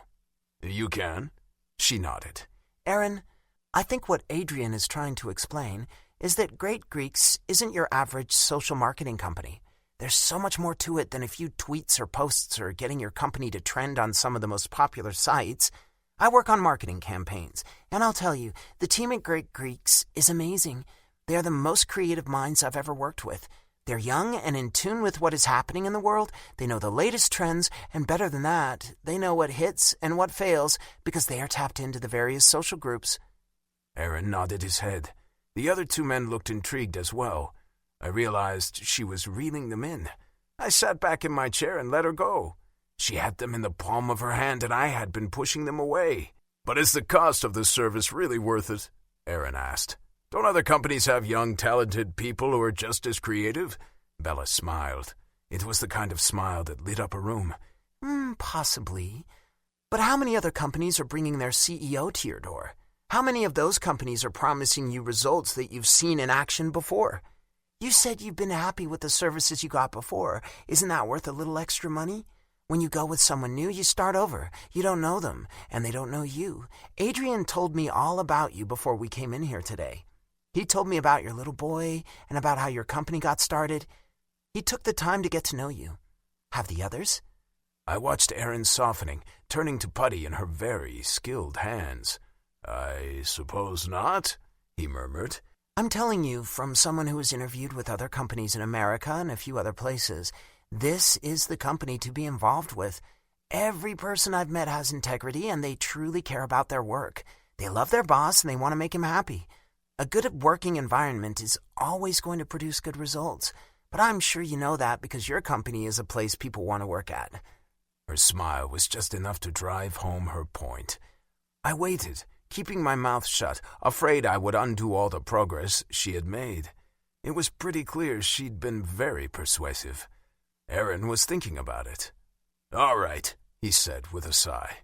You bring up a lot of good, valid points. I will admit I've talked with a couple of other companies, and I was unimpressed. While they were cheaper, I didn't get the same level of confidence that their work would be as good as yours." Bella was smiling and nodding her head. You have to pay for quality. Your suit? It isn't off the rack, is it? Aaron shook his head. "No, of course not." Because you appreciate quality in all of the things money can buy you. Our services are no different. He grinned. "I see. You've sold me." Great. I will let you and Adrian hash out the details. She leaned back in her chair, effectively removing herself from the conversation. Aaron looked at me, shaking his head. "That wasn't fair." "Pardon me?" Aaron nodded toward Bella with a grin. "She's very convincing. You need her on your staff. I like her." Bella blushed a little. Thank you. "She's my secret weapon," I told him with a small laugh. "I only bring her out for the most important clients." "Smart man," he said. "We'll accept the proposal you sent over on Monday. I'll have my people take care of the paperwork. I want to get started right away. The few weeks we've been without promotion are already taking their toll on the business. I'll call Rand as soon as we're finished here and get him moving on your account, I assured him. I appreciate that, and thank you for coming all the way here to meet with us in person. You did go the extra mile. That does make a difference. He looked at Bella again. You know, you can call me direct if you have any questions or concerns, I told him. Your account is important to me. He chuckled. I can see that. I didn't think I'd get the main man in my office. I've heard you rarely left Crete. I shrugged a shoulder. I used to travel a lot more, but the business keeps me in the city. I got to my feet. Bella followed my lead. Aaron extended his hand. I shook his hand along with the other two gentlemen's. Bella did the same. Keep her around, and I think you might one day run the world, Aaron said in a low voice. Bella had already moved down the hall, the two men eager to keep her company, while Aaron and I lagged behind. Thanks, I'll keep that in mind, I said, watching her laugh at something one of them said. The men were fawning over her, clearly enamored with the pretty blonde American. I felt a tiny twinge of jealousy and quickly excused myself, making my way to where Bella was standing. I put my hand on her elbow, guiding her away from the men and toward the elevator. She was mine. I didn't feel like sharing her laughter or smiles. Chapter 22. Bella. I waited until the elevator doors slid shut before I looked up at Adrian. I couldn't stop grinning. He looked very serious. When he finally looked at me, I grinned even bigger.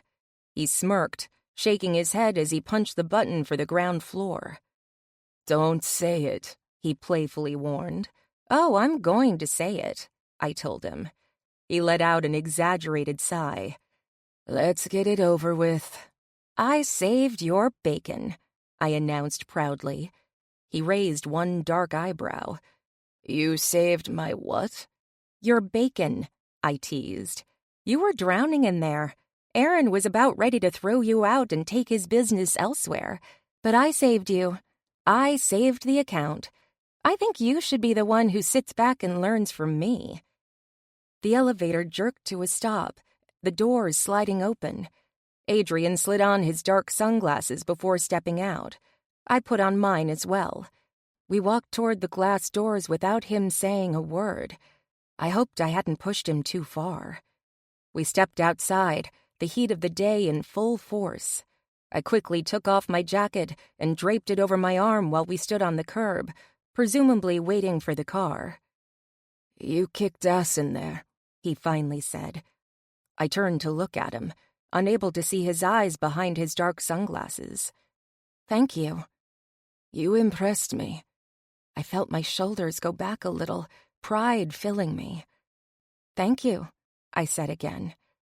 "Seriously, that was a great job," he said in his smooth baritone voice. "He was going to walk away. I don't usually have such a hard time keeping a client, but he was rubbing me the wrong way. I'm glad you were there." I felt like a peacock, strutting as I walked to the car that had pulled up. I had done well, and was going to bask in the glory of that for a short time. "So, are we headed back now?" I asked, a little disappointed at the thought of going back to reality. "I had thought it would take me at least 2 meetings to get Aaron back on board," he said. "I didn't think he'd be that easy to persuade. Why don't we go back to the hotel, change into something a little more comfortable, and do a little sightseeing?" "Really?" "Sure," he replied easily. "That sounds fantastic. I would love to." "Great. We'll grab lunch while we're out. We'll see how the day goes, and we can have dinner out." His voice grew husky. "Or order in." He pushed up his sunglasses. I quickly did the same, giving him my eyes as we were driven back to the hotel. I could stare into his eyes for days. There was something so deep, so soulful when I looked into his eyes. I felt like I saw something other people didn't, like he was letting me see something he kept hidden from everyone else. When the car stopped in front of the hotel, I was anxious to get changed and back out into Athens. Athens was one of the oldest cities in the world. There was so much history. I wanted to take pictures of everything and show my dad.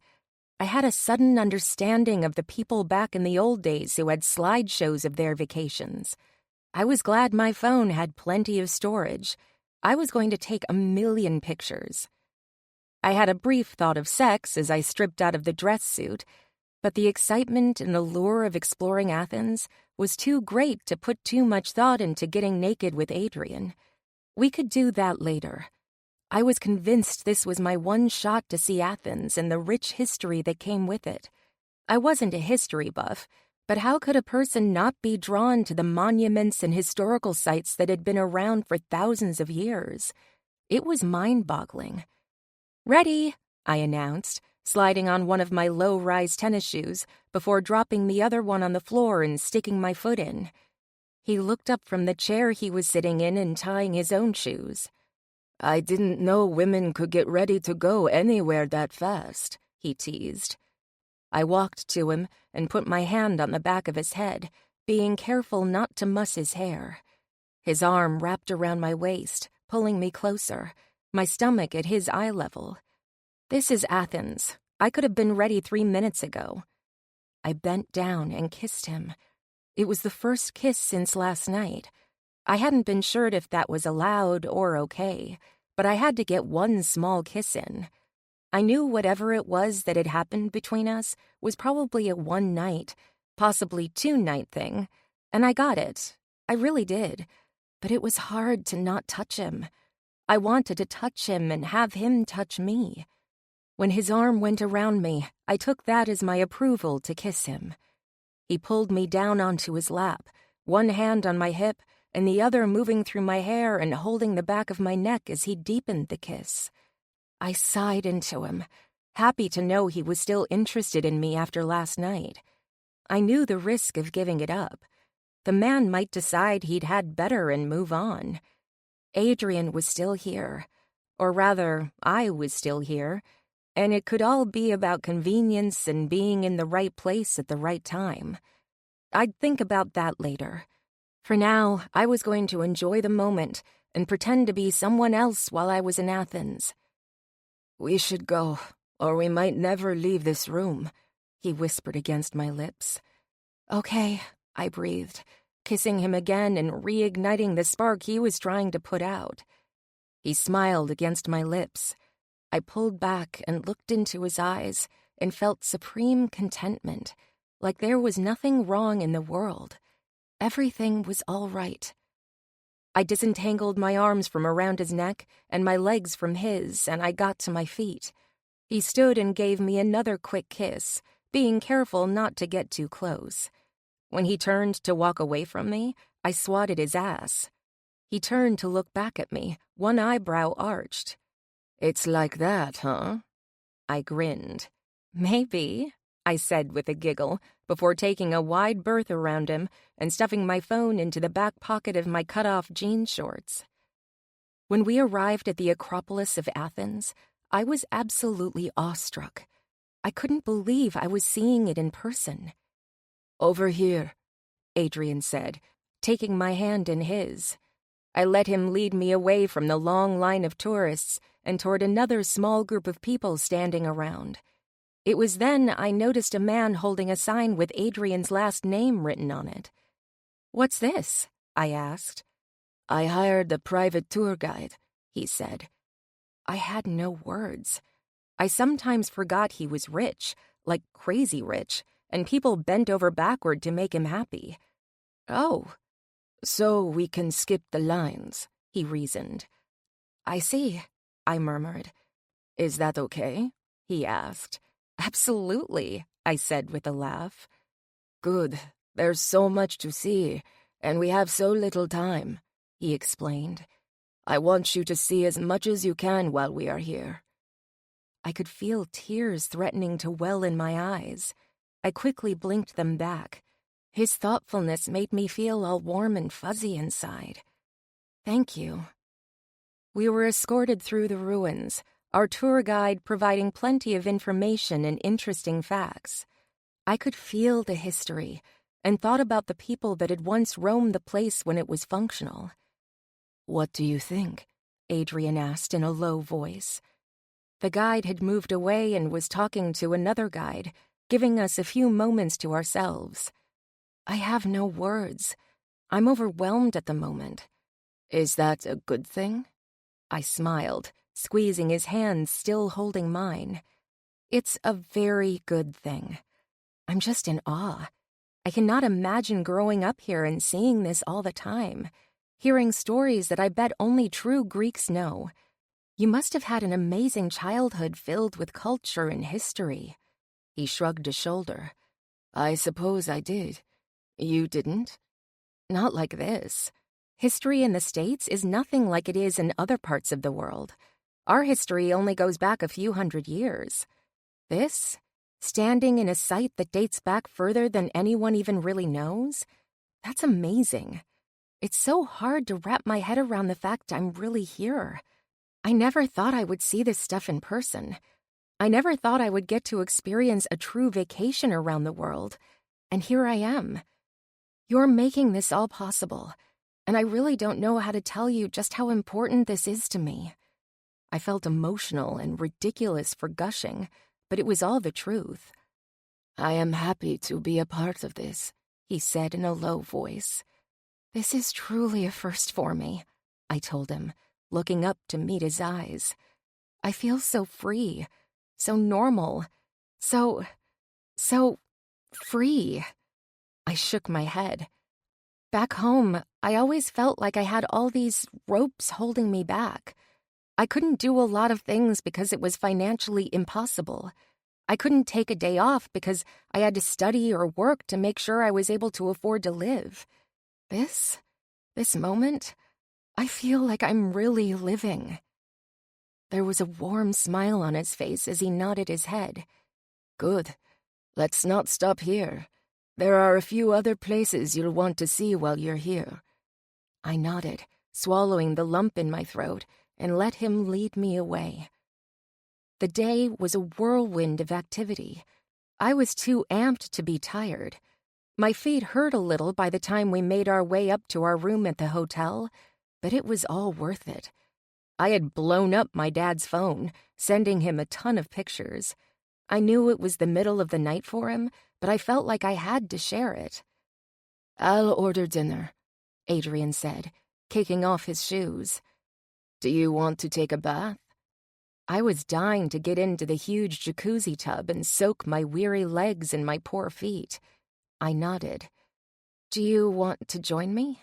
I asked in a soft voice, a little unsure if that was crossing a line I wasn't aware of. He grinned. I would. I'll order some champagne as well. I nodded, energy still zinging through my body after the adrenaline rush of the day. I could think of no better way for the day to end than crawling into a hot bath with a hunk of a man like Adrian. I knew it was all a dream world, and I would soon wake up and land back in reality. But I wanted to live in the moment. The memories we were creating were going to get me through the rest of what I expected to be a mundane life, compared to what it was like in Greece with Adrian. Are we going back tomorrow? I asked him, knowing the answer but hoping for the best. No. My eyes went wide as I spun around to look at him. No? He smiled, slowly shaking his head. I've made some plans for tomorrow. You did? I squeaked out the words. I did. Go get that bath started, he gently ordered. I'll be in there in a few minutes. I nodded and walked away, feeling like I was floating. I never wanted it to end. Chapter 23. Adrian. Bella was pacing the living room, anxious to get to where we were going, with no idea where that place was. I had kept it a secret, wanting to surprise her. I learned pretty fast she wasn't a patient person. She'd pinched and begged and pleaded and offered to do all kinds of things to my body, some good, some not, in an effort to get me to reveal our plans for the day. Are you ready? I asked, half teasing because I knew she'd been ready for an hour. She glared at me. Are you? I'm beginning to think this is all a hoax. It's not a hoax, I said, walking to her, putting my hands on her hips, and pulling her in close. She tilted her head back to look up at me. I'm ready. I dropped a kiss on her lips before stepping away and heading for the door. The car was waiting to whisk us away to a vineyard I had reserved for the entire day. No visitors besides myself and Bella. Only the staff and owner would be there. The limo was waiting for us when we walked out the front doors of the hotel. Unlike the first time she'd seen the magnificent car waiting, Bella strode to the car and climbed in the back seat like a pro. I loved that she could quickly acclimate to anything sent her way. "I think you're really going to like this," I told her when the car turned off the main road, traveling away from the city. I can't imagine I wouldn't like anything you show me, she replied, her eyes focused out the window. It's all wonderful. I took in the long legs crossed at the knees. The tiny shorts she was wearing made her legs look even longer. She'd put on a t-shirt, covering her shoulders after getting a little too much sun yesterday. I tended to forget not everyone was acclimated to the heat of a Greek sun. When the car stopped, Bella looked at me, then back out at the massive sign indicating we were at a vineyard. A vineyard? She asked. I smiled. Very good, I teased. She didn't look all that impressed. I knew there were vineyards all around the world, but this was special. Yes, a vineyard. It's just me and you and the workers, of course. That caught her attention. Yes, we'll get a tour and do a little wine tasting. They have a chef on staff that is world-renowned. The restaurant on the grounds is one of the best in Athens. Oh, no, I'm not dressed for that. You're dressed just fine. As I said, it's just us. We're not impressing anyone. Besides, I'm wearing shorts and a t-shirt as well. The back door opened, and before she could worry any more about her attire, we were escorted into the vineyard tasting room where the owner was waiting for us.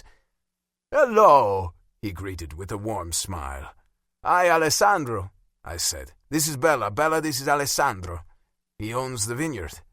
Alessandro stepped forward and gave Bella a quick kiss on the cheek. "It's so nice to meet you. Your man has taken care of everything. We hope you enjoy your visit." Thank you, she said a little shyly. "Thank you for letting me do this," I told him. He cocked his head to the side. "For you, anything. You've done amazing things for our little family vineyard. Business is booming. My staff was very pleased to have a day off." He chuckled.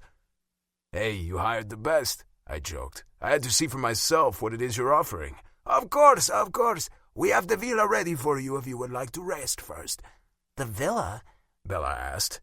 "We'll be staying here tonight," I announced. "I've rented the entire vineyard, all of it, including the villa." Her eyes were as big as saucers. Are you serious? I smiled and almost told her the rest of my surprise, but managed to keep it to myself. I couldn't wait to see her reaction when she did see it. I wanted to impress her. I wanted to make her happy, and fortunately, I had the money and the means to do it. I could make her smile and bring a tear of joy to her eyes. That was my new goal in life. I didn't care about making more money or increasing my company's value. I wanted to see her smile. "I'm very serious," I said. "But we didn't bring our bags," she said. "It's taken care of," I assured her. "Our things will be here within a couple of hours." Oh, wow. All right, then. Let the wine tasting begin. I've always wanted to do one of these tours, but never seemed to have the time. Now you do.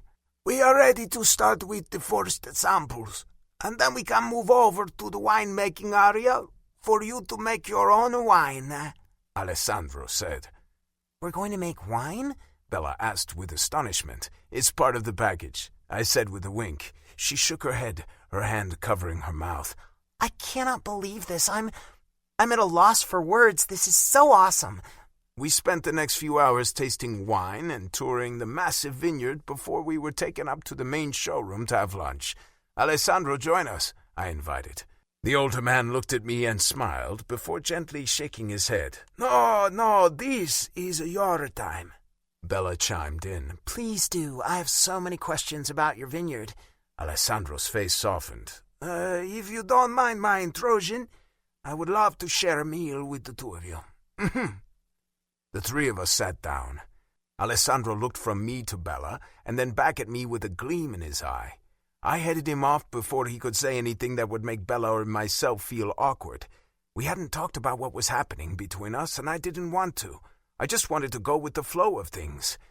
"How's business?" I asked him. His face lit up. We are booked for the summer. People want to tour the vineyards, and with your team's ideas, we have opened up the dining area to accommodate more guests. We have sent in our first order for merchandise with our brand on it, and we'll soon start shipping our wine via our new online storefront. Ha!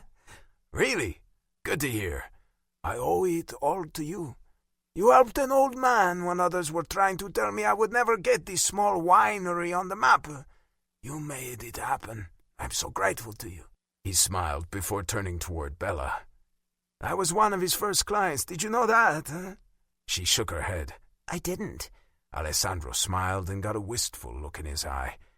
It was almost 3 years ago. I just lost my wife of 40 years, and the winery wasn't doing well.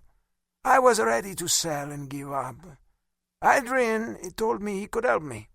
He convinced me he could revive the business and breathe new life into it. I didn't think it was possible, but within 6 months or so, things were looking up. It's only gotten better from there. My wife would be so happy to see her dream of finally coming true. I only wish I could have met Adrian sooner. I reached out and put a hand on his shoulder. You had it all right here. You just needed someone to put it all in a pretty little package. He grinned. And you did. And I know you did more than I paid you for. I cannot tell you how much it means to me to see my business thriving. I owe it all to you. I looked over to find Bella staring at me. The way she was looking at me made me squirm a little. I could see the admiration and adoration in her eyes and didn't feel worthy.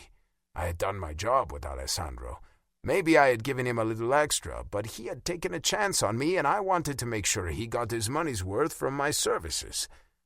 I'm going to use the restroom, Bella said, getting up from the table. When she was gone, Alessandro turned to face me, a serious look on his face when he reached out and touched my arm. She's a good one. You have to hold on to the good ones. She is a very good person, I said, not wanting to admit she was my intern. It felt wrong to think of her as my intern and nothing more. I was staying in this villa with my intern. It was pretty clear there was something going on between us. We'd spent the day exchanging kisses, holding hands, and with me keeping her close with my arm around her. I felt ashamed of myself. I wasn't going to tell him we were just sleeping together or that it was just an affair while we were away from the office. And I will keep that in mind, I mumbled, looking away, afraid he would see my guilt. I see you aren't sure, he said. Take it from me. That kind of affection comes around only once. The way she looks at you, that only happens once. You grab onto that one and don't let go. She has proven herself to be invaluable to my company and maybe to me, I confessed in a soft voice before finally meeting his all-too-knowing eyes again. Ah, yes, he said. My wife, she was the company. She was the one with the vision and the energy to make it happen. When I lost her, I gave up. I didn't think I could do it. I wasn't sure I wanted to do it without her. But then you convinced me I could honor her by making this place a success. I'm glad it's working out. I truly am happy to see the success you're having. Thank you, he said, rising when Bella returned. I will leave the two of you alone to enjoy your dessert. Your bags have been placed in the master suite at the villa. You can retire whenever you would like. Thank you so much for this lovely lunch and allowing us to tour your winery. It was a wonderful experience. Bella gave him a warm hug. You're very welcome, Alessandro said, before turning and winking at me as he walked away. I looked back at Bella. Would you like to do a little more adventuring? She let out a tired sigh. I felt the same way. Yesterday had been exhausting, and today was just as tiring. Sure, she said half-heartedly. I chuckled. I agree. Why don't we retire to the villa? I could use a little downtime, and I need to check email. She bobbed her head up and down. Absolutely. I'm anxious to see what the villa looks like. I've seen them on TV, but never in person. Do you want to walk, or should I call for one of the golf carts? Let's walk, she said with a small laugh. I think we have that much energy left in us. Barely. We got up and walked away, following the path I knew led to the villa. I'd seen it once, but that had been a while ago. When we approached the large home, I heard Bella gasp. Wow, it's better than what I've seen on TV, she exclaimed, taking in the 2-story white home. Good, I said, opening the door and letting her go in first. Her sharp intake of breath as she stepped into the open, airy living space made me smile. The villa was perfectly romantic. I couldn't wait until later, when the real surprise happened. Chapter 24. Bella. While Adrian checked in with work, I took advantage of the huge bathroom and the lovely garden tub that had huge windows overlooking a private garden. Adrian assured me I had complete privacy and didn't need to worry about anyone peeping on me while I bathed. After spending more time just hanging out and relaxing, there was a knock on the door. Adrian smiled, a look in his eyes that said he was up to something. "What's going on?" I asked with curiosity. "You'll see," he said. I rose from the place on the couch where I had been cozied up to him, surfing the internet on my tablet while he read a book on his. It was incredibly peaceful in the vineyard, and settling in with Adrian had been easy. I watched when a cart, the kind used for room service, was wheeled in. Adrian directed the young man pushing it to leave it in the kitchen. I smelled a familiar aroma coming from the cart and walked toward it. Adrian stood next to it with a huge grin on his face. "What is it?" I asked in confusion. "It smells like barbecue?" Adrian winked and pulled off one of the dome lids to reveal a pile of barbecued ribs. "You have a good sense of smell." "No way!" I squealed. He pulled off a few more lids. I could feel tears springing to my eyes as I stared at all the familiar dishes. It was a barbecue. Although gourmet, it was a good old-fashioned American barbecue right in the middle of our Greek villa. "You talked about how much you were missing home and the barbecue, so I thought I would bring it to you," he said nonchalantly. I shook my head in complete awe. "This is crazy. I can't believe you did this." "It is the 4th of July, he said with a shrug. I giggled. "It is. Too bad we won't be able to live stream the fireworks show." He smiled. "About that," he said, leaving the words hanging. "This is plenty," I assured him, anxious to dive into the meal. "This has made this trip absolutely perfect." "It isn't perfect yet," he insisted. "Let's get plates and head out to the balcony." I clapped my hands together, unable to hide my excitement. "I'll grab one of those bottles of wine Alessandro gave us." The wine we had made together was bottled and waiting for us to take home and open in a few months or years if we wanted. For now, we'd been given a couple of bottles of our favorite varieties from our tasting tour. With our plates heaped with coleslaw, potato salad, ribs, baked beans, and fried chicken, we moved to the patio to enjoy the beautiful night. After stuffing our faces with the perfectly cooked meal, we stretched out on the lounge chairs with a glass of wine to do a little stargazing. "Look over there," Adrian said in a low voice, pointing out something I couldn't see. I wasn't sure what I was looking at. The sky erupted into brilliant colors, red, blue, and green, as fireworks began to fill the sky, bursting into vibrant colors before fading away. "Surprise," Adrian whispered. My hand was over my mouth, staring at the sky with a myriad of emotions. "You did this?" "Happy 4th of July, he said. I got up from my chair and crawled in next to him on his lounger. "You're amazing. I can't believe you did all of this for me. Thank you." "You're welcome," he said, wrapping his arm around me and squeezing me closely against him. We watched the fireworks show for 15 minutes until the last one had erupted in the sky. I lifted my face to his and kissed him. I felt raw and vulnerable. My emotions had been running high, and all I wanted to do was fall into him. I rose up, moving over the top of him and straddling him in the chair. My hands moved to the hem of his shirt and pushed it up his body. He was watching me without saying a word as I undressed him before moving off the chair and stripping off my own clothes. I stood beside the chair, staring down at his naked body in the moonlight, and felt something so intense I couldn't explain what it was. I crawled up his legs, my hands running over his muscular thighs before I leaned down, gently grabbing his hard length and taking the first taste of him. He sucked in a huge gasp of air as I slid my mouth down his shaft, moaning with the pleasure of tasting him. I bobbed my head up and down, scraping my teeth over his sensitive flesh. I loved hearing him groan in pleasure, his fingers threading through my hair. A cool breeze brushed over my naked flesh as I knelt over Adrian's equally naked body, his cock buried in my mouth. I moaned, the sound apparently too much for him. His hands reached under my arms and jerked me forward, knocking me off my knees.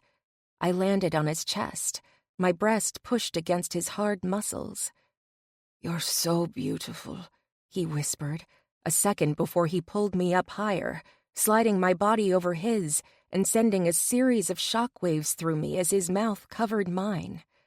I reached between us, grabbing his cock in my hand once again and guiding him to my opening. I pushed away from him, tearing my mouth from his, and wiggled my hips, taking the tip of his engorged head inside me. I gasped, wincing a little as I struggled to make him fit inside me. "Slow," he whispered, putting his hands on my hips to steady me. I was anxious and ready, but my body wasn't, yet. I rotated my hips, feeling my body opening to his invasion and slowly pushing down on him. I leaned back and looked up at the stars high overhead as I slid down the rest of the way, letting him fully impale me. I didn't move or breathe. I closed my eyes, all of my energy focused on the area where we were joined together. Spasms of electricity jolted through me, causing me to jerk and igniting new delicious sensations. "Heaven," I whispered the word. "What?" he rasped. "Heaven. This must be what heaven is like." I leaned forward and put my hand flat against his chest. He offered a small, tight smile. "I agree. Move. I need you to move." The feeling of sublime vanished and was replaced with intense passion and need. We'd skipped a few steps to get to where we were in that moment, but I didn't miss any of it. Having him buried inside me was too good.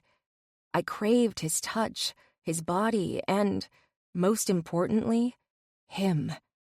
I rode him hard and fast, both of us panting and encouraging more from one another. The lounge chair was presenting some logistical problems. I couldn't get there. I slapped at his chest with frustration. "I can't," I cried out. He sat forward, using those killer abs, and wrapped his arms around me, pulling me close to him. My mouth went to his, our tongues dueling as he throbbed inside me. The skin-on-skin contact was what I needed. I sighed with contentment at the feel of his crunchy chest hairs rubbing over my sensitive nipples. "Get up," he ordered, yanking his lips from mine. I scrambled off the chair, his absence from my body leaving me feeling empty. He got to his feet, taking his sweet time, his eyes locked on mine. I could sense the crackling energy in him and braced myself for what I hoped would be a very exuberant taking of my body. I waited, staring up at him, willing to do whatever it was he asked of me. "Turn around and put your hands on the table," he ordered in a stern voice. I shuddered. The domination I heard in his voice nearly made me orgasm without him even touching me. I moved the few steps to the patio table and placed my palms on top of the cool slate. He moved behind me, one large hand spread out to run over my back, squeezing my ass before pushing my legs wider. His hand slid between my thighs, his fingers tracing over my swollen flesh and parting me. One finger pushed inside without warning. I yelped, going up on my toes as he pushed it in deep before pushing in a second finger. The rough invasion sent me spiraling. I cried out, moaning for him to give me more. He pushed me down, my face going flat against the surface of the table. His hand between my thigh, guiding his heavy cock between my legs, excited me. I was on the verge of exploding. He pushed inside me, grunting as he filled my body with his hard, long length. I moaned with satisfaction. When he pulled out and slammed into me, my face sliding across the table, my moans turned to gasps and little whimpers mingled between cries for more. He spoke his native tongue. I didn't understand the words, but they were said in a way that told me he was losing control. His hand was pressing my chest against the table, his other on my hips and holding me against him while he rocked against me.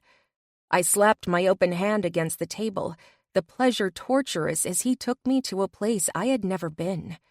It was the stars and the moon and the clean, fresh air with the hint of earth and fruit wafting over us as we made love on the balcony of a Greek villa. I felt a smile spread across my face as the orgasm slowly spun out of control, starting low in my belly and flooding me with heat and ecstasy. It was beautiful and sweet, and oh, so good. "Oh, fuck," he groaned, the words signaling his pending release. I arched my back, taking him a little deeper and giving him the last bit of ecstasy he needed to find his release. He gasped, his body going stiff against mine before he moved his hips with deep thrusts that tickled every last nerve ending in my body. I moaned, relishing in the feel of him pumping inside me. He stopped moving, dropping to one elbow beside me on the table, his body still embedded inside mine. I opened my eyes and smiled at him, completely sated and happy to stay right where we were all night. "You okay?" He gasped out the words. "I'm so much better than okay." He grinned, leaning forward to drop a quick kiss on my nose before standing up, leaving me feeling empty without him pressed against me. I pushed myself off the table and turned to face him, letting him envelop me in his strong arms. "Should we go in?"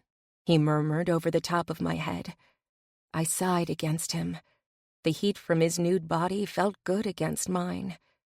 "I kind of like it out here, just like this." He chuckled. "As do I.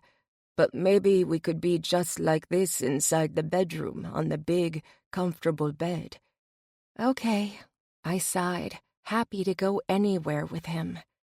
We strolled through the large, open villa and made our way to the master suite, crawling into bed and holding each other close. "I don't think it's going to be all that hard to fake it for my parents now," he said in a dry tone. I burst into laughter. "I suppose not." Chapter 25. Adrian. Landing back in Heraklion was a little disappointing. I had enjoyed my time with Bella, and I wasn't ready for it to be over. It was, and now it was time to get back to the real world. We walked to the waiting car on the tarmac, both of our moods subdued. I slid into the back seat and reached for her hand. I knew me touching her like that couldn't happen at the office. It was going to be a bit of an adjustment for me to get used to keeping my hands and eyes to myself. I certainly didn't want rumors getting started. "Why don't you take the day off?" I suggested. "What? I'm sure I have a lot of work to do." I shrugged. "It's almost lunchtime. I doubt you're going to get much done anyway. Take the rest of the day off, and I'll see you tomorrow morning." "Are you sure?" "I'm sure," I insisted. "I guess I can't really argue with the boss," she said with a small smile. "Get some rest. You're going to need your strength to deal with my family tomorrow." "You're not going to scare me away," she said. "I said I would do this, and I will keep my promise." "Good," I told her. "Thank you. It will make my life easier, if only for a short time." I leaned forward and told the driver to take us to Bella's hotel. Neither of us spoke during the ride. I knew I was already thinking of what next week looked like with us. I had let myself fall into a weird sense of comfort and stability with her the past few days, even though I knew it couldn't last. When the car stopped in front of the hotel and the driver got out to get her bags, she leaned over and gave me a quick kiss as if she didn't want anyone to see or know about us. I understood it, but I hated it. "I'll see you tomorrow morning," I told her. "I'll be ready," she said, and jumped out of the car before I had a chance to say anything more. I watched her go inside, feeling like I was losing something, but I couldn't really say what that something was. It was just an absence I felt. Instead of going home, I had the driver take me directly to the office. I did have a lot of work to catch up on, and I didn't feel like being alone. When I walked through the halls of the office, I was warmly greeted by all. It felt good to be back, but there was an emptiness. Bella had only worked in the office for a week, but I could feel her absence. I imagined what it would be like after she worked here a little longer and then left. I would be looking for her, wandering the halls lost and confused for a long time after she was gone. I got to my office, took off my jacket, and was just settling in when Rand knocked on my door once before letting himself in. "Long time no see," he said, strolling in and taking a seat in one of the chairs. "How have things been here?" "Good," he replied. "Nothing exciting. What about that, then?" Our daily check-ins had been restricted to bigger issues, and the little things had been left for a time when we could actually talk, like now. "Good," I said, shrugging a shoulder nonchalantly. "Good? You told me you closed the deal on Tuesday, but you're only just now back. I would say it was better than good," he said with a knowing smile. "Actually, I didn't close the deal. Bella did. I was sinking. If I would have kept talking, he would have taken his money and business and left." "What?" he asked with shock. "Bella? The shy little intern?" I nodded. "That's the one." "Really?" he asked, shaking his head. "I thought she was in the marketing and creative area. I told you I saw something special in her," I said, grinning. "She's a pro at talking to people." He was like putty in her hands. "You're just saying that so you can say you were right about her," he protested. I shook my head. "No, I'm not. She's talented, and what's even better, people like her. She's smart and kind and easy to be around." "Really?" he asked, staring at me in a way that made me a little uncomfortable. "Yes, really. I told you she would be good for the company." He nodded, scrutinizing me as I spoke. "Good for the company for the short time she's here?" "Yeah, of course," I muttered. "Shit," he said, with what sounded like frustration. "What?" You're walking a dangerous path, my friend." "What are you talking about?" I asked, not ready to admit to anything if there was a chance I could deny it. "I warned you," he said with a sigh. "I knew it the minute she was late for work, and then when I saw her and the way you looked at her. I knew this was going to happen." "Knew what was going to happen?" I asked, hedging. He smiled. "Exactly what is already happening. You never extend a business trip. You were gone all week for something that could have been handled in a few hours. You could have come back Tuesday night, but you didn't. You wanted to spend time with her. I'm not even going to ask what happened between the two of you. I don't have to ask because I can see it all over your face." "You can't see shit," I retorted. "I've known you the better part of my life. I know the look you get when you're interested in a woman. This is different, though. I can feel it, and if I can feel it, that must mean it is pretty damn serious." "Stop," I said, not looking directly at him. "You need to be careful with this," Rand warned. I looked at him. "Careful? What do you mean by that? She's an intern, an American intern who is several years younger than you." "So?" I snapped. "What's that have to do with anything?" "You're a wealthy man, Adrian," he said. "You know how badly this could go for you, for the company, if she gets pissed when you dump her or tell her it was a fling. You don't know that I will. Even if you don't, she's not here to stay," he warned. "She's staying in a hotel. She doesn't even have an apartment. This is temporary." I shrugged. "I know that." "Do you? You spent several days with her. You have feelings for her." He stated it rather than asked it. "I don't know if I do," I told him. "I do. Like I said, I know you, and this isn't like you. She's changing you, and she's only been here a week. What happens when you let yourself fall for her and she up and leaves you in a few weeks, huh? This company needs you at the top of your game. Have fun with her, but remember, this is temporary. She will go home when she's bored with all of this. She's young and having fun. I sucked in a deep breath. You don't know her. She's not like the other women her age. Bella is different. Rand slapped a hand to his forehead. Ah, you didn't just say that. I did. And I've been saying it because it's true. You would know if you gave her a chance. You're too busy making assumptions about her to let yourself get to know her. I'm not getting to know her or any of the interns. Why would I? He shrugged a shoulder. They're here to do a job, nothing more. They come, they do, they go. I'll keep that in mind, I muttered. If you don't mind, I need to return some of these phone calls you left for me. I'm only looking out for you, he said from the doorway. I don't want you to get yourself in a situation that causes problems. I know you. You don't fall easily, and this one is getting to you. I nodded my head. I get it. I do. Thanks for looking out for me. But I'll be fine. He shrugged a shoulder. All right, see you later. Once he was out of my office, I breathed a sigh of relief. I didn't want to tell him about tomorrow and the fact we were going to pretend we were a couple to get my mom off my back.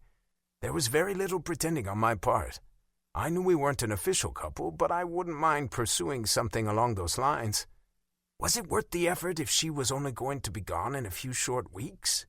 I didn't want to get involved with someone that wasn't interested in sticking around. I couldn't move to the United States, and she didn't seem interested in leaving her father. I had seen how homesick she was the other night. I had done what I could to appease that loneliness, but it wasn't the same. She was the woman she was because of her relationship with her father and the grounding he provided. I wasn't sure who she would be without him. I wanted to try with her, but deep down I knew she had no intention of making Greece her home. I couldn't do a long-distance relationship. It would never work with my responsibilities with the company. She would likely get a job in a heartbeat and find herself encumbered with work. The time difference would be an added problem. It wouldn't work. I had to accept that the woman wasn't mine to keep. She'd won me over and made me feel things I had never experienced before, but it was only temporary. It was going to be hard to see her tomorrow, now that the reality of our future was staring me in the face. Somehow, I had managed to forget all about her only being a temporary addition to my life. The past few days had been amazing, so freeing and so full of excitement. It led me to believe there was a chance for a future with us together. Damn it, I muttered, running my hands through my hair with frustration. I pushed it all aside and focused on the work in front of me. I couldn't afford to neglect my clients. Like we had learned earlier in the week, I wasn't the only game in town, and a client could fire me and move on to the next guy without looking back. Chapter 26. Bella. I was bored. I wasn't used to not having a list of things to get done. Maid service stayed on top of the picking up and cleaning. I hadn't worked for days and had nothing to do there. My dad was in bed. I was a little tired after all the exploration we'd done in the past few days. I sighed, tossing my arm out to the side as I lounged on the white sofa in the spacious hotel room. It was a big room, but I felt claustrophobic. I wondered what Adrian was doing just then. There was a knock on the door, startling me. I wasn't expecting any company. I grinned, jumping to my feet, thinking it might be Adrian. I yanked open the door. "Oh," I said. Cassia rolled her eyes. "Gee, I feel loved." "Sorry," I giggled. "You surprised me. Come in." "What are you doing?" she asked, breezing past me. "Nothing. Absolutely nothing," I told her. "Put on your swimsuit," she ordered. "What?" "Put on your swimsuit," she said with a smile. "We're going to the beach." "Right now? It's kind of late, isn't it?" She rolled her eyes. "It's 4 o'clock. It's Friday night. You're not that old." I laughed. "You're right. What am I thinking? Give me 5 minutes." I rushed past her to change into my swimsuit. I stuffed a few things in the beach bag I had bought in Athens at one of the tourist traps, against Adrian's advice. I knew it was cheesy, and I didn't care. I needed a beach bag, and it was cute. Ready? I am, I announced, putting on my dark sunglasses. She groaned. You look like a tourist with that bag. I grinned. Perfect, because I am. Once we had found a patch of sand to lay out our towels, we both stretched out on our backs. It was warm, and I wasn't convinced I was going to be getting a tan in the waning sun, but it felt good to lay on the beach, listening to the sounds of people playing and frolicking on the beach around us. How was your trip? She asked. It was awesome, I exclaimed. You guys must have had a lot of, business meetings, she said. I wasn't sure what I was supposed to say or admit to. Adrian allowed me to do a little sightseeing. I see. Did Adrian do this sightseeing with you? Yes. She said, turning her head to look at me. What does that mean? I asked. She was still grinning. Nothing. I'm glad the two of you had a good time. He works a lot. I think a few days away was good for him. He was in a really good mood at work today. He told me he told you to take the day off. Yes. He didn't think there was a lot I could get done in the few hours I'd be there, I said, backing up the story. She turned away, both of us quiet as we relaxed on the beach. You know you can talk to me, right? She asked in a quiet voice. I did want to talk to someone. I couldn't talk to my dad, but I also didn't want to talk to my immediate boss about her boss and me sleeping together. I have a friend, and she's found herself in a bit of a weird relationship with her boss, I started. She isn't sure what it means or even if she should talk about it.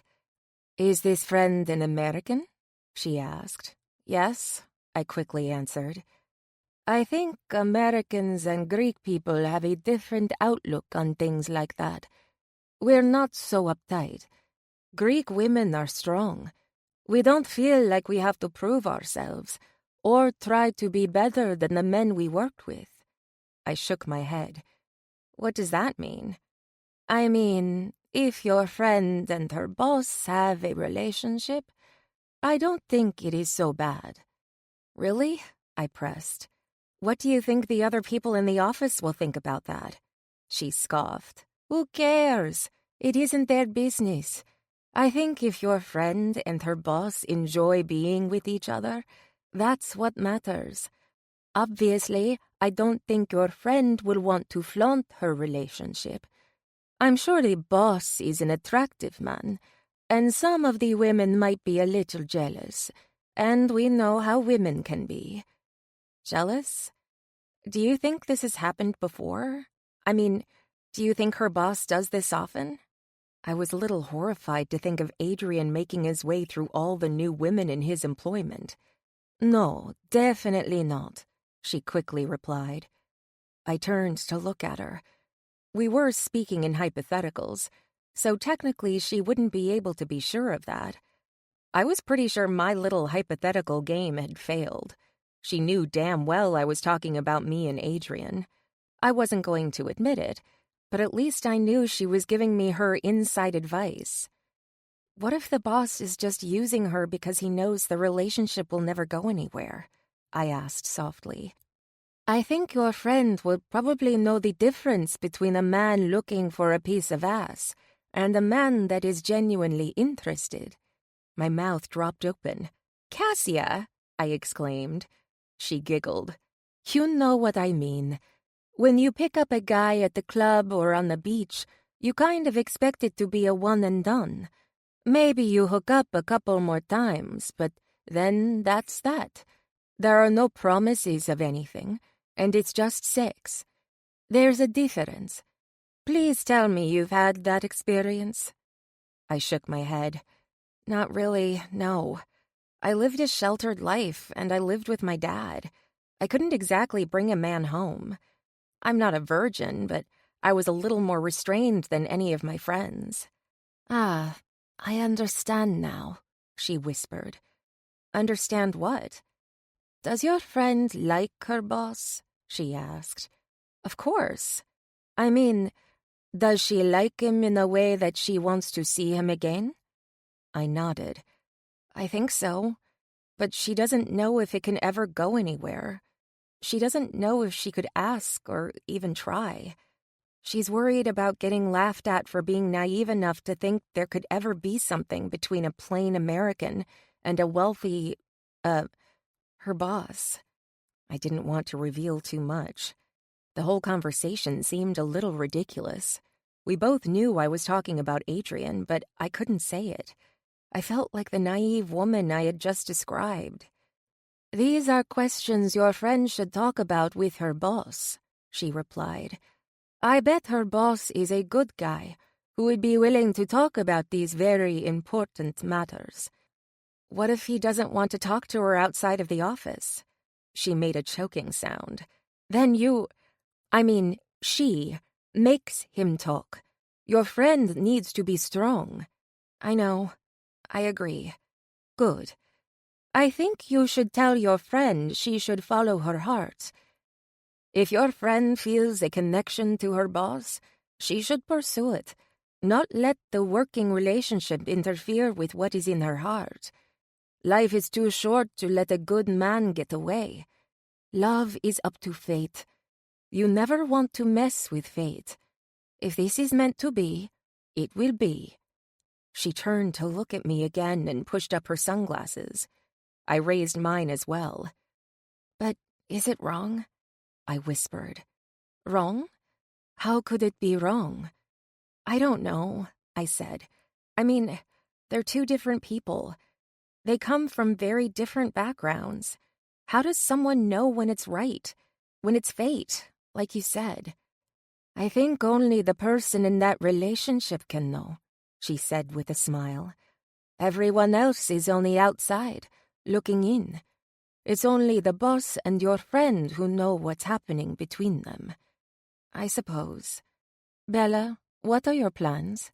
"My plans?" I asked. "When your internship is over, what do you plan to do?" I inhaled, turning to look up at the sky. "I don't know. Go home?" "What were your plans before you got here?" she pressed. I grinned. "My dream was I was going to get here and blow all of you away with my skills. You were all going to be so impressed, you were going to insist I open an office in Seattle and run it. I was going to have my dream job and get to be close to home." She burst into laughter. "Wow, think much of yourself?" "Hey, you asked," I giggled. "Okay, now that we've got that established, what are your plans now? If you could have your dream come true, what would that look like? Do you still want to go home and open an office?" I grimaced because I didn't know, and that worried me. I always knew what I wanted.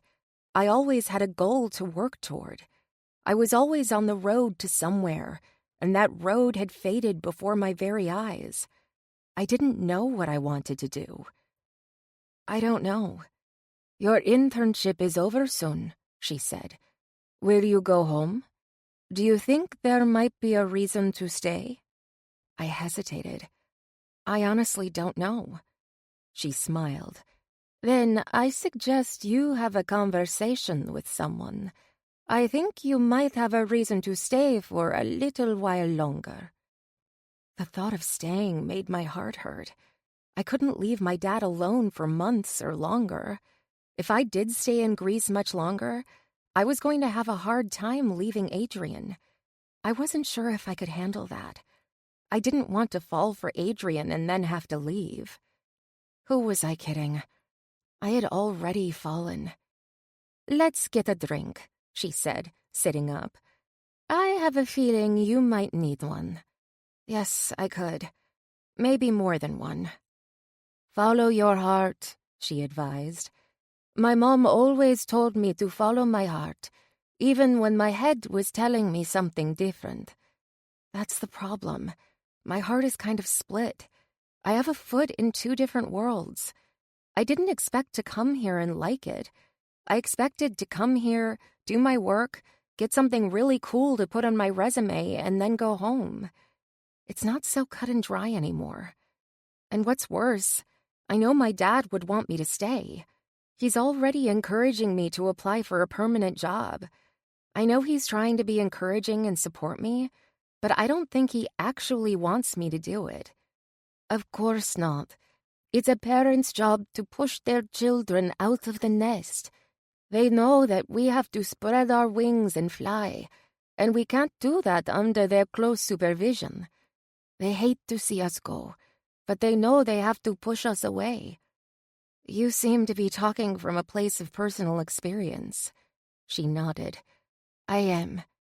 You've told me a little about your dad, and I have a feeling he would be happy for you if you chose to stay. You really never know what might happen. Don't you think you owe it to yourself to at least follow this new path and see where it may lead? I groaned, putting my head back and looking up at the sky. You're not making this easy. Nothing worth having is supposed to be easy, she said, grinning. It has to be hard in order to make sure you weigh all the options. If it was easy, you wouldn't give it much thought. You need to think this over very carefully before you make a decision. This is a big deal. I rolled my eyes. Gee, you think? She burst into laughter. Let's get you that drink. I remembered my plans for tomorrow. I can't stay out late. I have to get up early. I have a busy day tomorrow. Really? She asked with a teasing tone. How odd. I thought I was your only friend in the city. Well, me and one other person. I know we don't have plans, so I guess that means your busy day must be with a certain other someone? Stop. I am admitting nothing. You don't have to. I am happy for you and the someone. You can't ignore the chemistry. When it's hot, it's hot. She winked. Oh, it's hot, I said, unable to keep myself from making one little naughty comment. She squealed. You vixen. Chapter 27. Adrian. I'd stayed late, long after everyone had gone home for the night. I had overheard the conversations, people talking about their plans for the weekend and telling one another they would see each other on Monday. Even Rand had plans. I was going home alone. Since meeting Bella, I realized I was alone. It had never been an issue for me until now. I had the pleasure of spending time with a woman who I felt compatible with. I felt adored and appreciated, and truth be told, I was a little addicted to the feeling. I liked the touches and kisses throughout the day. I especially liked what happened when we were alone in our room at night, and once in the middle of the day. I smiled. Fuck it, I grumbled, reaching for my phone. Got plans? I sent the text to Bella. She answered a few seconds later. Nope, just got back from the beach. I was tempted to ask her if she'd worn a bikini and if it was still on. I loved looking at her body. Hungry? 4, she replied. I chuckled, loving her cheeky comeback. Dinner, food, and maybe some dessert. I wasn't great at flirting, I knew it, but it didn't stop me from trying. Sounds good, I'll be waiting. See you in 30 minutes. I shut everything down and headed out the door. I had plans. That was a rarity for me. As I walked to the elevator, I pulled up the app for one of my favorite Chinese restaurants and quickly ordered plenty of food to be picked up in 20 minutes. I didn't bother calling a car, choosing to hail a cab instead. It was much faster, and I was in a hurry. I was having withdrawals after being away from her for less than 8 hours. With the food in my hand, I had the cab take me to the hotel. I found myself speed-walking to the elevators, anxious to see her. The smell of the Chinese food in the bag I was carrying reminded me I had skipped lunch and was very hungry. I knocked and waited. When she opened the door, I literally lost my breath. She was so damn gorgeous. Even wearing a pair of leggings and a baggy t-shirt, she was beautiful. "Hi," she said, standing back and letting me walk in. "Hi. I hope you're hungry," I said with a laugh. I may have gotten a little carried away when I ordered. "I'm very hungry, and that smells delicious," she said. "We can eat at the little table in here or out on the patio." "The patio sounds good to me," I said, reminded of the last time I'd been on a patio with her and how that had worked out. I want fresh air. We dished up, each of us taking generous helpings from each carton before settling in on the patio chairs. How was work? She asked. Fine. I don't think they missed me at all while I was gone. I smirked. You have the best team in the business, she said. I would hope they could keep things afloat while you were gone. You deserve some time off. You and my dad are a lot alike, you know? We are? How so? I was genuinely curious. You are both dedicated to your work. You're both convinced the world will fall off its axis if you take a few days off. You both have a real dedication to the job, to your people, and I find that admirable. I've heard a girl tends to be drawn to guys who have a lot of her father's traits. I guess it's true. She laughed. Tell me more about your dad, I said, wanting to learn more about the woman that was capturing my heart. She smiled, her eyes lighting up. He's a great guy. I don't feel like words are enough. My dad grew up poor, like really poor. He dropped out of school to get a full-time job to help support his family. He always says he wasn't cut out for school, but that's wrong. He's so smart, and most of it is self-taught. He always sacrifices for everyone else. He doesn't make a big deal out of it, he just does it. And when you try and thank him, he shrugs it off. He's always sacrificing for others. Everyone loves him. What kind of sacrifices? I asked out of curiosity. Oh gosh, I could go on forever. He's the kind of guy who will give his last dollar to the guy on the street asking for help for his family, even when we had nothing to spare. I remember when I was little and we came out of the grocery store with our bags. There was a young woman with 2 little kids with her, holding up a meager sign asking for help. My dad stopped, rummaged through our groceries, and put together a bag for her and the kids. The little boy was terrified. Apparently, she'd escaped a horrible abuse situation with nothing but her kids and the clothes on their backs. Not only did my dad give them our food, which we really couldn't afford to spare, but he insisted she load up in our car and he drove her 30 miles into the city where there was a women's shelter. I think I was probably 6 or 7 at the time. From that moment on, I knew he was a superhero. Her eyes beamed with pride. I nodded my head. Huh, no shit. He sounds like he should be up for sainthood. She giggled. If I had my way, he would be. He wasn't big on religion, but he did give me the standard stories to live by. He told me I always had to give. Even if I didn't think I had it to give, do it anyway, because no matter how little I had, someone else had less. Holy shit, I feel so inadequate, I said, shaking my head with disgust at my opulent lifestyle when guys like her dad were giving all they had when they had so little. Don't feel inadequate, she said. My dad is kind of different than the rest, and that's why he's special. If everyone was like him, he wouldn't be so special. I shook my head. Still, he sounds amazing. I'd like to meet him one day. She scoffed. I don't know if my dad would ever get on a plane. You'd have to go to him. You never know, it could happen. It would be worth your trouble to meet him. I don't want to brag, but my dad is frickin' amazing. He's my everything. I've already decided he's never going to get sick or die. He's going to be around until I die. I laughed. You sound pretty certain about that. I am. Well, I envy you, I said. I have to prepare you for tomorrow. My family is nothing like that. You're not going to want to anoint any of them. They will make you rethink everything you think you know about me. Stop, she said, laughing. You're exaggerating. I shook my head. I'm not in the least. My family is loud and boisterous, and they all just say whatever pops into their heads. They have no filters. I don't think they try to be intentionally rude, but it just happens. I'll be okay. I've dealt with people all my life, and I can handle rude. I'm not a wilting flower. She looked so sweet and innocent.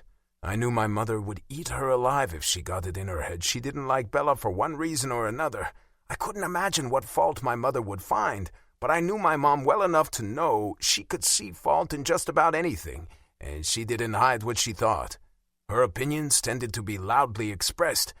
I shook my head. If someone says or does something that makes you uncomfortable, tell me. I won't tolerate them mistreating you.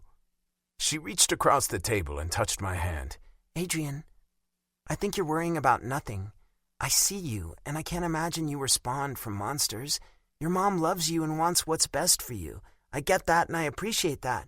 I'll be on my best behavior. If she gives me any shit, I'll be quiet and demure and walk away. I don't want to cause any problems for you. I've dealt with people looking at me with the side eye for most of my life, trust me. It's nothing new. I shook my head again. No, that isn't okay. If my mom gives you any shit, tell me. She winked. I'm a big girl. I can handle my business. I chuckled, trying to imagine her as a redneck woman. I'd seen movies and the American television shows that showcased that stereotype. Can you shoot a gun? I asked, remembering the differences in our cultures and laws. I can, but I don't go out shooting all the time. And when I do, I don't wear tiny little shorts and cowboy boots, she said dryly. I grinned, picturing the image in my mind. I wouldn't mind seeing that. She giggled. Thanks, but don't expect to see that anytime soon. Not even once? If I ask really nicely? I teased. She shrugged. I didn't pack my cowboy boots. Damn. Seriously, stop stressing about tomorrow. We'll have fun. Tell yourself it's about the fun. And it will be fun. If you go in there all stressed out and waiting for your mom to say something that pisses you off, you'll find it stressful. It's all about the mindset. Think happy thoughts. I'll keep that in mind. Right now I have some happy thoughts that you can help bring to life.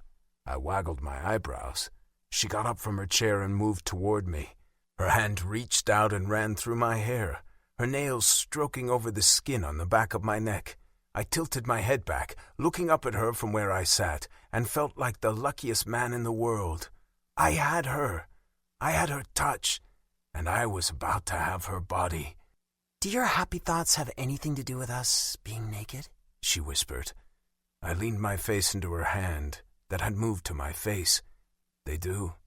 I think I like those thoughts, but tonight, I think we need to go inside. We don't have the privacy, and I'm not interested in showing the world all my lady parts. She leaned down to drop a kiss on my head. I don't want you to show the world your lady parts. I'd prefer we kept that between us. I got to my feet, her hand sliding down my chest. I loved the way she touched me with the slightest bit of hesitation. I knew where to touch her, where to put my lips to steal away all hesitation and turn her into the fierce little wildcat I knew she could be. She giggled softly. I'll happily show you my lady bits. I like looking at those lady bits, I said, following her into the room. She stopped walking and turned to face me, pulling off the shirt and showing me she was braless underneath. It took less than 2 seconds for my dick to grow hard. She cupped her breasts. These lady bits? She asked provocatively. I nodded, my mouth hanging open. Yes. Those bits? Can I touch? My voice was husky with desire. I've shown you mine, she said. It's time for me to see yours. I groaned. So the woman was going to kill me with ecstasy. I had to admit, it was a hell of a way to go. Chapter 28. Bella.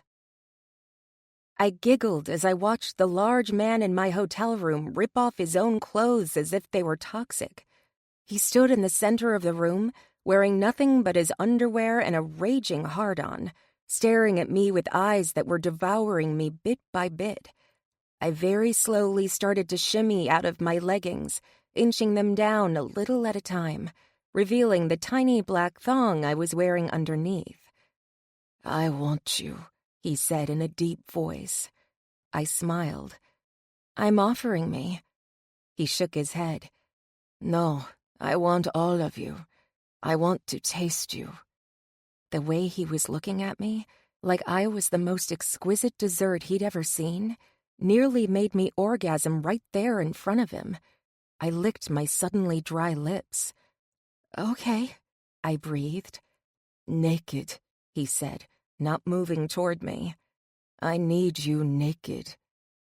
I stood just inside the doorway of the single bedroom inside the hotel suite. It wasn't nearly as fancy as the suites we'd stayed in while we were in Athens, but it was luxurious to me. Without hesitating another second, partly because the look in his eyes told me he might shred my panties if I didn't get them off in a hurry, I pushed them down my legs. I looked up, waiting for his eyes to meet mine. His were busy roaming over my body, studying every inch. I rubbed my legs together, feeling a tiny bit self-conscious under such an intense visual inspection. He sprang forward like a tiger lunging at his prey. The look in his eyes was dangerous. A smarter woman would have run, but not me. I opened my arms, ready to be preyed upon. His mouth slammed against mine, his arms wrapping around me and yanking me against his hard body, skin on hot skin as he tried to eat me alive. He was a fierce, passionate, and unbridled man, starving for carnal pleasure. I was happy to feed him. I groaned, wrapping one leg high around the back of his knees, pulling him closer to me, rubbing myself against his hardness. He lifted me up and strolled across the room with me draped against him, his mouth still on mine before he deposited me on the large king-sized bed. He stood over me, my legs bent at the knees and hanging over the bed. He was breathing hard, his chest heaving up and down, and his nostrils flaring as he gazed at my nude body splayed out in front of him. I shuddered. My entire body burst into heat and chills at the same time. I knew something intense was coming. It was a prickling of excitement, fear, and lust rolled up into one crazy feeling. My skin felt tight under his lustful stare. "Adrian?" I whispered his name, asking for the touch I craved. "I want to look at you. I want to know everything there is to know about you." I reached my arm up, hoping to entice him to come to me. He dropped to his knees beside the bed, shocking the hell out of me when he grabbed my legs and yanked my body forward. I fought the urge to close my legs and scoot away from him. It was so intimate, so daring, and nothing I had ever done before. "Adrian," I said his name again. His eyes met mine as I stared down my flat stomach to where he was positioned between my legs. "Shh, lie back, and let me feast upon you."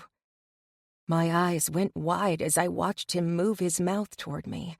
His tongue lapped over my folds, and I gasped, my back arching and my eyes squeezing closed. Hot streaks of ecstasy zipped through my body. He licked again, one of his hands sliding up my thigh and pushing my legs apart. I was completely open, exposed, and vulnerable to him. The hesitation and fear I had felt seconds ago evaporated, replaced with euphoria. My body was singing as he ran his tongue over the sensitive folds, tickling and teasing, and making me feel things I had never experienced before. I felt like a stringed musical instrument that he was plucking with expertise. Every stroke of his tongue created a beautiful melody in my head. When that same tongue pushed inside me, the melody erupted into a full-blown orchestra. My body went as tight as a bowstring, arching against his mouth and pushing his tongue deeper inside me. I screamed, the only thing I knew to do to release the tension that spiraled through my body. The orgasm was explosive, sending me into the heavens. Little pinpoints of light burst in front of my closed eyes. I felt numb and overly sensitive at the same time as I slowly drifted down to reality. Adrian was kissing over my belly, taking a path to my breasts, where he lapped and suckled them. I finally managed to open my eyes and looked at him with wonder. "You good?" he asked. I moaned. My God, so much better than good. He grinned, lifting me by my arms and sliding me onto the bed. "Good, because I'm not finished with you yet." An aftershock tore through my body. "I'm not sure I have anything left." "You do. Trust me, you do. Roll over." His voice was firm and commanding. I now knew to trust the man. Everything he told me to do led to great pleasure. I was his sex slave. Whatever he asked for, I was more than happy to oblige. I was the one who benefited in the end. His big hand roamed over my shoulders, squeezing and applying pressure before sliding down my back. His hand moved over one ass cheek, then the other, before moving between my legs and spreading them. I felt his knees on the bed on either side of me, the mattress indenting as he crawled over me. He jerked my hips up, my chest still pressed against the mattress. Even the most gripping tales need a moment of rest. Let this pause refresh your senses.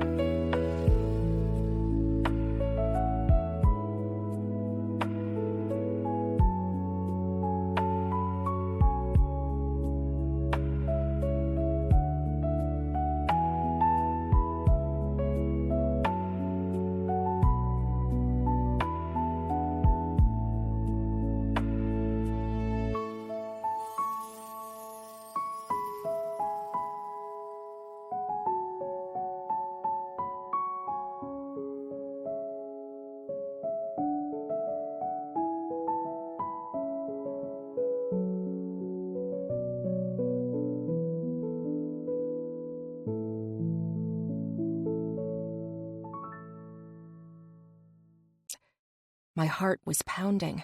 The anticipation of what was to come made me breathless. I fisted the blanket in my hand, waiting for the first touch of him between my legs. I felt his knuckles brushing over my thighs a split second before the bulbous head brushed over my swollen folds. Then, it was gentle pressure pushing inside me. I adjusted my position, arching my back and spreading my knees wider to give him full access to my body. "That's it," he encouraged. "Oh, God, you're so tight and wet." I closed my eyes, sinking into the feeling of him filling me. It was too good. I could already feel my body winding up, wanting more of the ecstasy that only he could give. He stretched me completely, filling my body with his. His hands moved up and down my sides, scraping over flesh that felt raw. He gently pushed me down flat on my stomach, with his body over mine. He reached down and pushed my legs closed. "Oh, God," I moaned, squeezing his heavy cock inside my body. He groaned, and his mouth dropped to the back of my neck. His teeth scraped over my flesh before he nibbled and sucked. He didn't move his lower body. He didn't need to. Him being inside me, cradled tightly within my sheath, was far more arousing than anything I had ever experienced. "You feel so good around me," he whispered. I have to move. I have to fuck you. I gasped. I want you to fuck me. He rose to his knees, his arm supporting his weight as he began a slow glide in and out of my body. His pace was slow and steady, dragging out the pleasure. More, he grunted, pulling me back to my knees, my head still down. His body rocked against mine. Our flesh slapped together as he moved fast and hard. Our mingled grunts and gasps and the occasional curse word filled the air. He was fierce. I reached behind me, digging my nails into his ass, encouraging him to fuck harder. God damn it, he shouted. I squeezed again, pushing my body against his and taking him deeper. The eruption of ecstasy took me by surprise. I shouted out with pleasure, my hand dropped to the bed, fisted in the blanket, and held on as he moved faster than a jackhammer, until he was the one shouting out his release. His body spasmed violently against mine, pulling groans of what sounded like pain from him as he lost all control. When he collapsed beside me on the bed, shaking the mattress, I dropped to my stomach again, struggling to catch my breath. Good God, I gasped. You're okay, he murmured. I'm fine, better than fine. Are you okay? He chuckled. I don't know yet. I'll let you know in a couple of minutes. I might be dead. I giggled, turning my face to look at him, my head too heavy for me to hold up. You look alive, maybe a little dead. I feel a little dead, but in a good way. I found the strength to put my hand on his chest. I pressed my palm over his strong, beating heart and smiled. Definitely alive. He didn't say anything for several long minutes. I could practically hear his thoughts and knew he was worried about tomorrow. You're sure you still want to go tomorrow? He finally asked. I'm sure. I'll be okay. You'll be okay. Don't worry about it. Okay, but if... Adrian, things will be fine. Why don't we get some sleep? I hope to get him to relax a little. Do you want me to stay? Yes, will you please? I asked, not wanting to sleep alone. The man had spoiled me in Athens. I didn't want to go back to sleeping alone. I liked being curled next to his big body and feeling the quiet strength that pumped through his veins. I felt so connected to him when we were sleeping, like our souls were resting together. I will. Hell, I'm in no position to go anywhere, he said with a small laugh. That's very good for me. I scooted off the bed and reached down to pull him up. We climbed under the covers together and assumed our usual sleeping positions, with my head nestled against his chest, his arm protectively around me. As I laid there thinking about tomorrow and how stressed the man was about it, I started to have some doubts. He was making a really big deal out of things. I wondered if there was something to be worried about. I had never really met anyone that didn't like me. I wasn't entirely sure how I would handle that. It probably wouldn't be so bad if I were on my home turf, but I was going to be at their mercy. I had to be careful what I said and did. It was his family. Ultimately, he was my boss. If I did something that offended them, I would probably end up fired and on the first plane back to the United States with a huge black mark on my resume.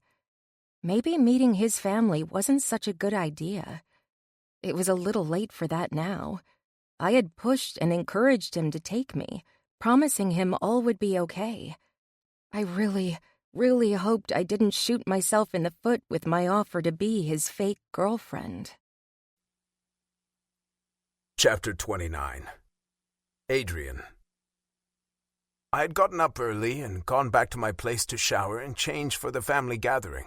I knew my mother said casual, but that meant business casual. I could skip the suit, but I still needed to wear my slacks and a button-up shirt. I just hoped it wasn't too hot. By the time I made it back to the hotel, Bella was ready to go. She met me in the lobby of the hotel to save time. "You look stunning," I said, walking across the large lobby and directly into her waiting arms. She was wearing a pretty pink and white summer dress with wedge sandals. It was feminine and pretty, just like her. She'd pulled her hair back in a low ponytail, showcasing her beautiful neck that I loved to feast on. Thank you. I hope it's enough. I don't want to be underdressed, but I don't want to look like I'm trying too hard. I laughed and gave her a quick kiss. "It's perfect." I'm the one who's nervous now, she griped. "We can both be nervous at the same time," I told her, taking her hand and walking through the hotel lobby. I noticed the people looking. I knew they were looking at her and thinking I was a lucky man to have her on my arm, or my hand, rather. I was lucky. I was proud to go anywhere with her, and I hoped my mother approved, even if it wasn't the real deal. With her tucked into the front seat of my Mercedes, I got behind the wheel, took a deep breath, and put the car in drive. No matter how things went with my family, I knew it would be something I remembered for a long time. If they loved her, they would never let me live it down when we broke up. They wouldn't know it was a fake.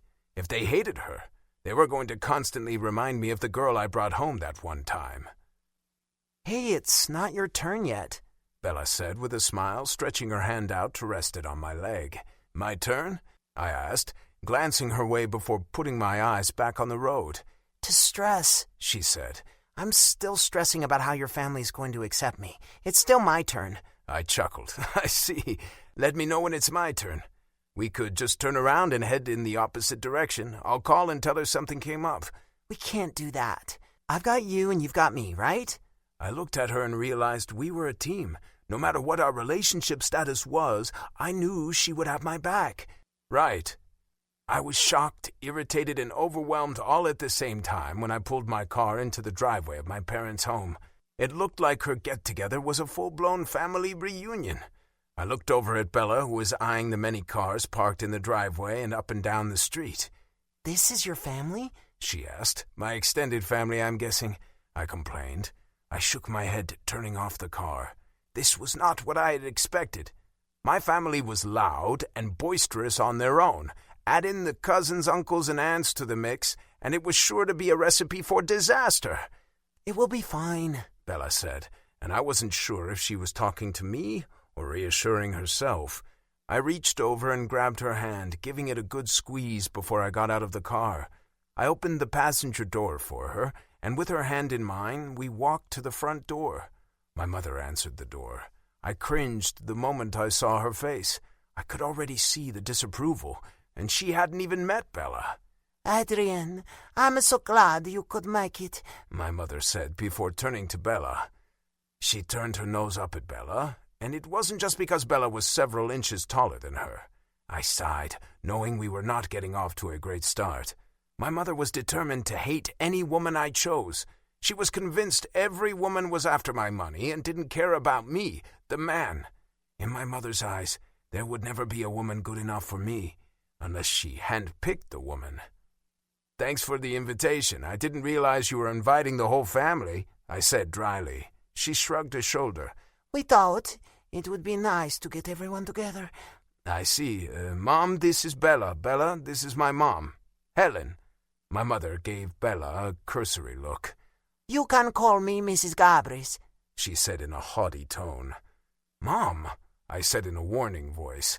"Come inside. I have guests to attend to." She ignored my tone and walked away.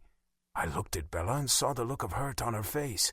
My mother had dismissed her, not even giving her the chance to say a word. Sometimes my mother really pissed me off. I had hoped she would be better. I had some stupid idea in my head that she would have been polite at the very least. I only hoped the rest of my extended family were much kinder. "You okay?" I asked Bella. She smiled. "I'm fine." "Bella, I'm sorry. I shouldn't have let you do this. My mom, she can be a handful at times." "It's okay, really. I can handle it. So she doesn't like me. I'll survive." She shrugged a shoulder. "Stick with me, and I'll protect you in there," I told her. She giggled. "It cannot possibly be that bad." I grimaced. "I'm not so sure about that." We moved into the house, closing the door behind us. I followed the sounds of voices and laughter. There was a group in the living room, some of my distant cousins. I kept moving, heading toward the backyard where there would be a bit more space and we wouldn't feel quite so trapped. "Adrian!" my father greeted me. "Hi, Dad. I didn't think you would come." He said with a laugh. "I said I would. Dad, this is Bella. Bella, this is my father, Stavros." "Hi, Stavros. Mr. Gabris," she said, fumbling her words. "You can call me Stavros, eh?" he told her, putting her at ease, unlike the way my mother had handled her. "Thank you. It's nice to meet you. I see where Adrian gets his height from." She smiled. My dad smiled and nodded his head. "All of my boys are good, strong men." "I bet they are," she agreed. "Adrian, get Bella and me a drink," he said to me. I looked over at her, making sure she was okay with that. "Anything diet or water will work for me." I nodded my head. "I'll be back." I trusted my father to be decent toward her. I would never have left her alone with my mother. I could already sense the tension between Bella and my mother, and it wasn't Bella's doing. I was going to give it some time, but if she continued her rude treatment of Bella, I would say something. She might not be my real girlfriend, but she was someone I respected, and she deserved to be treated better than what my mom was doing. I quickly fished around in the ice chests, retrieving 2 sodas and a bottle of water before making my way back to where my dad and Bella were still talking. I was waylaid by an aunt I hadn't seen in a while. I kept my eyes on Bella, looking for any signs of distress. I was feeling guilty as hell for bringing her to this thing. My family would eat her alive, given the chance. They were all proud Greek men and women and didn't particularly approve of any of those in my generation dating Americans, or anyone else who hadn't been born and raised in the Greek traditions. I managed to extract myself and make it back to Bella, who had been joined by one of my cousins. "Hi, Amanda." I greeted my cousin, who was 2 years younger than me. "Adrian," she said, "we didn't know you had a girlfriend. I thought your mother would be shouting it from the rooftops." I rolled my eyes. "Yes, I'm sure she will." "I'm stealing her away," Amanda said. "I want to introduce her to everyone. Besides, Uncle Stavros is probably boring her to death." "It was very nice talking to you, Stavros," Bella said quickly. "Here's your drink," I said, handing her the icy can. "I guess I'll be back," she said as Amanda pulled her away. I turned to my dad, who was grinning ear to ear. "Walk with me. I need to get something from the study." That was code for he wanted to have a private conversation. Anytime he wanted to talk to one of us away from my mother's ears, he would suddenly need something from the study. The something always changed, and we always walked out of the study empty-handed. What's up?" I asked him. I sat down in one of the leather pub chairs, waiting to hear what he had to say. He took a seat in the other chair and looked at me, smiling. "I like her." "Bella?" "Yes, Bella," he said with sarcasm. "Did you bring another woman?" "No, I didn't. I'm glad you like her." He nodded. "I like her, but she is an American." I shrugged. "So?" He looked at me with confusion. "Why would you bring an American here? You know your mother wants you to marry a proud Greek woman." "Because my mother isn't the only one who would be spending the rest of her life with the woman I chose to marry," I said. "Bella is my girlfriend. We aren't talking marriage.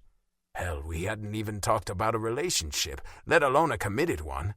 I wasn't about to tell him it was all a sham just to get my mother off my back. That would only make things worse.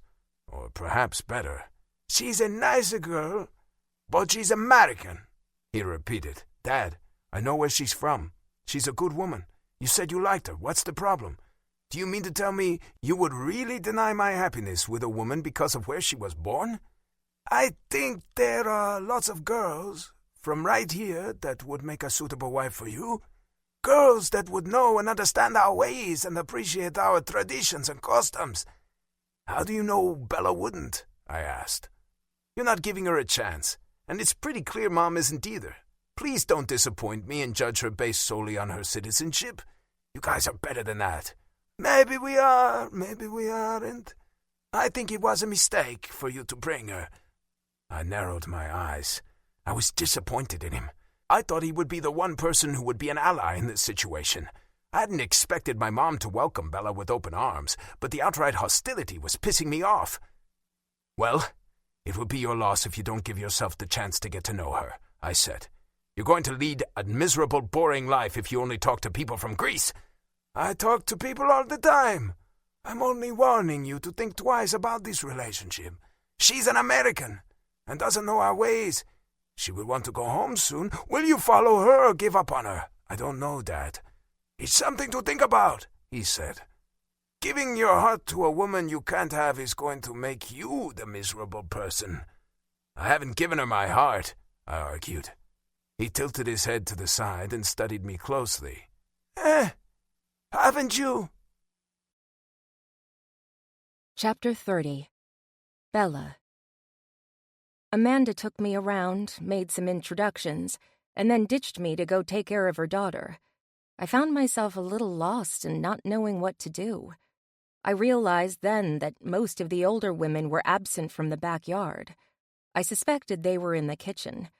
I was used to helping out at the many potlucks and picnics back home and decided to make myself useful. "Hi, can I help with anything, Mrs. Gabris?" I asked, walking into the kitchen and finding her and 2 other women slicing fruit. "No, thank you," she snapped, not at all friendly. "You can slice that cheese," one of the women said, gesturing to a hunk of cheddar cheese resting on a cutting board. "Perfect, I'd love to," I said, relieved to be of some help. Mrs. Gabris said something in Greek. I realized she was purposely shutting me out. Adrian's warnings were not unfounded. The woman was extremely prickly and obviously hated me. "Are you from America?" one of the women asked. I nodded. "I am. I'm working at Adrian's company as an intern." "Oh, you work with him?" the woman asked. I tried to hide my grimace, realizing I may have said too much. "I do." "So you've only been together a short time?" Mrs. Gabris questioned. "Yes." "I see." There was more conversation in Greek before the 2 women took the bowls of cut fruit and left the kitchen, leaving me alone with Adrian's mother. In my mind, I had just stepped into the ring with the woman, and I had better be prepared for a few blows. "This is a big party," I said politely. "Do you do this kind of thing often?" She dropped the knife she was holding and came around the center island. She moved one hand to her hip and made a big show of looking me up and down. It was an intimidation factor, and if I were made of lesser stuff, it would have been effective. As it was, she didn't scare me in the slightest. I had dealt with women like her my entire life. "I do," she snapped. "Why are you with my son?" "Pardon me?" "I asked, why are you with my son? Is it his money?"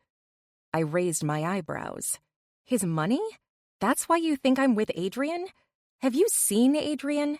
Have you spoken with him? Do you know him?" She glared at me. "I know my son very well, and I know Americans very well. I know you all want money. You sell your bodies and your dignity for money. You make those stupid television shows and take naked pictures of your bodies and put them all over the internet. Americans don't understand anything except money." I smiled, taking a deep breath in through my nose before slowly letting it out. "Adrian is a good, kind man, and his money means nothing to me." "I don't believe that for a second," she snapped. "And that's your prerogative," I said in a sweet voice, letting her know she wasn't going to get a rise out of me. "I think I'm going to take this cheese out to the table. Did you need me to take anything else?" I wouldn't disrespect Adrian and go rounds with his mother. It took all of my willpower to keep my mouth shut. I promised myself if she kept going, I would say something, but words weren't going to be what broke me. I had heard and seen prejudice all my life. She was nothing new. I put the plate of cheese on the table and looked around for Adrian. I needed a drink, but had left mine in the kitchen. There was no way I was going back in to get it. I felt out of place and noticed the stares coming my way. My blonde hair and fair skin stuck out like a sore thumb in the backyard full of dark-haired people with beautiful olive complexions. "You look lost," I heard a deep voice say. I turned around and found Stavros coming toward me. I scanned the area for Adrian, but still didn't see him. "Not lost, just taking in the scenery," I said. You have a beautiful home, and this backyard is amazing." He smiled and nodded. "We have our son to thank for all of this." "You must be very proud of him." "We are," he said. "He's a good boy. His mother thinks of him as her baby still." I could tell Adrian got his friendly side from his father. It certainly didn't come from the woman in the kitchen. She was hard, jaded, and prejudiced against poor people. "There you are," Adrian said, walking up to us and putting his arm around my shoulders. I leaned into him, relieved to have him back by my side. "You're back." "Everything okay?" he asked, looking into my eyes. "Yep, great," I said with a bright, fake smile. "I'll leave you two alone. I need to find my brother." Stavros walked away. "Is everything okay with you?" I asked in a quiet voice. He nodded. "Yes, my dad just wanted to talk for a minute. Where did you get off to? I came back and didn't see you. I was worried you had tried to find the bathroom and ended up in the ocean," he teased. "Ha ha. I was in the kitchen, with your mother." He stiffened. "Oh?" "It's fine. I cut up some cheese and brought it out." "Okay, good," he said, sounding relieved. I understood it all now. He knew his mother well. She could fillet a person with her sharp tongue. I suspected his past girlfriends had been subjected to her warm welcome, and he knew what to expect. "We're ready to eat," Mrs. Gabris hollered, clapping her hands together. It was a bit like a tidal wave. The sea of people rushed toward the tables, lining up while chatting and laughing. They all looked like very happy people and very close-knit. I envied the big family thing, but I also appreciated the bond my father and I had. It was only the two of us, and we never had to worry about a lot of drama. "Keep your hands in and you'll be fine," Adrian joked as we got in line. "They do seem hungry," I said with a laugh. With our plates piled high with a variety of foods, some I had never heard of, we found seats at the table. Several tables had been pushed together to create a U. There was a happy hum of conversation as people ate and caught up on their lives. "Has everyone met the American?" Mrs. Gabris asked loudly from her spot at the center of the U. I closed my eyes and inwardly groaned. I looked at Adrian, who had a frown on his face. He turned to look at his mother from where we were seated on her left. "Mom, stop, please," he begged in a low voice. "My youngest son has brought home an American," she said, practically spitting out the word. The conversations around the tables ceased. Everyone was looking at me. I could feel the eyes and wanted to shrink into my seat. I waited for Adrian to jump to my defense. He didn't. A male voice called out from across the U. "Why an American, Adrian? Are Greeks not good enough for you?" I looked around, trying to see who had said it. "He refuses all the suitable young ladies I have introduced him to. Instead, he goes searching in the dark corners of the world," his mother scoffed. I raised my eyebrows, knowing that would definitely be what set Adrian off. "Mother," he scolded. I used my hand to cover my smile. Adrian was going to put her in her place. "Yes, son?" she asked, her voice cool and the look on her face a little frightening. "Please stop," Adrian said in a soft voice. "You haven't even gotten the chance to know her." My mouth dropped open. I looked at him, wondering where in the hell my big, masculine hero had gone off to. "I don't need to know her," she said with a smile and staring directly at me. "She works for you. I understand now. You're having a little fun. Americans are good for that. When you're ready to settle down with a real woman, I have a few I would like you to meet." I cleared my throat, taking a drink from the bottle of water I had picked up. "That's enough," Adrian growled. It wasn't a forceful growl by any means. I had seen him be sterner with a client he was trying to woo. "It isn't enough by any means," she said. "You've disrespected me and your family by bringing her here." I turned to look at Adrian, waiting to see what he would say. "I've done no such thing," he said. "You're being disrespectful. I told you I was seeing someone, and you insisted I bring her." She curled her lip in disgust. "I wouldn't have extended the invitation had I known she was an American working for you." There was a gasp from all around the tables, as if working for Adrian was akin to being a beggar. I didn't understand how she could be so haughty when Stavros had just told me it was Adrian who bought their home. I knew they were comfortable, but they weren't wealthy like their son was. They weren't any better than I was. "What are you saying?" Adrian snapped. "I'm saying your girlfriend, if that's what you want to call her, is not welcome at my table." I smiled, put the cap back on my water bottle, and slowly pushed my chair back. "I'm sorry to have ruined your family gathering." "You've ruined nothing," she said. "Adrian, you are not welcome at our table until you learn to show some respect."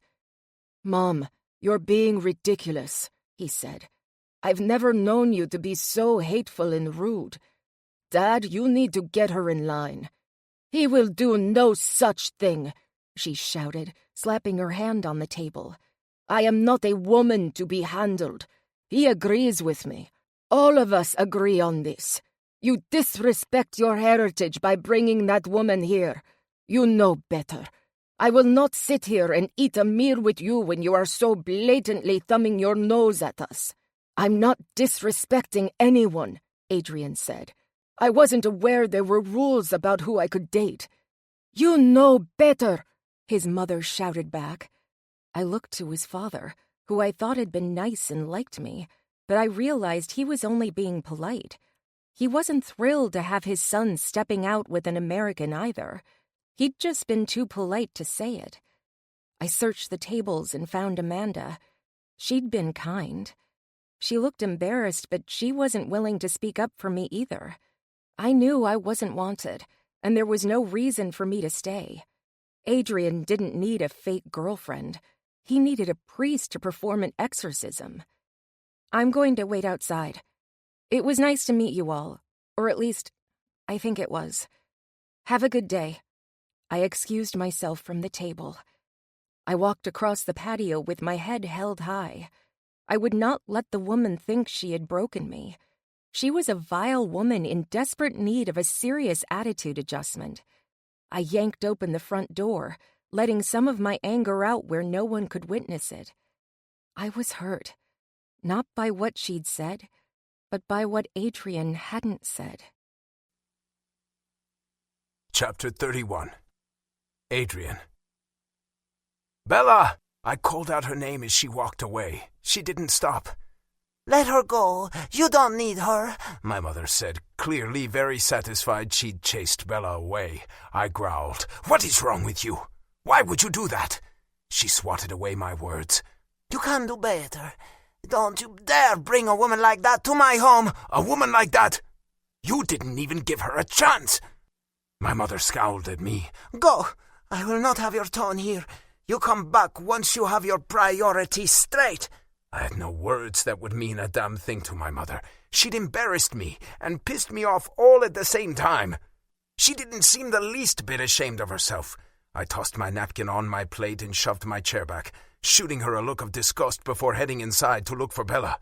She wasn't in the house. I hadn't really expected her to be. I walked outside, slamming the door behind me.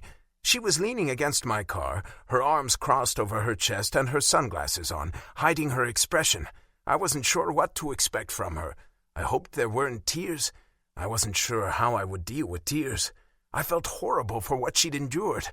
She'd put herself out there for me and been raked over the coals. I owed her an apology and so much more. She'd only come to my parents' home to try and help me. No good deed goes unpunished, I thought to myself.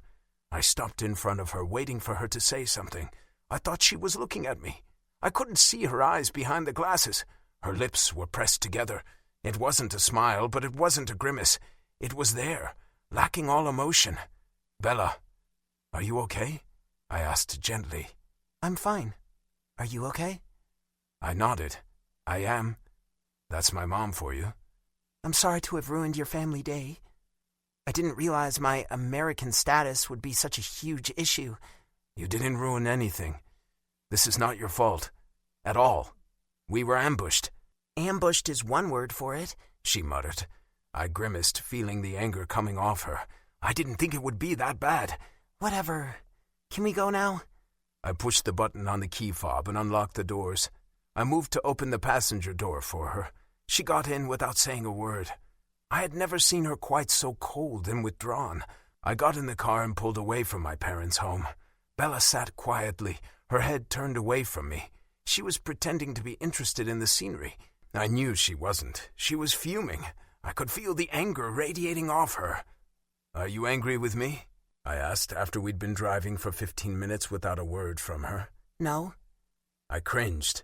I didn't have a lot of experience with women, but I was pretty sure that no meant a yes. I'd had girlfriends in the past, and I had inadvertently pissed them off at one time or another.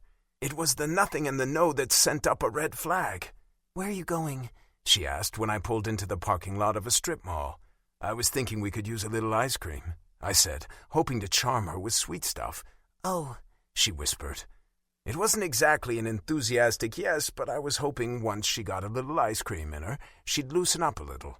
I'd noticed her love of the cold treat while we were in Athens. It was one of her weaknesses. She took a seat at one of the outdoor tables, leaving me to get the ice cream. I was going to have to do more than buy the woman ice cream. "Here you go," I said, putting the bowl of chocolate chip ice cream in front of her. "Thank you," she said, her tone flat and lacking the enthusiasm I was hoping for. She finally took off the sunglasses and looked at me. I couldn't get a good read on what she was thinking. I was afraid to ask. It was pretty clear her mood had definitely soured since this morning, and I couldn't blame her. "I'm sorry," I blurted out. "It's fine." "It isn't fine. I'm sorry for the way you were treated." She took a bite of the ice cream. "I guess I should have heeded your warnings. I tried to tell myself it wasn't that bad, that it couldn't be that bad. You're a good guy, and I reasoned that you couldn't be who you were if it was as bad as you were making it out to be. I guess I was wrong." "Bella, I'm sorry. I really am. I promise you, they are good people. They just, I don't know. My mom, she has this idea in her head about who I should be with, and she can't let it go. She isn't like that with my older brothers, just me." "It was definitely not what I expected. Your warnings made me think your mom might be rough. I don't have the words to describe what that was. Your mother is like a tigress, a mama bear protecting her cub. You could have told me she had razor-sharp claws." I smirked, finding her assessment spot on. When she didn't smile in return, I quickly wiped the smile from my face. "She is protective," she scoffed. "You think?" I shook my head. "And she isn't normally that brusque. I don't know if she was showing off or what was wrong with her." "Your dad seemed nice, at least to my face. I suppose that little conversation he pulled you away for probably had something to do with you bringing an American to the party." Her tone was a little snide. "He certainly wasn't offering up any help." "My dad is usually pretty laid back. I don't think he necessarily has a problem with you. It's just that my parents are very traditional. Greeks are proud people," I tried to explain. "They've been trying to marry me off since I was born. Then when I started making money, they worried I would be taken advantage of, and that's when my mom really got a little crazy." She raised an eyebrow. "Wow, I hadn't noticed." I could tell she was irritated with me. "Bella, please don't let what they said affect you." She dropped her spoon and folded her arms, resting them on the table as she leaned toward me. "It isn't what they said that got to me. I can handle that kind of nonsense. I don't like it, but I can handle it." "Okay, what is it?" I asked curiously. "What has you upset?" "I guess I was a little surprised to see how terrified you are of your mother." The way she said it was not meant to be a compliment. I immediately took umbrage to the comment. Terrified? I'm not terrified of my mother. Both of her brows arched upward. "You sure about that?" It was my turn to raise my eyebrows at the way she was talking. "I'm sure about that." I mimicked her tone. "Why did you sit there and let your mother talk to me like that and you?" You don't strike me as the kind of man who would take that kind of shit from anyone. Now I knew she was pissed. She was speaking very bluntly, something I had never heard before. I'm not going to start a fight with my mother over something that isn't real. Her eyes narrowed. Isn't real? I assure you, I'm very real, Adrian. What your mother said wasn't just an insult to me as your girlfriend. It was an insult in general. I didn't like it. She was pissed because she thought you were my girlfriend. If she knew there was nothing between us, I doubt she would have talked to you or about you the way she did. I saw her take a deep breath before she reached for her sunglasses and slid them back on. It was the equivalent of her hanging up on me or slamming the door in my face. Nothing between us. She repeated the words in a dangerously low voice. You know what I mean, I said with exasperation. No, I don't think I do. I'm not sure what you mean. You said you didn't bother defending me because we are a fake thing anyway, or something like that. You agreed to come with me and act like my fake girlfriend, right? Yes, I did. But that was before, she whispered. Was any of this real? Bella, we've been having a great time together. I love spending time with you. This last week has been amazing. I meant every word. She smirked. You mean you love having sex with me? But now that we're back and your parents didn't approve of your fake girlfriend, you don't need me around anymore. It isn't like that. Besides, you're going to be leaving soon. Why do you care what my parents think? You'll be back home soon and you'll never think about me or any of this again. You'll go on with your life and I'll go on with mine. I hoped she would argue with me. She sighed and reached for her purse. I watched as she quietly opened it, pulled out her phone, and did something on it before putting it back in her purse. Thank you for the ice cream, she said, her eyes not meeting mine as she got up from the table. She turned and walked inside. I assumed she was going to the bathroom. I took another bite of my own ice cream, letting the cold sit in my mouth before swallowing. I should have kept my cool. It was insulting to have her think of me as a man scared of his own mother. It might have been a little true, but I didn't want her to think of me like that. Shit, I groaned after I'd been sitting on the small patio alone for 5 minutes. She hadn't gone to the bathroom, she'd left. I knew it when she got up. She wasn't coming back. I didn't try to stop her or go after her because a part of me wanted her to go. I needed some time to figure out what was going on in my head. I had a lot of thoughts and feelings, and they were all jumbled up, leaving me a confused mess. I got up from the table and headed for my car. There was a small sliver of hope she would be there waiting for me. She wasn't. I got in the car and sat behind the wheel with the AC running, the car still in park. I'd fucked up. I had really fucked up, and I wasn't sure I could fix it. I wasn't sure I wanted to fix it. Maybe it was better this way. It would be easier and less messy if we left things as they were. We didn't need to hash out the feelings or talk about what had happened. It was time to walk away and put some distance between us before one of us ended up with a broken heart. I put the car in drive and started the drive back home. The cab ride she must have taken was going to cost her a small fortune. I was going to reimburse her for it. She shouldn't have to use her own money to flee the disaster I had dragged her into. Chapter 32. Bella. I was mentally kicking myself for being so dumb and foolish. I got caught up in the idea of a romance with a gorgeous man. I got caught up in the ambiance of the foreign land and the whole living like a queen thing.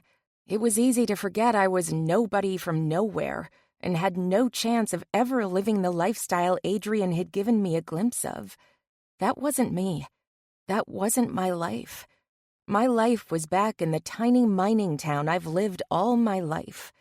I had been a complete fool to think I was good enough to get a job offer. I shoved the last of my clean laundry into my suitcase. I was leaving Crete and the job. It wasn't worth my dignity and self-respect. I couldn't stand the thought of seeing Adrian and have him tell me again the few days in Athens had been nothing, meant nothing. I walked into the bathroom, tossing the extra toiletries into the Ziploc bag. I had my change of clothes in my carry-on, along with the basics like a toothbrush and toothpaste. I tossed them into the open suitcase and started to look around the room to make sure I hadn't left anything behind. The drawers and closet were empty. I zipped up the suitcase and carried it out to leave by the door. As I was walking away, I heard a knock on the door. It could only be Adrian. I didn't want to see him. He had made no attempt to call or text me since I'd walked out of the ice cream shop yesterday. His lack of an attempt to reach out made it pretty clear I was nothing more than a notch in his belt. I was not going to tell anyone back home about my dalliance with Adrian. I was mortified enough. I didn't need people looking at me with pity or disgust. The person knocked again. Fuck it. He's going to get a piece of my mind. I stomped to the door and yanked it open. Cassia? Were you in the shower? No. What are you doing here? I thought I'd see what you were up to today. Want to do a little shopping? Check out the sights? She walked into the room and stared at my overstuffed suitcase, and then back at me. I knew I had a guilty look on my face. I had thought I was going to escape without having to see anyone. I knew that was a coward's way out, but it was all I had the energy to do. I was going to call you, I blurted out. She turned to look at me. Were you? Yes, from the airport, I mumbled. What the hell is going on? You're scheduled on Monday. I groaned. It's a long story. Then you sit your skinny ass down and tell me. I want to hear this. We moved to the sitting area, her sitting on the sofa and me taking one of the chairs. Things are complicated. I can't work there anymore.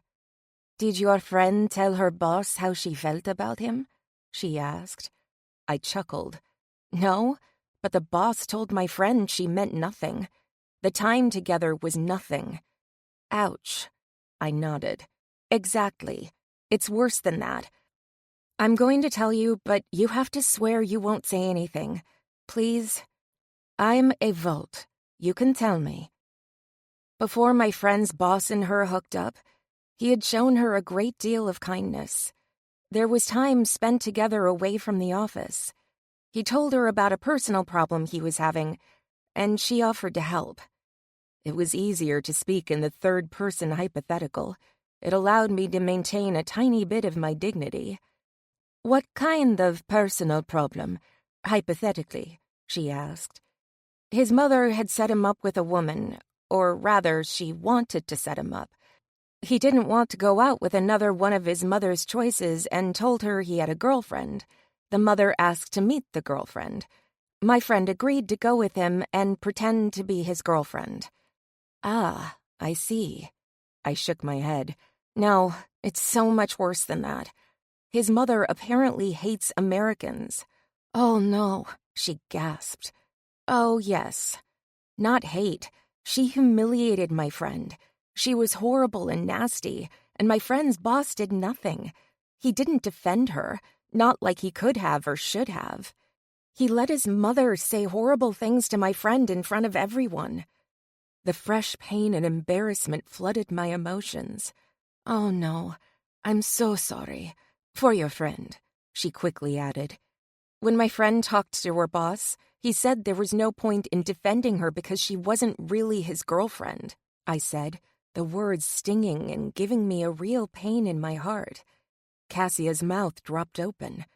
Wow, that doesn't sound like him at all. I'm shocked and a little appalled. Me too. And that's why you're leaving? She asked. Yes, I can't face him. No one wants to look at a mistake day in and day out. She looked sad. I'm really sorry. So am I. I thought things were different. My friend feels like a complete fool.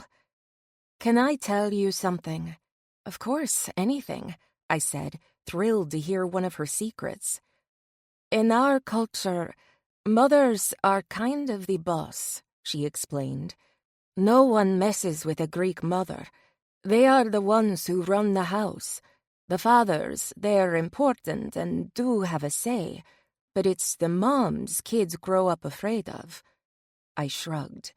I understand that, but seriously, the things that were said were pretty rude. She told me to leave. Well, not directly to me because she refused to speak to me. She kicked out Adrian as well, and he took it. He didn't try to defend himself or anything. I don't understand. Cassia let out a long sigh. I'm really sorry. But a good Greek son would never stand up to his mother. They are taught from a very early age their mothers are to be respected and feared. Obviously, there are some that aren't good and treat their mothers like garbage, but the good ones know better. I scoffed. Well, some of those good boys need to grow a pair of balls. She burst into laughter. I agree, but it is going to be a hard habit to break. He loves his mom. He isn't going to want to do anything that might hurt his mother. I get that, and honestly, I don't want him to do that, I said. I don't want to cause him any problems. I can see that he loves and respects his mother and his father. I would hate to be the person that gets in the middle of things. I don't belong here. It's time to go home. Are you sure? This internship is a good experience. You're doing so well. You have more to learn, and we could all benefit from what you have to offer. I smiled. Thank you. I appreciate that, but I don't think this is going to work out. It isn't good for me, and it won't be good for him. He's already got a lot of work to do to get back in his family's good graces. She nodded. I understand. I mean, I don't, but I do. When do you leave? I looked at the clock. 2 hours? Wow, you're not playing around. I giggled. No, I'm not. I take humiliation pretty seriously. I don't like it, and if I can avoid it, I will. I can't believe you're leaving, she pouted. I feel like I just got to know you. I was really looking forward to hanging out with you more. I'm sorry, I said. You've made my time here fun, and I am so glad I met you. I wish things would have worked out differently. This just isn't the place for me. Like my dad would say, it is like trying to fit a square peg into a round hole. I don't fit. A stronger person would push on. I'm not that strong. Stop. You're very strong. It's the circumstances that really suck. Not all of us hate Americans, she said with a small smile. Thanks. If you do ever come back, you better find me. I have your personal email. I'm going to flood your inbox with gossip and pictures of me at the beach, having a good time. I giggled. I'd like that. You know, planes fly to America as well. You're welcome to visit. We don't have the beautiful beaches like you do in my hometown, but we have some gorgeous mountain ranges and rivers that seem to go on forever, I said, feeling homesick. I might take you up on that. I've always wanted to travel. I hope you will, I said. Thank you again for being kind and willing to give me a chance. I really did have fun hanging out with you. Tell everyone at the office goodbye for me. I feel kind of bad for running away without saying anything, but I think it's for the best. She let out a long sigh. Does he know? She asked softly. No. Please don't say anything to him. He'll figure it out soon enough. I just need to make a clean break. She nodded her head. All right, this is your choice. If he asks, I have to tell him, though. That's fine. Tell him tomorrow, if he asks. I think he'll be just as happy to know I'm gone as I am to leave. I know Rand will be happy. He warned Adrian about me from the very first day. He was convinced I would ruin the company. I'm getting out before this little thing can become a bigger thing and cause problems in the office. I don't need the entire world knowing I was a naive country bumpkin who fell for the big city billionaire's tricks. I'll have to live with my humiliation, and that's plenty. The pain of it still burned in my soul. She grimaced. I'm so sorry you feel like that. For what it's worth, Adrian isn't like that. At least, I don't think he's like that. I can't say I know him personally all that well, but from what I do know of him, he is a good man. Lucky me, I brought out the rotten side in him. Do you need a ride to the airport? She asked, changing the subject. No, thank you. I have a car coming in about 30 minutes. All right, I'll let you finish packing.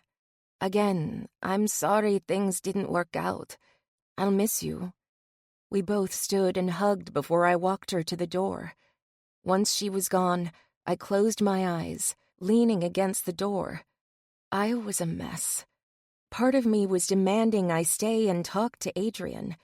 I knew he wasn't nearly as bad as I was making him out to be. Then I started thinking about how he'd sat there while his mom said horrible things, and his statement that we were nothing, and I was resolved in my decision to leave. There was no easy answer to make the hurt go away. It was my fault for getting mixed up in a romance with my boss in a place I was only going to be temporarily. I knew better, and I had gone and done it anyway. This was my fault.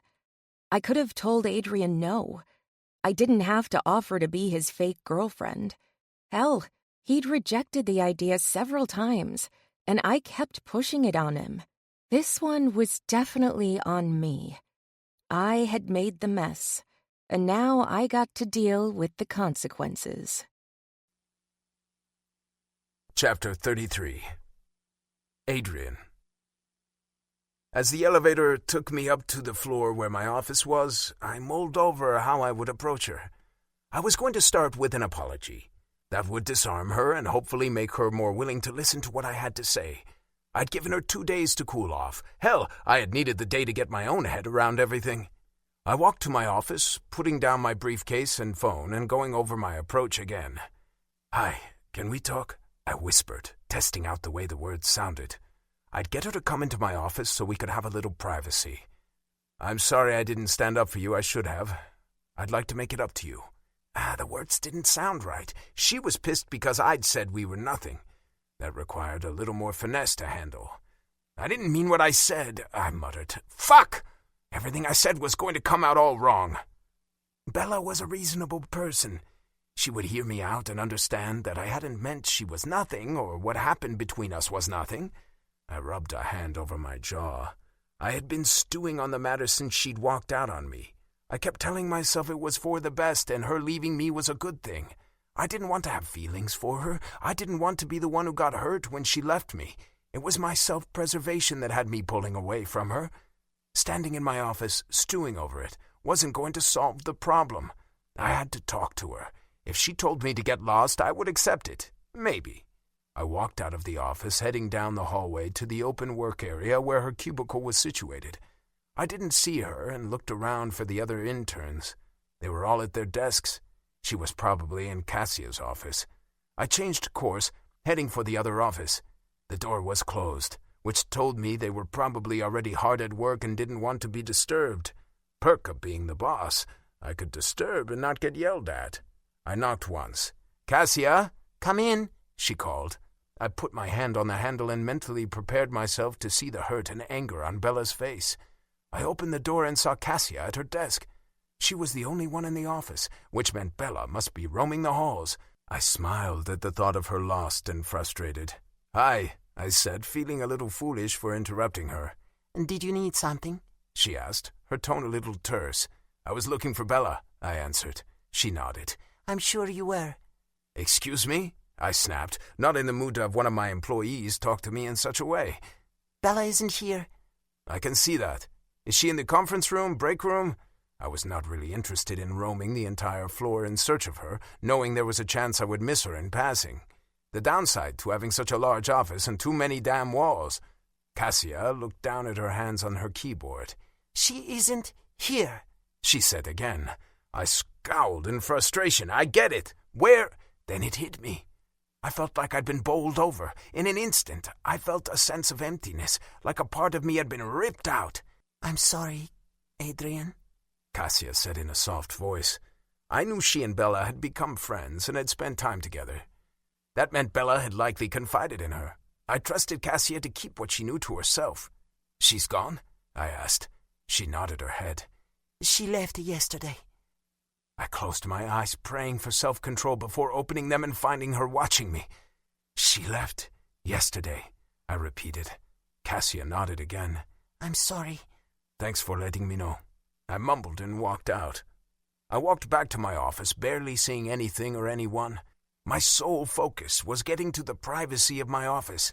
Then, and only then, would I allow myself to feel.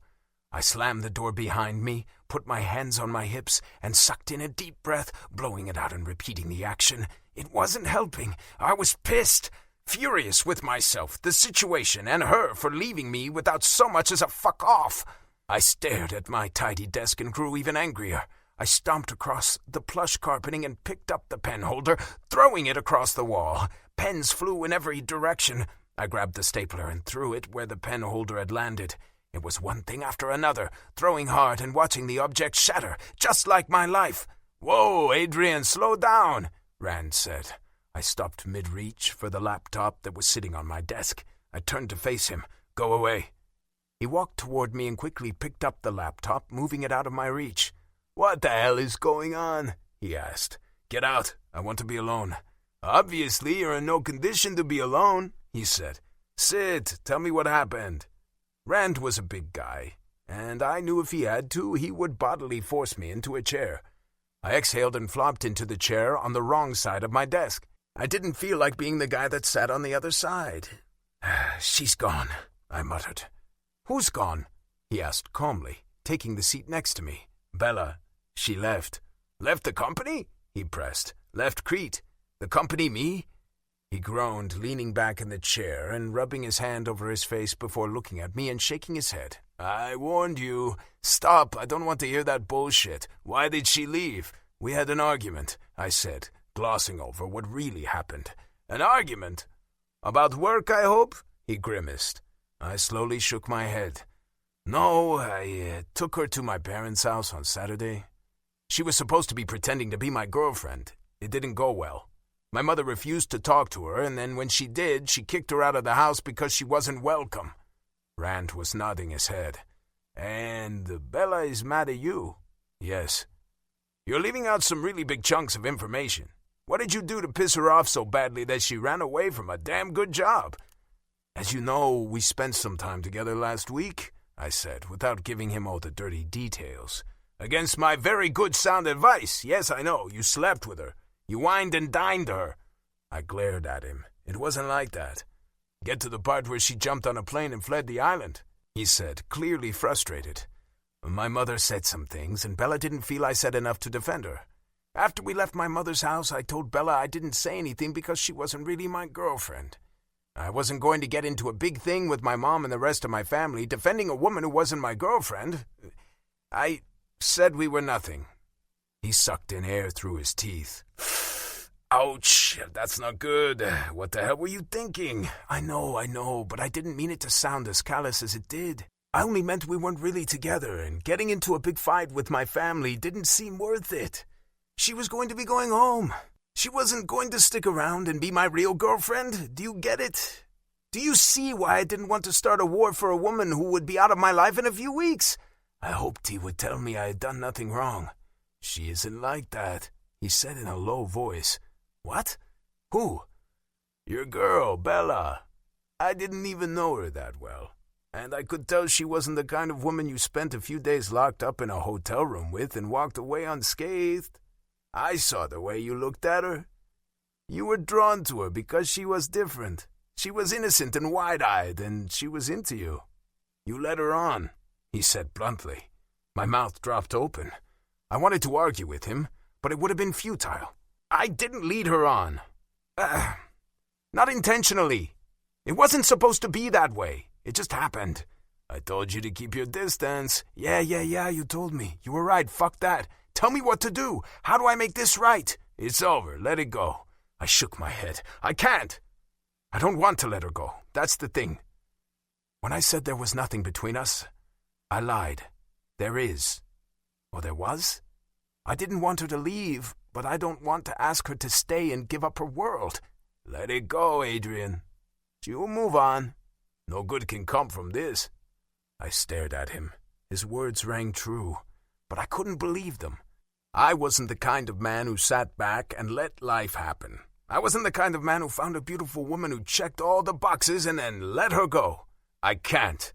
She's gone. Let her stay gone. Let's move on. I shook my head. "No, I'm going after her. I have to make things right at least. If we can't be together, I'll have to accept that, but I want her to know it wasn't nothing to me. This is a mistake, he warned. Maybe. But the real mistake is letting her go and allowing her to believe she meant nothing to me. Even if she rejects me, I have to tell her the truth. For her or for you? He asked. Both of us. I need her file with her address in the States. I jumped to my feet. I'm sure HR has it, he said, making no move to get up. Get it for me. I need to get my jet ready. You'll be in charge while I'm gone. I was already pulling up the number for my pilot. Adrian, stop and think about this. You're not thinking about the consequences to all this. She left you. She left the company without so much as a thank you for the job. This girl is not one you want to get mixed up with. Let her go. I know it might be hard to do, but in a week you will have forgotten all about her. You can get back to doing what you do, and you can work things out with your family. You said your family doesn't like her. Do you really want to invite that kind of drama into your life? Do you want to be with someone your mother will never approve of? Do you want to be with someone who lives on another continent? She doesn't want to live here. You need to think about this all the way through before you make a rash decision. I have. Get her file. What a fucking disaster, he protested in Greek before stomping out of my destroyed office. As I listened to the phone ringing on the other end, I looked around at the mess I had made. Housekeeping was not going to be happy with me. I was a little embarrassed by my behavior, but it had made me feel a little better. Chapter 34. Bella. I was exhausted and couldn't wait to take a nap in my own bed. I was relieved to find my dad was still at work when I got home. He would have a lot of questions, and I had no answers. Facing him was going to be rough. I knew he would support me no matter what, but it was still going to be hard to admit I had failed. I dragged my luggage into the tiny bedroom, already missing the spacious hotel room, and left it in the corner. I would unpack later. I kicked off my shoes and walked into the kitchen, happy to see it was neat and tidy. I opened the fridge, looking for a snack, and scowled when I saw the leftover pizza, a box from one of the local restaurants, and a myriad of other junk food. Dad, I griped, grabbing a slice of the pizza and taking a bite. I'd lecture him later about his eating habits. I quickly stuffed the pizza in my mouth and walked back into my room, closing the door and crawling into my small bed. It wasn't quite as luxurious as the one at the hotel, but it was mine, and it was what I was used to. The familiar smell of the sheets and the weight of my blanket felt good, even on the warm day. Another thing I was going to have to get used to was the lack of central air. The house was old and didn't have central air. I threw off the blanket, turned on the fan in the corner, and got back into bed, pulling just the sheet over me. I closed my eyes, trying to push out all thoughts of Adrian and Greece and all that I had left behind. I felt like I was running away. I was running away. I had dug a big hole for myself, and instead of dealing with the mess I had created, I'd bolted. I ran back home to my daddy. I let the exhaustion brought on from being up almost a full 24 hours take me away into oblivion, where I didn't have to think. "Bella?" I heard my father's voice from far away. I moaned and rolled to my side. "Bella, wake up," my father demanded. I opened my eyes and found my father standing in the doorway of my room. "What time is it?" I asked. "It's 5, he said. "What the hell are you doing here?" I yawned and sat up, smoothing down my hair. "I came home." He gave me a dry look. "No kidding. Get up. We're going to have a conversation." I sighed, knowing there was no avoiding the talk. "I'll be out in a minute. I need to change." He left, closing the door behind him. I pulled open my dresser drawer and pulled out a pair of shorts and a loose tee. I grabbed the scrunchie off my dresser and put my hair up on my head before rubbing my face, trying to wake up. When I walked into the kitchen, there was a hot pizza sitting on the table. "Dad?" I said. He shrugged. "I didn't know you would be here." "I can see that. Enjoy that pizza, mister. It will be your last for a while." "Sit down and tell me why you were home," he ordered. "It wasn't working out," I said nonchalantly. He raised his eyebrows, his forehead wrinkling. "It wasn't working out? When I talked to you a few days ago, you sounded happy. You said you helped secure a big account, and the boss was talking about having you work with him. To me, it sounded like it was working out very well." Things changed. "Bella, I know you, and I think you're leaving out a big part of your story." He wasn't going to accept anything but the truth. I knew my father was an understanding man and wouldn't hold my mistakes against me. Telling him might even make me feel a little better. "I got involved with the owner," I confessed, letting the hurt out. "Things were going great between us until I met his family. They hated me. Not that they actually spoke to me or gave me a chance at all, but they hated me. His mother most of all. She asked me to leave her house. She doesn't want her son with a money-grabbing American or something along those lines. She was so insulting, Dad. What she said was bad, but it was his lack of defending me that really hurt. He let her talk to me that way and didn't try to defend me or us at all. He told me he didn't bother because I would be going home soon anyway. He made me feel like I was insignificant and didn't matter." "You matter," he said. "Don't ever let anyone make you feel anything other than that. You matter to the people that count." "Thanks, Dad. It looks like I'll be sticking around for a while. I can't very well put that job on my resume. They'll see I quit without notice after a measly 2 weeks. I shouldn't have run away, but I couldn't stand the thought of busting my ass for a man who saw me as insignificant." He nodded. "I don't blame you. However, the way you felt may not be the way he feels. His words could have been poorly chosen." I scoffed. "I don't think so. He could have tried to explain. He didn't. I think he's going to be relieved to have me gone." "You know, a very long time ago, your mother and I had some serious problems at the beginning of our relationship. I knew I loved her, but I knew she deserved so much better than what I could give her. She always told me she didn't care about any of that. My own insecurities made me question her statements. One night, we got into an argument.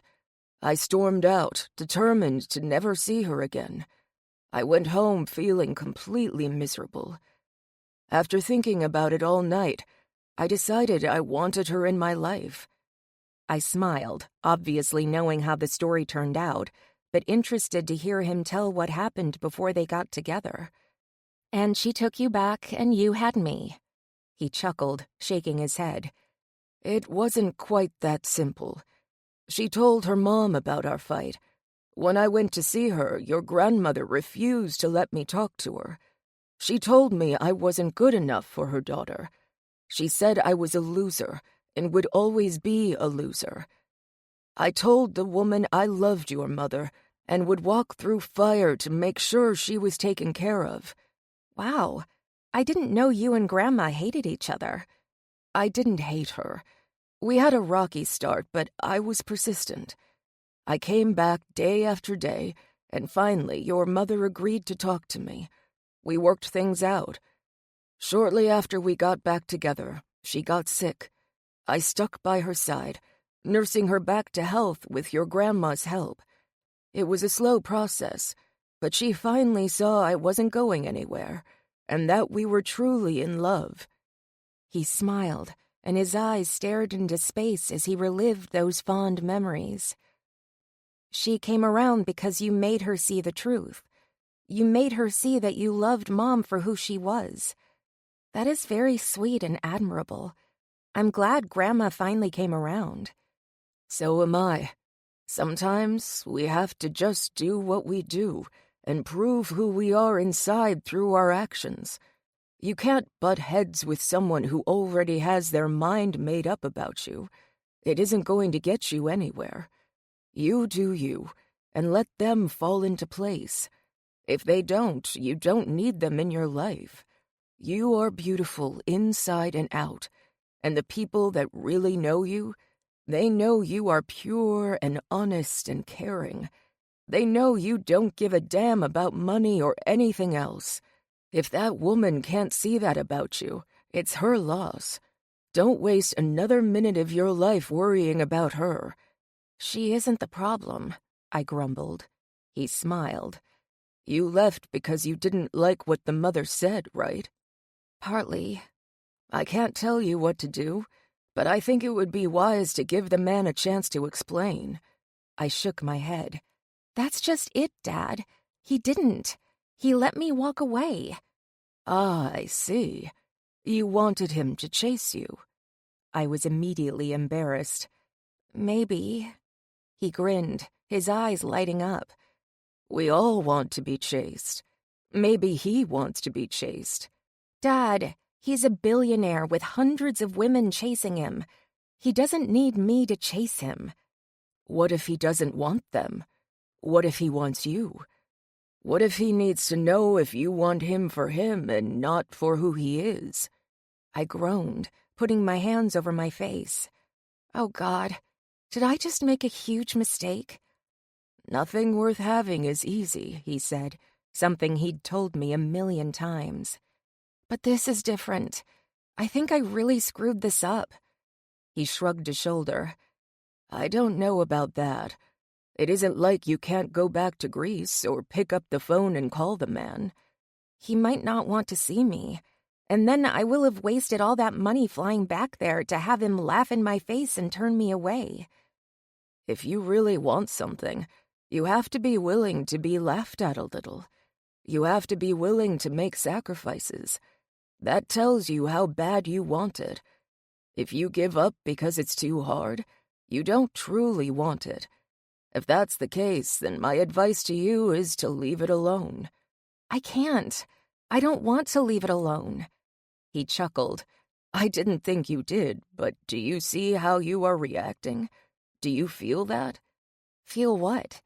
That burning in your gut. That fire that can't be extinguished until you get what your heart desires. That's what has to motivate you. That's what tells you when you are on the right path. If there is no fire, there's no reason to try, he said easily, as if it were that simple. I don't know what to do, I whispered, mulling over my options and playing out the possible outcomes. I couldn't handle being rejected by him a second time. I didn't think my heart would survive him telling me he was serious when he'd said our time together had meant nothing. I wanted to believe he was only saying it to protect himself, but what if I was wrong? The truth was, I didn't know Adrian all that well. I knew him, but I had to wonder if it was part of who he was.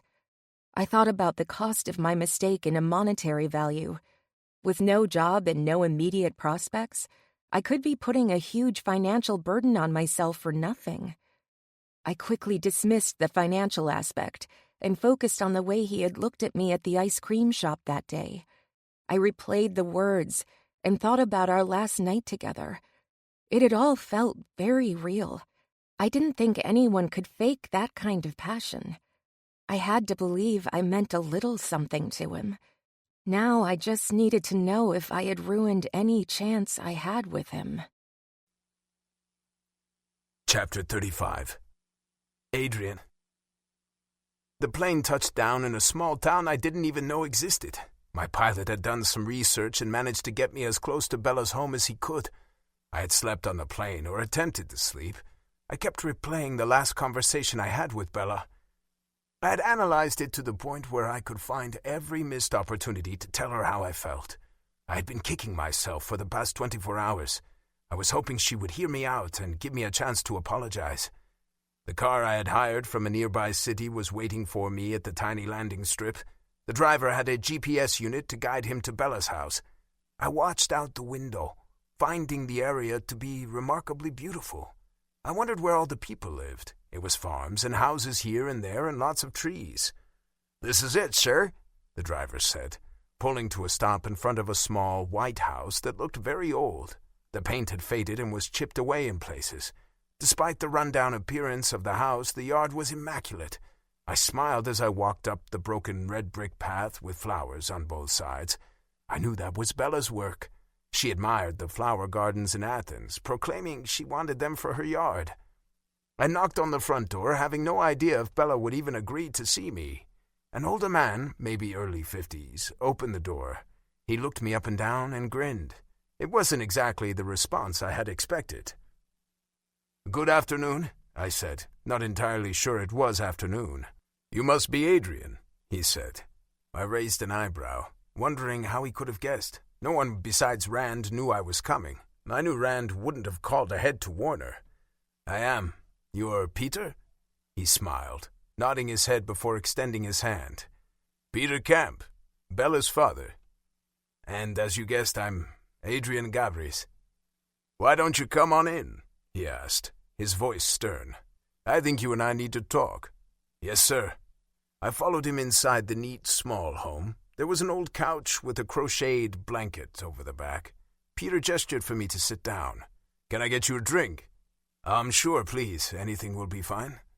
He walked through an archway and returned a couple of minutes later with an off-brand can of cola. I popped it open, took a long drink, and let the sugar hit my system, which livened me up a little. "So, you came all the way over here," he started, taking a seat in an old, dirty, orange-colored recliner. I nodded. "I did. I would have been here sooner, but I cleared my throat, not entirely sure how much the man knew. "But you," he pressed. "I didn't know she had left," I admitted, feeling a little foolish. He smiled. "I don't imagine you did." "Is she here?" I asked. He shook his head. "Nope." I got the idea he wasn't going to tell me anything more. He wanted to have a conversation. I owed him that much. I knew Bella and her father were close. She would have told him what happened with my mother, but I wasn't sure how much she would have told him about what happened between us. "I'm going to assume you know there is, or was, something going on between us," I said, just getting right to the heart of the matter. "I do?" "Sir, if you could please tell me what I should do here, I'd appreciate it," I said, not above begging. He smiled. "I can't tell you what to do. I do have some questions for you, though." I nodded. "I imagine you do. I'll do my best to answer them." "What are your intentions with my daughter?" he asked, his eyes holding mine. I blinked. The question was direct and took me off guard. I started, not really sure how to answer it. He burst into laughter. "I'm only kidding, kind of. I do want to know what it is you think you're doing with her. My little girl is nobody's fool. I don't know the details about what went on over there, but I do know she was hurt. I don't like to see my little girl hurt. I understand that. I didn't mean to hurt her. I'm not great with relationships. I've never really been in a serious adult relationship before. I've dated, but none of the women I've been with have been like Bella. She's different. She's special. My daughter is a very special woman. And for her to have even let herself get involved with you tells me she sees something in you.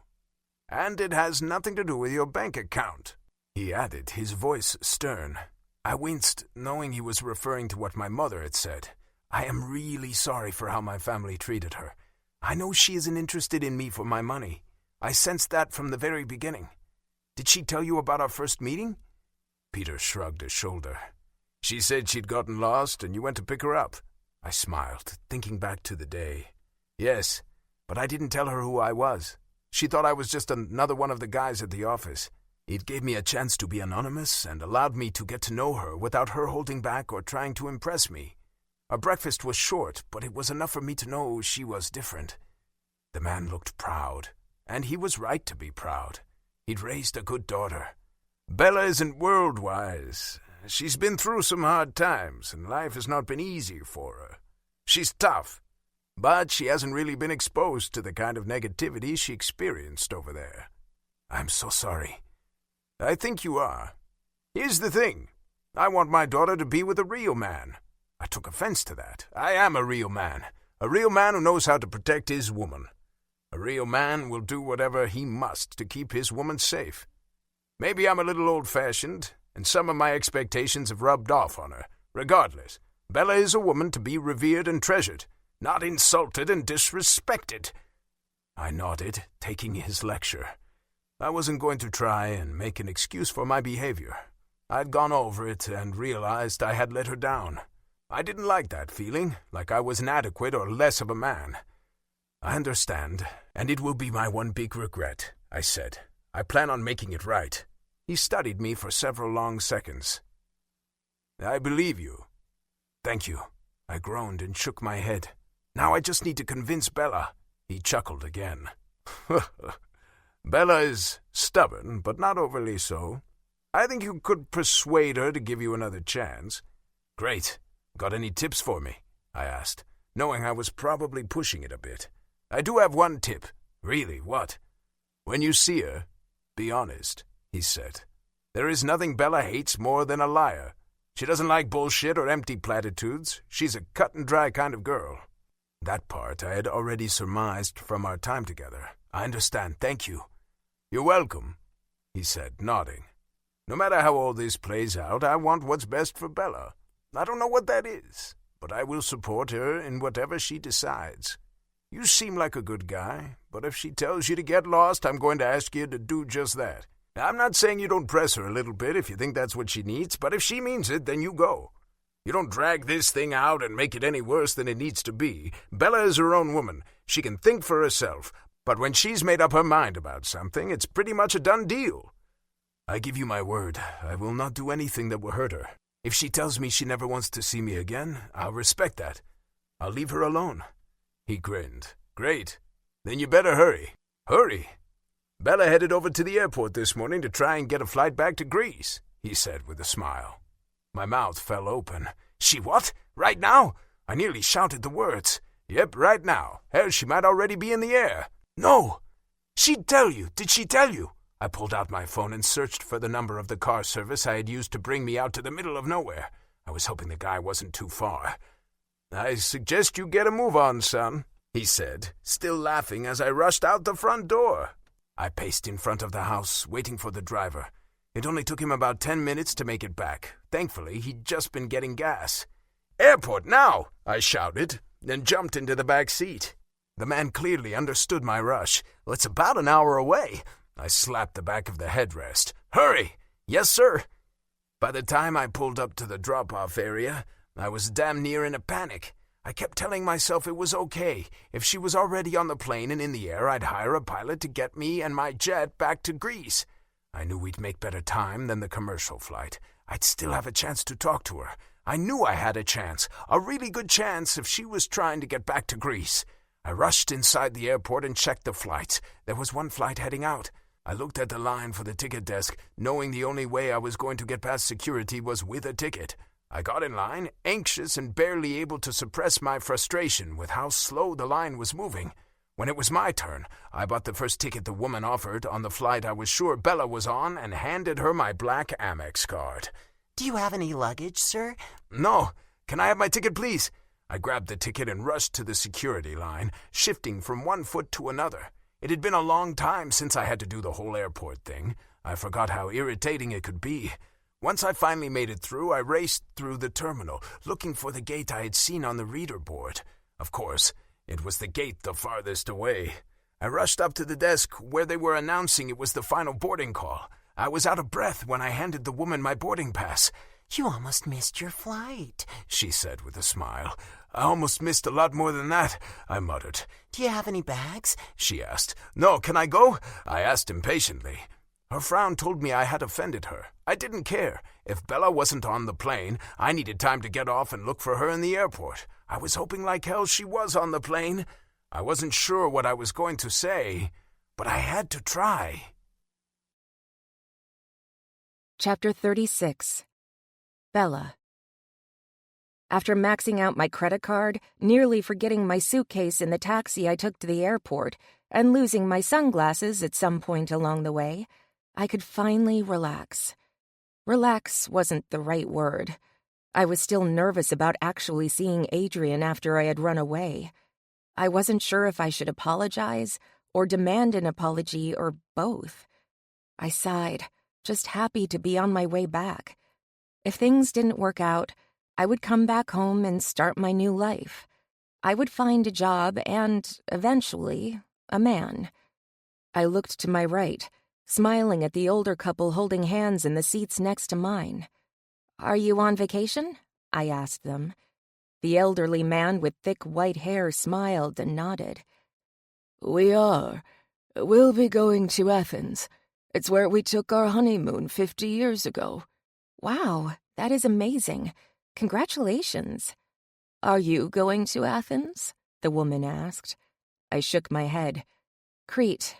I was there last week. I had an internship, and then I kind of got involved with the boss. Things got a little weird, and I ended up running home." Both the man and woman nodded, small smiles playing on their lips. "And now you're going back?" "Yes. I have to tell him I'm sorry and see if we can work things out.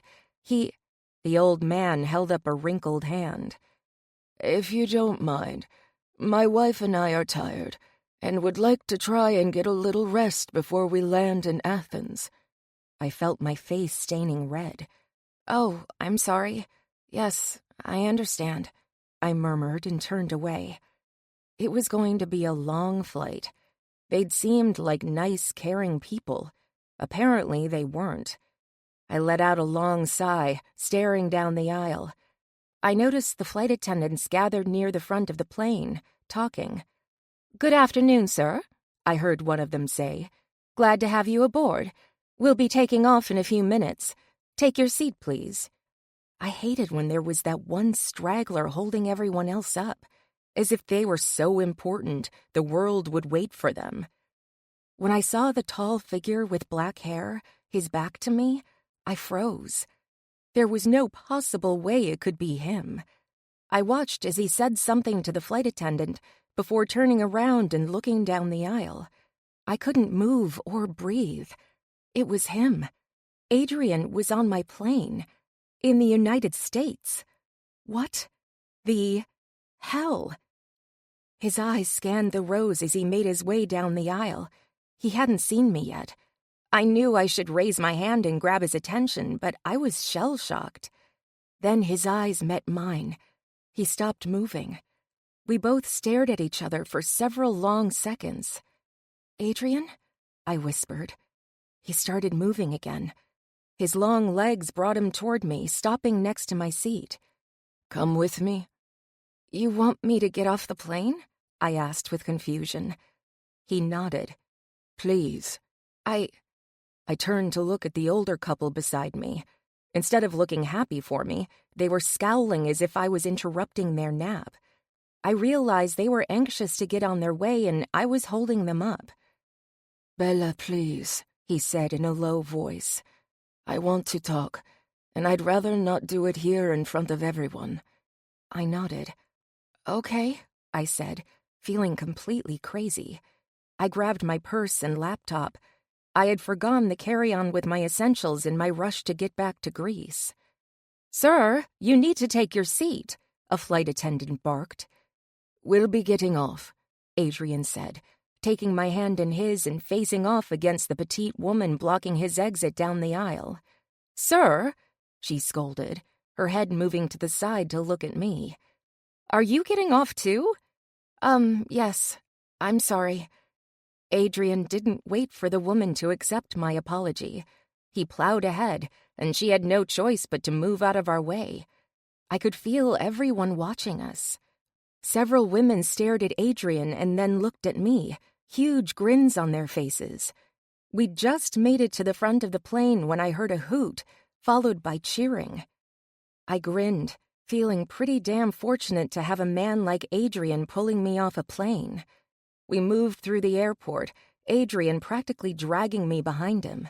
I could feel his determination vibrating where he was holding my hand. We made it to a relatively small, private corner of a gate that wasn't being used. "Sit," he ordered. I sat down in one of the chairs. He sat next to me, taking my hand in his and looking into my eyes. My heart was dancing, jumping for joy, and praying he had made the trip to tell me he was madly in love with me. "You're here," I said with disbelief. "I'm here." I was still a little befuddled. "Why? How? I don't understand." I'm here because you're here. I grinned. I almost wasn't here. He chuckled. I noticed. Your dad waited until the very last minute. My dad? I'll explain that later. I had to come. I had to talk to you and make things right between us. When I went to work yesterday, I had hoped to talk to you. When Cassie had told me you left, I knew I'd screwed up. His voice was low and full of regret. I put a hand on his knee. I shouldn't have run away. That was childish, and I'm so sorry for doing that. It was a knee-jerk reaction to what had happened Saturday. I should have stayed and faced things head-on, but I ran. He shook his head. I don't blame you for running. I gave you no reason to stay. What I said at the ice cream shop, I want to explain. I nodded, swallowing my nervousness. This was the moment of truth. He could tell me I wasn't the woman for him, or he could tell me he was madly in love with me. I was still hoping for the latter, but I knew we came from different worlds, and despite what we had shared for a very short time, there was a chance things would never work out between us. I'm listening, I whispered, ignoring the din of the busy airport around us. Just then, it was only him and me in the dark corner of the closed gate. His hand closed over mine, resting on his knee. It wasn't nothing, he said, those striking blue eyes boring into my very soul. Those few days together were something very special to me. I'm sorry I said what I did. It wasn't meant to hurt you. I was trying to protect myself from being hurt, and I ended up hurting you. That was never my intention. When we're together, I feel like a different person. I feel free and happy and whole. I was wrong for not standing up to my mother. I was wrong for letting her talk to you like that. But most of all, I was wrong for letting you walk away that day without trying to stop you. Will you forgive me? Adrian, of course I forgive you. I know things were weird. Neither of us talked about what was happening between us. I think we were both so caught up in the moment and afraid of ruining what we shared by talking about where things were going, so we avoided it.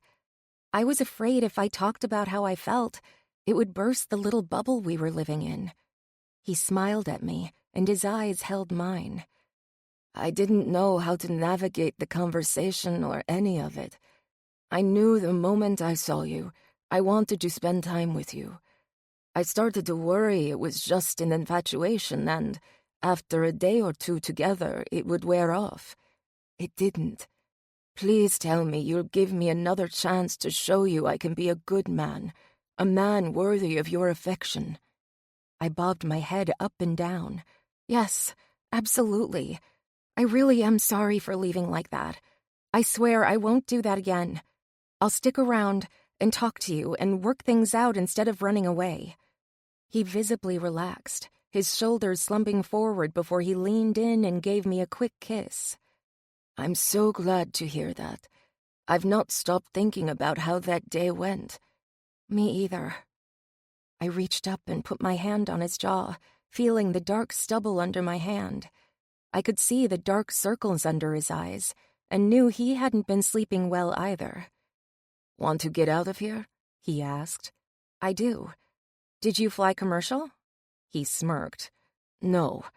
My jet is on a small airstrip outside your town. Oh, wow, I said, shaking my head again. I can't believe you're here. Honestly, me either.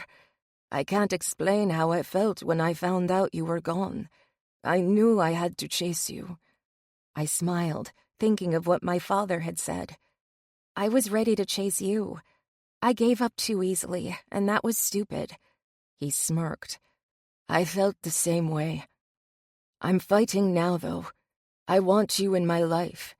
I don't know how that works, but I know what I want. Let's worry about logistics later, I said. Right now, I think we could both use a hot meal and a good night's rest. We can stay in the city tonight, unless you're in a rush to get home. He shook his head. I want to stay here. Good. It's my turn to show you around. I know a great restaurant. It serves all the American comfort foods I love." "That sounds great. I'm starving. I'll book us a room." He pulled out his phone. I didn't even think about stopping him. I knew him well enough to know he liked comfort and style, and I couldn't afford that. This was a little vacation for him, and I wanted him to be able to truly enjoy it, and it looked like he could use the rest. We walked out of the airport, our hands clasped together, my head leaning against his shoulder. The car he had apparently hired was waiting for us. "I'm so glad you're here," I whispered, snuggling against him in the back seat. "I'm so happy to be here. I didn't like that feeling at all." He made a cute, pouty face. I had to giggle. What feeling would that be? "The feeling that I had lost you for good. I felt like I had lost a piece of myself. It was very uncomfortable." "Uncomfortable?" I teased. "You know what I mean." "I do. How did you find me?" "Rand found you. He pulled your file and gave me the information." I groaned. Oh, God, I'm sure he really hates me now. "He doesn't hate you," Adrian said. "He sensed the connection between us from the very beginning as well. He was worried I would lose my focus and devote all my time and energy to you and somehow bankrupt the company." "I wouldn't let you do that," I assured him. He nodded. "Rand is my best friend, and he was looking out for me. I hope the two of you can talk and get to know one another.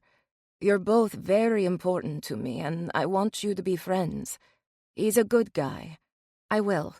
I don't have anything against him." I paused. To be honest, he kind of intimidates me. Adrian chuckled. "Most people say I'm the intimidating one." I turned my face to look up at him. "From the moment I saw you, I knew you were a good guy. I wasn't intimidated in the slightest." He grinned. "Because I was your rescuer." "You're my hero," I said in a high-pitched voice, and we laughed. It felt good to laugh together again, like finding a missing piece of myself, like I was whole again. Chapter 37. Adrian. The hotel reservation had been last minute, and I had no idea what I was going to be getting, but I was pleasantly surprised to find the place was quite luxurious. I didn't think of myself as a snob, but I did know what was good and what was substandard. Strolling across the gleaming black and white marble floors of the hotel lobby told me I was in a good place. "I've never been here," Bella whispered from beside me.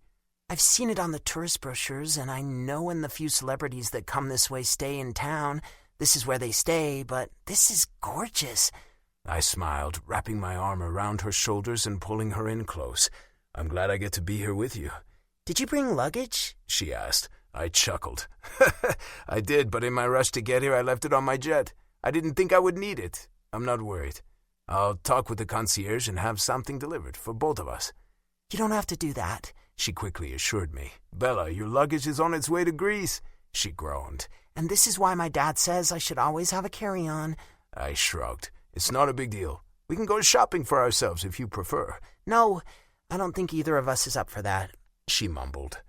We checked out the suite, which was much finer than the room we'd had in Athens. I was thoroughly impressed and made a mental note to use the hotel when I came back for visits, which I was already planning to do as often as I could. It was still early when we left the hotel, after talking to the concierge, to get myself a change of clothes delivered to the room, along with something for Bella, despite her insisting she was fine. I liked being able to spoil her. The restaurant she had picked for us was very casual. I felt a little overdressed in my slacks and dress shirt, but she assured me it was fine. Our roles were reversed, and I had a much better understanding of how she'd felt in my hometown. "I'm going to let you order for me," I told her. "I don't recognize what a lot of these dishes are." She giggled. "They use silly names. I think you'll like the country fried steak." I grimaced. "I'm going to take your word on that?" I watched as she ordered for us, along with 2 bottles of Bud Light beer. I was on her turf and willing to let her lead the way. I trusted her and knew she wouldn't lead me astray. So my dad texted and asked if you made it to the airport on time, she said with a grin. I didn't realize you went to the house. Yes, I did. Your father and I got to talk for a bit. He's a good man. He's the best man, she said proudly. What did you talk about? You, me, us, the future, I said nonchalantly. I see. He gave me the typical warning a father would dole out to his daughter's suitor, but I got the feeling he liked me, I ventured. I'm sure he did. He wouldn't have told you where I was if he didn't. She laughed. Why hasn't he remarried? I asked. I knew it was a blunt question, but I found it odd a man would stay single and alone for over 20 years. He seemed very nice, and I supposed he was a good-looking man. Everything Bella had told me about him was positive. I've asked him that question a few times. He always says he was married to the one true love of his life and no other woman could ever compare to her. I hate that he is alone now, but honestly, when I was younger, I was kind of glad he didn't remarry. Several of my friends had stepmoms or stepdads, and they all had really rocky relationships with them. I was worried he would remarry and the woman wouldn't like me and steal him away. I realized that was selfish now. I want him to find someone he can spend the rest of his life with. Do you feel like you have to stay here to take care of him? I asked in a quiet voice, almost afraid to hear the answer. She took a drink from the beer bottle. In a way, yes, I do.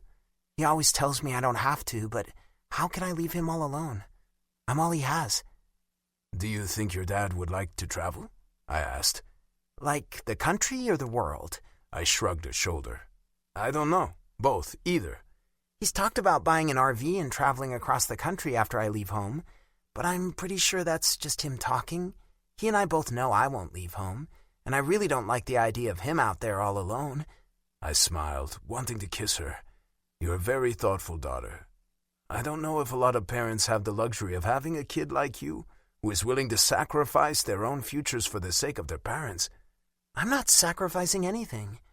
I have to look out for him. He's the kind of man who will work for 4 days straight and not take a break. He needs someone there to make sure he eats and rests. I nodded. I understand that. Would he move to Greece? Her mouth dropped open. What? Really? Yes, really. I want you working in the company. You're an asset to anywhere you go, but I want you with me. She looked thoughtful for a second. I don't know. I don't imagine they do a lot of mining there. Why not ask him to retire? I suggested. She scoffed. I may as well ask him to move to the moon. I grinned. Bella, I know this is fast. And I understand if you say no, but I'm offering your father an early retirement. No way. I can't accept that from you, and he will certainly never accept charity. If we offer you a full-time position at the company, you could afford to support him and live a comfortable life, I told her. You're tempting me, but I would be in Crete just to work for you? She said in a quiet voice. I shook my head. No, I want you with me. I don't want to be apart from you again. I'm not really in a position to move here, but if that's what it takes to be with you, I'll make it happen. The last 24 hours has shown me I don't want to be without you. I know it's fast, it's crazy, and I know people think we're rushing this, but have you ever just known when something is right? Yes. She breathed out the word. You'll come home with me? She nodded. I will. I don't know what the future holds, and I don't know if my father will ever consider early retirement, but I will ask. I want to be there. With you. Good. But Adrian, if you're serious about hiring me to work at the company, I don't want special treatment. I want the standard job offer and pay. I have to do this on my own. I nodded. Absolutely. You'll be treated just like one of the employees. She grinned. We might not have to go that far. Our dinners were served before I could answer her. I stared at the pile of food on my plate and was hesitant. It was certainly not quite as appealing as the food I usually received when I ordered a meal at a restaurant, but I was willing to give it a try. I wanted to show her I was open to trying new things and learning more about her world. I took a bite and was pleasantly surprised to discover it was actually quite good. She was watching me, waiting for me to say something. I like it. Good. I had a feeling you would, even with your refined tastes. What did you call this? I asked. Country fried steak. I took another bite, bobbing my head up and down as I ate. I was interested to see what other things she could show me here in America. I had been to New York a few times, but I'd never made it to the west side of the country. "Are you ready to head back to the room?" I asked her after we'd finished our dinners and consumed a few beers. She nodded. "Definitely." There had been a heated energy between us as we talked more about the future and her coming to live in Greece. The more I thought about a future with her, the more excited I became. I was anxious to spend my days and nights with her. I didn't know what that was going to look like yet, but I felt we needed to celebrate our reunion, even if we'd only been apart a few short days. There were 3 bags sitting just inside the door of our hotel room with the clothes I had asked to be delivered. There was a bottle of champagne chilling on the table, along with several varieties of wine. "What's all this?" she asked. "I was hoping we could celebrate," I replied. "With champagne?" "Yes." "What exactly are we celebrating?" she asked coyly. I put my arms around her waist and pulled her closer to me. "I was hoping we could celebrate us being together again." She leaned back a little. Together, or just together?" I shook my head. "I have no idea what you're asking me," I said with complete confusion. She giggled. "Are we together as in we're going to be on the same continent and working together, or are we together like an actual relationship?" I smiled, giving her a kiss on the tip of her perfect nose. "I want to be with you. I want to be your man. I want you to be my woman." She giggled again. "I'm waiting for you to start pounding your chest." "I will do anything you ask me to do." "Anything?" she asked, her voice husky, her eyes dropping to my mouth. "Anything." "I think I'd like to start here. Now," she said, pressing her body against mine. I inhaled the scent of her and closed my eyes. My mind, body, and soul had missed her. When I had thought I'd lost her, my world had been turned upside down. I wanted to take a minute and simply cherish the moment. Holding her close to me was worth dropping everything and getting on the long-distance flight to track her down. "I'm ready to start over." "Start fresh," I told her. "This is real. There is nothing fake about the way I feel about you. I'm going to show you just how real this is to me." I used my hand to push her face up so I could stare into her eyes. I needed her to see I was serious and I meant every word. "What I feel for you is very real," she said. "I'm taking a huge leap of faith and following my heart. My dad told me to do whatever I had to, and I'm ready to do whatever it takes. I'll chase you to the ends of the earth if that's what you need to believe I want you for you. Nothing you have makes a difference. It's you I want." Her words resonated deep within me. I couldn't begin to understand how my soul knew she was the one, but it did, and I was not about to fight it another second. I dropped my mouth to hers, my lips brushing over hers before I gave in to the passion and the heat I felt for her. Chapter 38. Bella. He tasted so good, I wanted to devour him alive. I was heady with the excitement of being reunited with him and knowing he wanted to be with me. I was with the sexiest man in the world. He was mine. I could call him mine. I moaned into his mouth. "I want you. I want to take our time. I want to treasure every inch of your body. You are mine," he growled, his hands reaching down and squeezing my ass. "You're mine, mister. All of you. I think I want to check out just what it is I'm buying here," I joked. He chuckled. "Is this the 'I'll show you mine if you show me yours' game?" I nodded. "You bet your fine ass it is." I squealed when he swatted my ass.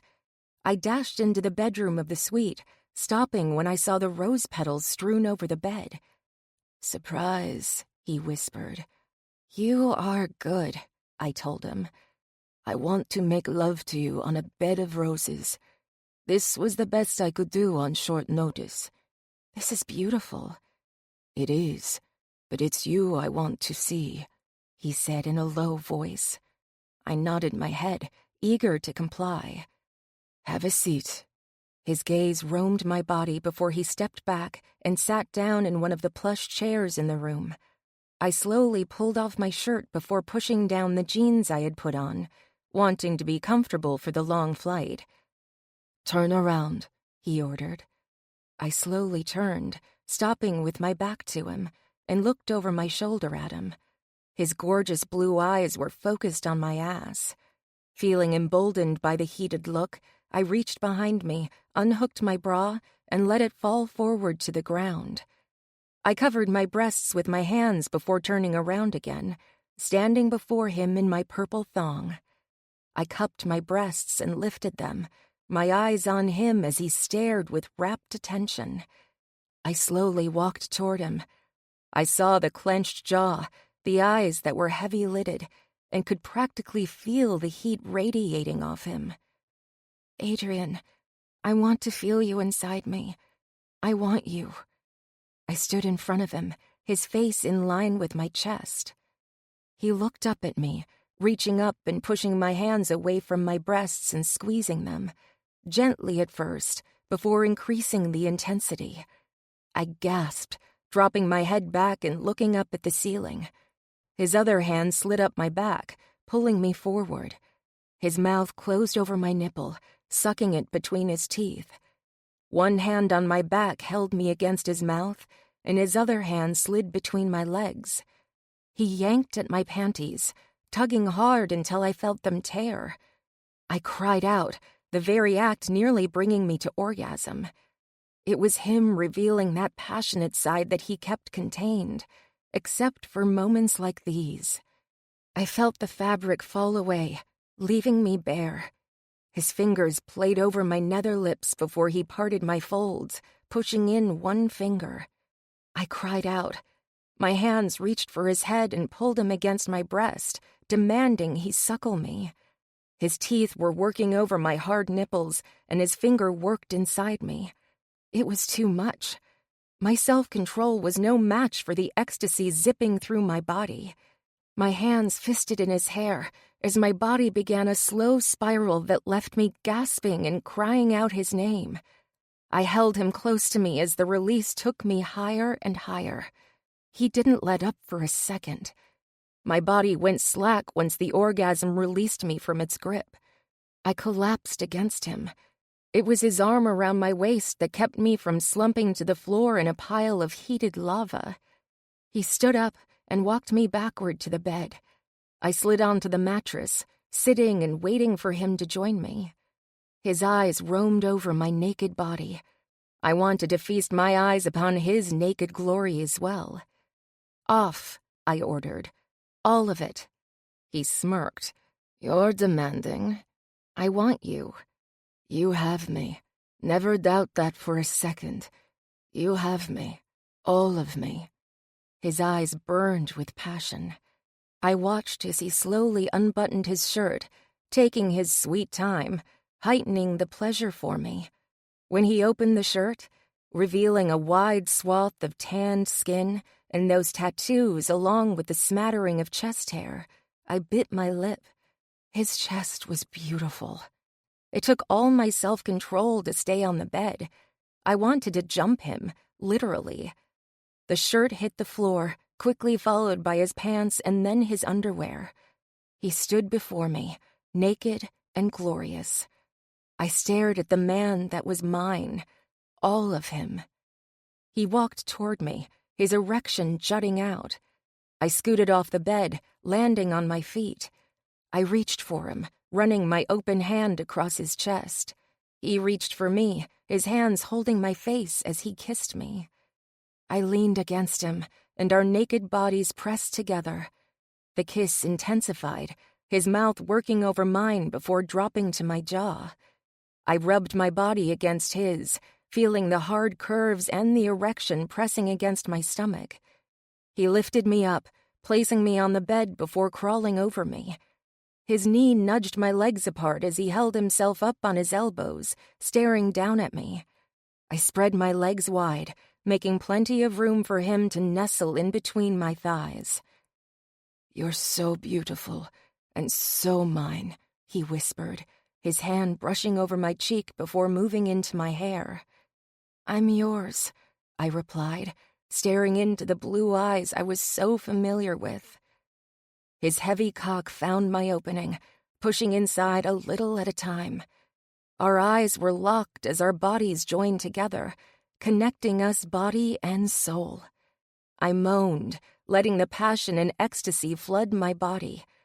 I leaned up and kissed him while he pushed deeper, stretching me and filling me completely. I opened my eyes, lying back on the bed, watching him watch me. I felt like we were permanently bonded, our souls imprinted on each other forever. I sighed with supreme contentment. "I never want to move from this place," I whispered. He groaned.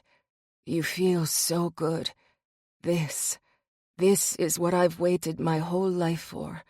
You are my everything." "I've dreamed about you for years, not knowing you were real. I never thought a man as good and as kind and as handsome as you existed. You're my dream come true." I felt his cock jerk inside me, and his eyes dropped closed for a second before opening again. "I'm real. I'm yours." I nearly wept with ecstasy. "Please," I whispered. He dropped a kiss on my lips and began to move. It was a slow burn, sliding in and out. There was no rush. It was him and me, and the world didn't matter. I closed my eyes, giving myself completely to him. My hands moved to his hips, pulling him in and pushing him out. The rhythm was slow and steady, each scrape over my raw nerves inciting new electric shocks with each stroke. "This is what I want," he rasped. "Me too," I moaned, the sensations shooting through me, over me, inside me. I could feel the tension in his body. It was like a rattler coiled and ready to strike. I could feel rapture hovering just out of reach. I appreciated the slow lovemaking, and it was absolutely decadent, but my body craved more. "God, Bella, I'm so into you," he grunted, his words sounding strained and almost pained. "I don't want you to ever leave me again. Promise you'll stay with me." "I promise," I vowed. "I promise I'll be here." It was like a switch flipped. He kicked up the pace, his body moving faster, his strokes deeper and longer. I lifted my hips, taking him deeper. He rode me with the greatest care, but with a fierce intensity and dedication that moved me more than words could explain. I felt myself climbing that ladder to sweet release. I let him take me higher and higher until I could feel myself cresting. He groaned. "I have to let go. I'm going to explode. I can't hold back." "Don't. I want it all." "You've got it all. You have all of me." His mouth closed over mine, and his tongue plunged between my lips. I closed my eyes and shut down my brain, only letting myself feel. It was only him and me, and the melding of our bodies and souls. I let out a long, keening sound as my body fell over the edge. He'd taken me to heaven, and now I felt like I was floating. "Oh, fuck," he groaned before I felt him lose himself inside me. Our bodies came together, erupting and spasming, each of us gasping and groaning as our orgasms mingled together. He gently laid his body next to mine, his chest pressed against my breasts. I could feel his heart pounding. The rhythm was soothing and gave me a sense of complete calm. "So good," I murmured. "Yes, good," he said. I giggled softly. "Are you okay?" "Good God in heaven. If I was any more okay, I would be dead." "What are we going to do?" I asked, knowing I was killing the afterglow of a beautiful moment. "About?" he asked, rolling away from me and pulling me against him. "About us.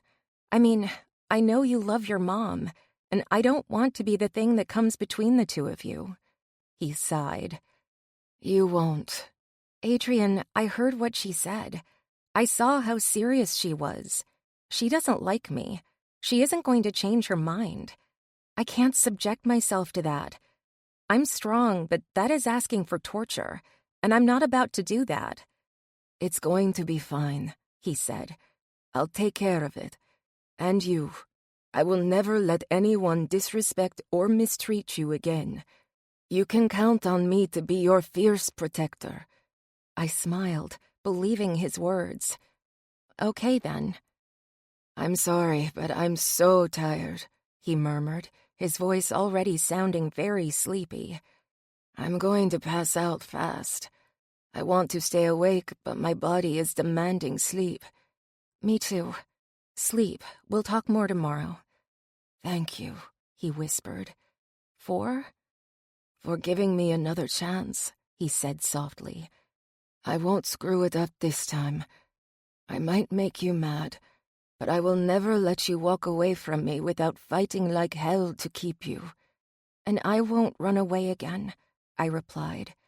"This is something worth fighting for, and you better believe when I fight for something, I fight to the very end." I sighed against him, my hand on his chest, my legs tangled with his, our flesh pressed together. It felt right to be in his arms.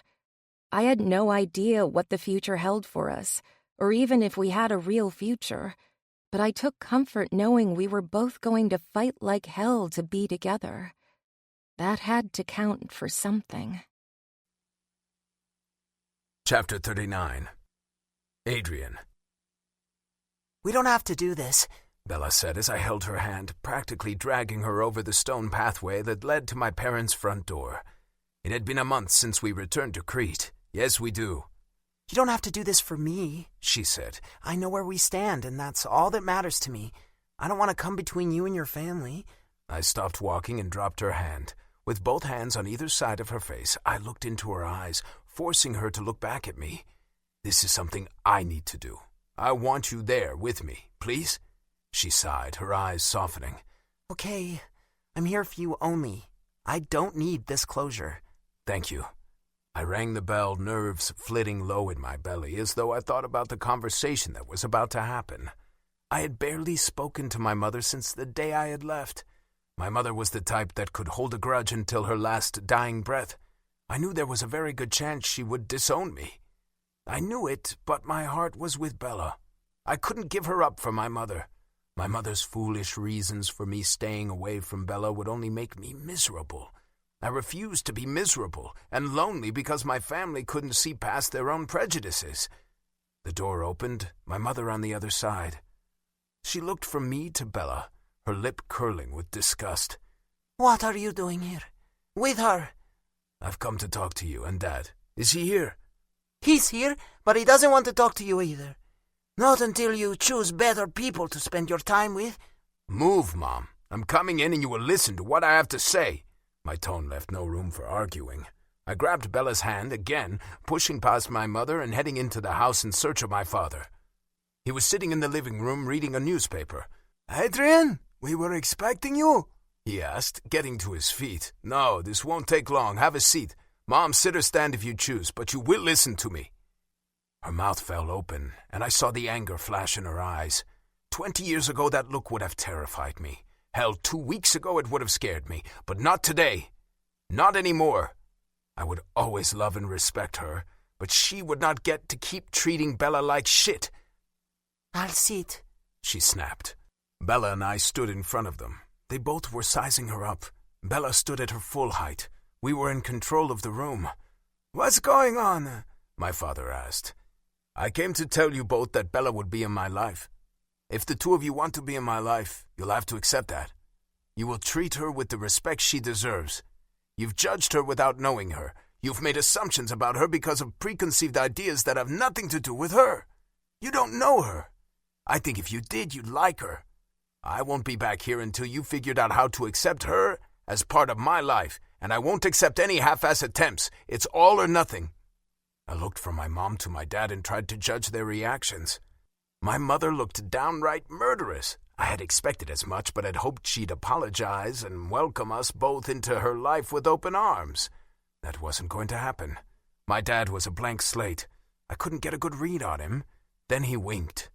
There was a hint of a smile and a nod of his head. It was a small relief, but it was my mom's approval I was most interested in.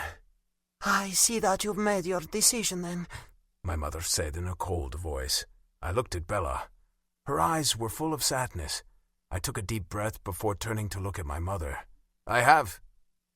Goodbye. I turned and walked out of the room, pulling Bella along with me. I couldn't stop to think about what had just happened. I had to keep moving, or I would feel that sense of regret and sadness. I didn't want to feel any of that. I knew I was doing the right thing. I knew Bella was the woman for me, and I was just going to have to learn to live with that feeling of being alone in the world, besides Bella and Peter. I drove back to the city, parking my car in the driveway of the small house I had been spending a lot of time at lately. We hadn't spoken the whole ride back. She was giving me time to process my thoughts, which I greatly appreciated.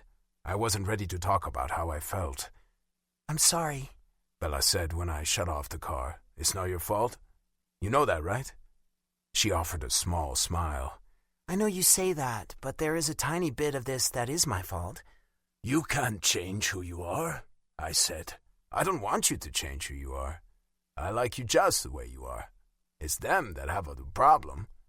Let's go see what my dad is up to, she said with a smile. Probably has that new barbecue he bought fired up. I don't know if I can eat another hamburger, I groaned. She burst into laughter as we walked up to the front of the beach house. The smell of the water and the sound of the waves comforted me. It was a sound I loved, but the last 2 weeks had made them even more special. It was a sound that reminded me of Bella and her father, and the many hours we had sat on the beach together, talking about everything and soaking it all in. Life was good, but I didn't realize how good until I had someone like them to share it with. He loves this house, she said. I can't thank you enough for buying it for him. He's always loved the beach, but this was way beyond anything he could have ever dreamed of. Me as well. Hey, I wanted to do this for him. I will always think of him running into the water the first day we got the keys. He acted like a kid. It was good to see him so happy. I swear he's regressed, she said. He's like a 20-year-old starting over. It makes my heart happy to see him really happy. I honestly can't believe he agreed to move here and retire. I was prepared with some really good arguments to convince him it was for the best, she laughed. He really stole the wind from my sails. I was prepared to buy him his own jet to fly back and forth if he refused to move here, I said with a laugh. But I'm happy it was an easy sell. Bella knocked on the door before turning the knob. Dad, we're here. There wasn't an answer. We headed inside, moving to the back deck that overlooked the beach. The deck was empty. Down there, I said, pointing to a man sitting in a folding chair on the beach. She grinned. He better have put on his sunscreen. Let's grab a beer and head down. That was something that had been a new addition to my life. Beer. Peter enjoyed beer, as did Bella. I had developed a taste for it, preferring the craft beers. Each of us carried a cold beer as we took the stairs down to the beach. "Peter!" I shouted. He looked up from the book he had in his hand and waved at us. "I didn't know you were coming by," he said, getting to his feet to give Bella a hug. I see you're working hard at this retirement thing, Bella teased. He held up the book. "I've always wanted to read a book on the beach. I can't believe I'm actually doing it. There's a blanket in that bag if you two want to pull up a seat." I'm happy for you, Dad, Bella said, leaning down to kiss the top of his head after he settled into his chair once again. I grabbed the blanket and spread it out for Bella and me to sit on. Out of habit, I took off my socks and shoes and rolled up my pant legs, sinking my toes into the warm sand. "How did the conversation go?" he asked. Bella grimaced, turning to look at me. Not great, she muttered. "It's fine. We knew it was probably going to go that way." I shrugged. Peter nodded sadly. "I'm sorry to hear that. Maybe I can talk to them." I shook my head. "That's okay. They've made their choice." Bella's hand moved to my back, rubbing up and down to comfort me. She was always doing things like that. A subtle touch on my shoulder or a swipe as she passed me in the hall at work. It was an unspoken language between two lovers. It was a relatively new language to me, but I liked it. A simple touch or a look was all that was needed to communicate. Bella laid down on her back, stretching out her gloriously long legs, clad in shorts. She'd kicked off her sandals and looked completely relaxed. I moved to lie down next to her when my phone began to vibrate in my pocket. I pulled it out and looked at the screen. "It's my mom," I muttered. Bella sat up. You should answer. "And what if she's going to yell and scream about how bad a son I am?" Bella shrugged. Then you end the call. Give her a chance first, though. I took a deep breath. Hello? Adrian, I'm sorry, she said. I turned to look at Bella, my eyes wide. She questioned me with her eyes. You're sorry? I repeated, not sure I had heard correctly. Yes, I'm sorry. I want you to be happy. You know that's all I've ever wanted for you. I worry about you being taken advantage of. You're a good boy and girls would prey on you. Mom, I said, ready to shut it down. No, she said quickly. I don't think Bella is like that. She seems like the real thing. You've never spoken to me in such a way. I needed you to understand this is serious. I understand. Your father and I would like to have dinner with you and Bella. We'd like to get to know her. I blinked. You do? Yes, Adrian, she said, and I could hear the emotion in her voice. I see the change in you. It's a good change. If she is the cause of this change, I want to know her. I want to be a part of your life. Thank you, Mom. I look forward to the two of you getting to know each other. I promise you'll like her. I'll call you and set up dinner, she said before ending the call. I slid the phone back in my pocket, smiling as I looked at Bella and her dad. They were both grinning.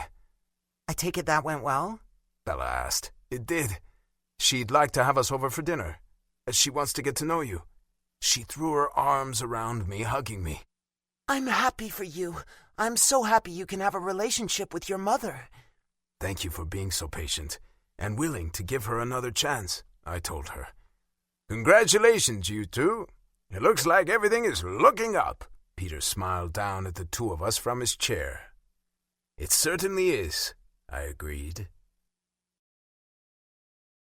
Epilogue. Bella. 6 months later.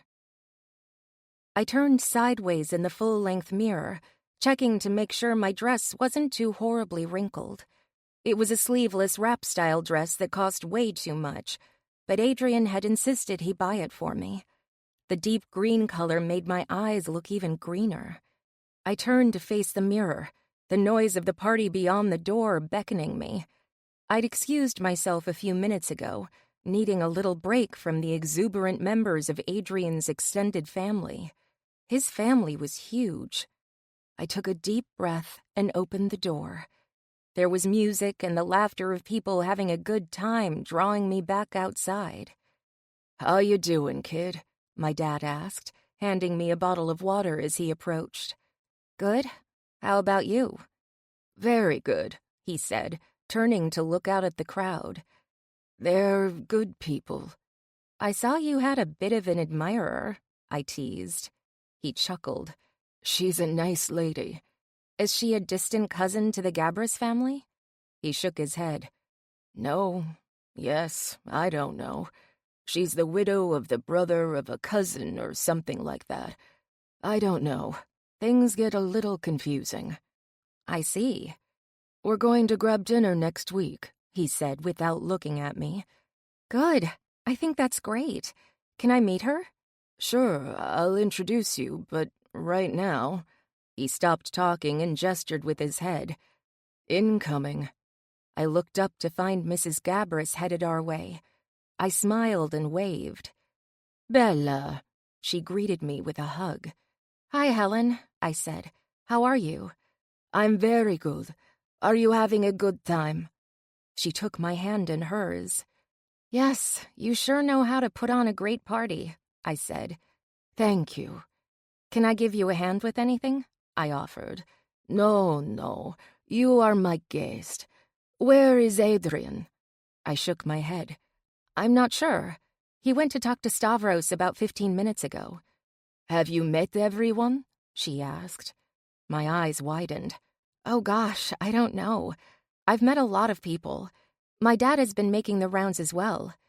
Helen chuckled. "Oh yes, Peter is quite the hot topic among the single ladies." I burst into laughter as my father blushed 3 different shades of red. "Oh, now," he mumbled.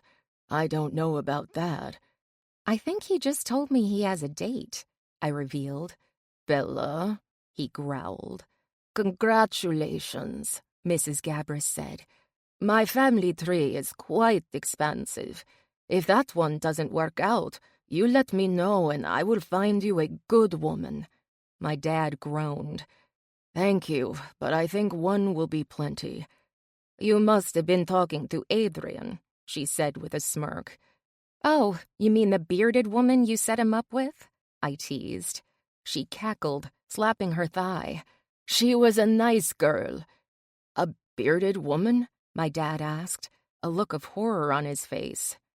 "Yes, her facial hair was thicker than mine," Adrian said from behind me. "Hey, there you are," I said, turning to face him.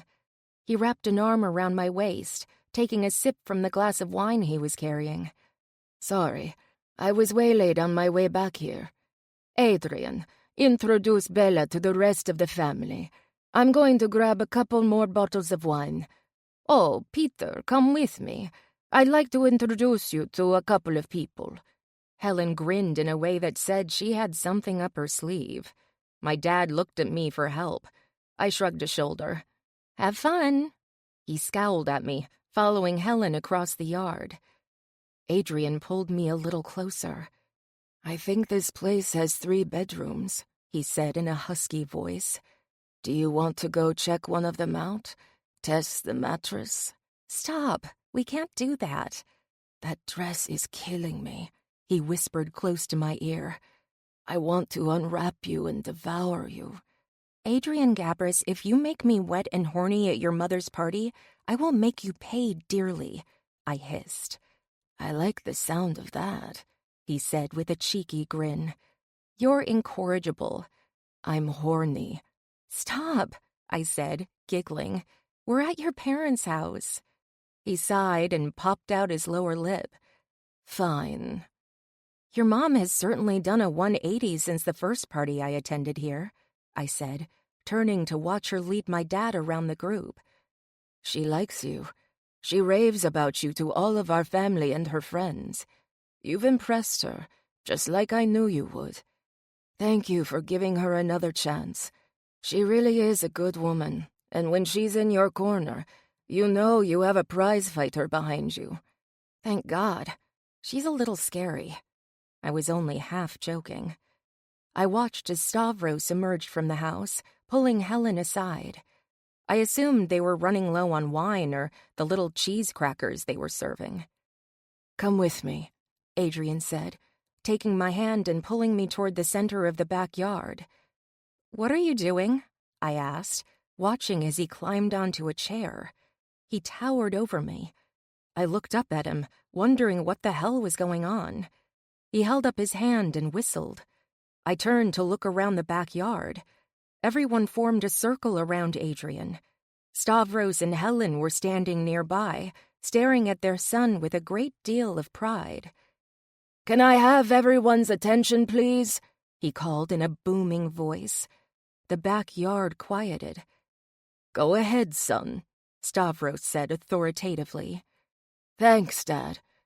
Everyone, I want to thank you all for coming out today. Most of all, I want to thank Bella and her father. As you know, they've come here from the United States. For those of you that don't know, that's a long way." The crowd burst into laughter. "We can't all be as smart as you, little brother." I turned to look and saw a slightly older, shorter version of Adrian coming through the crowd. He was followed by 2 more men that all resembled Adrian. I assumed they must be the brothers I had never met. "Hey, you made it," Adrian exclaimed from his makeshift pedestal.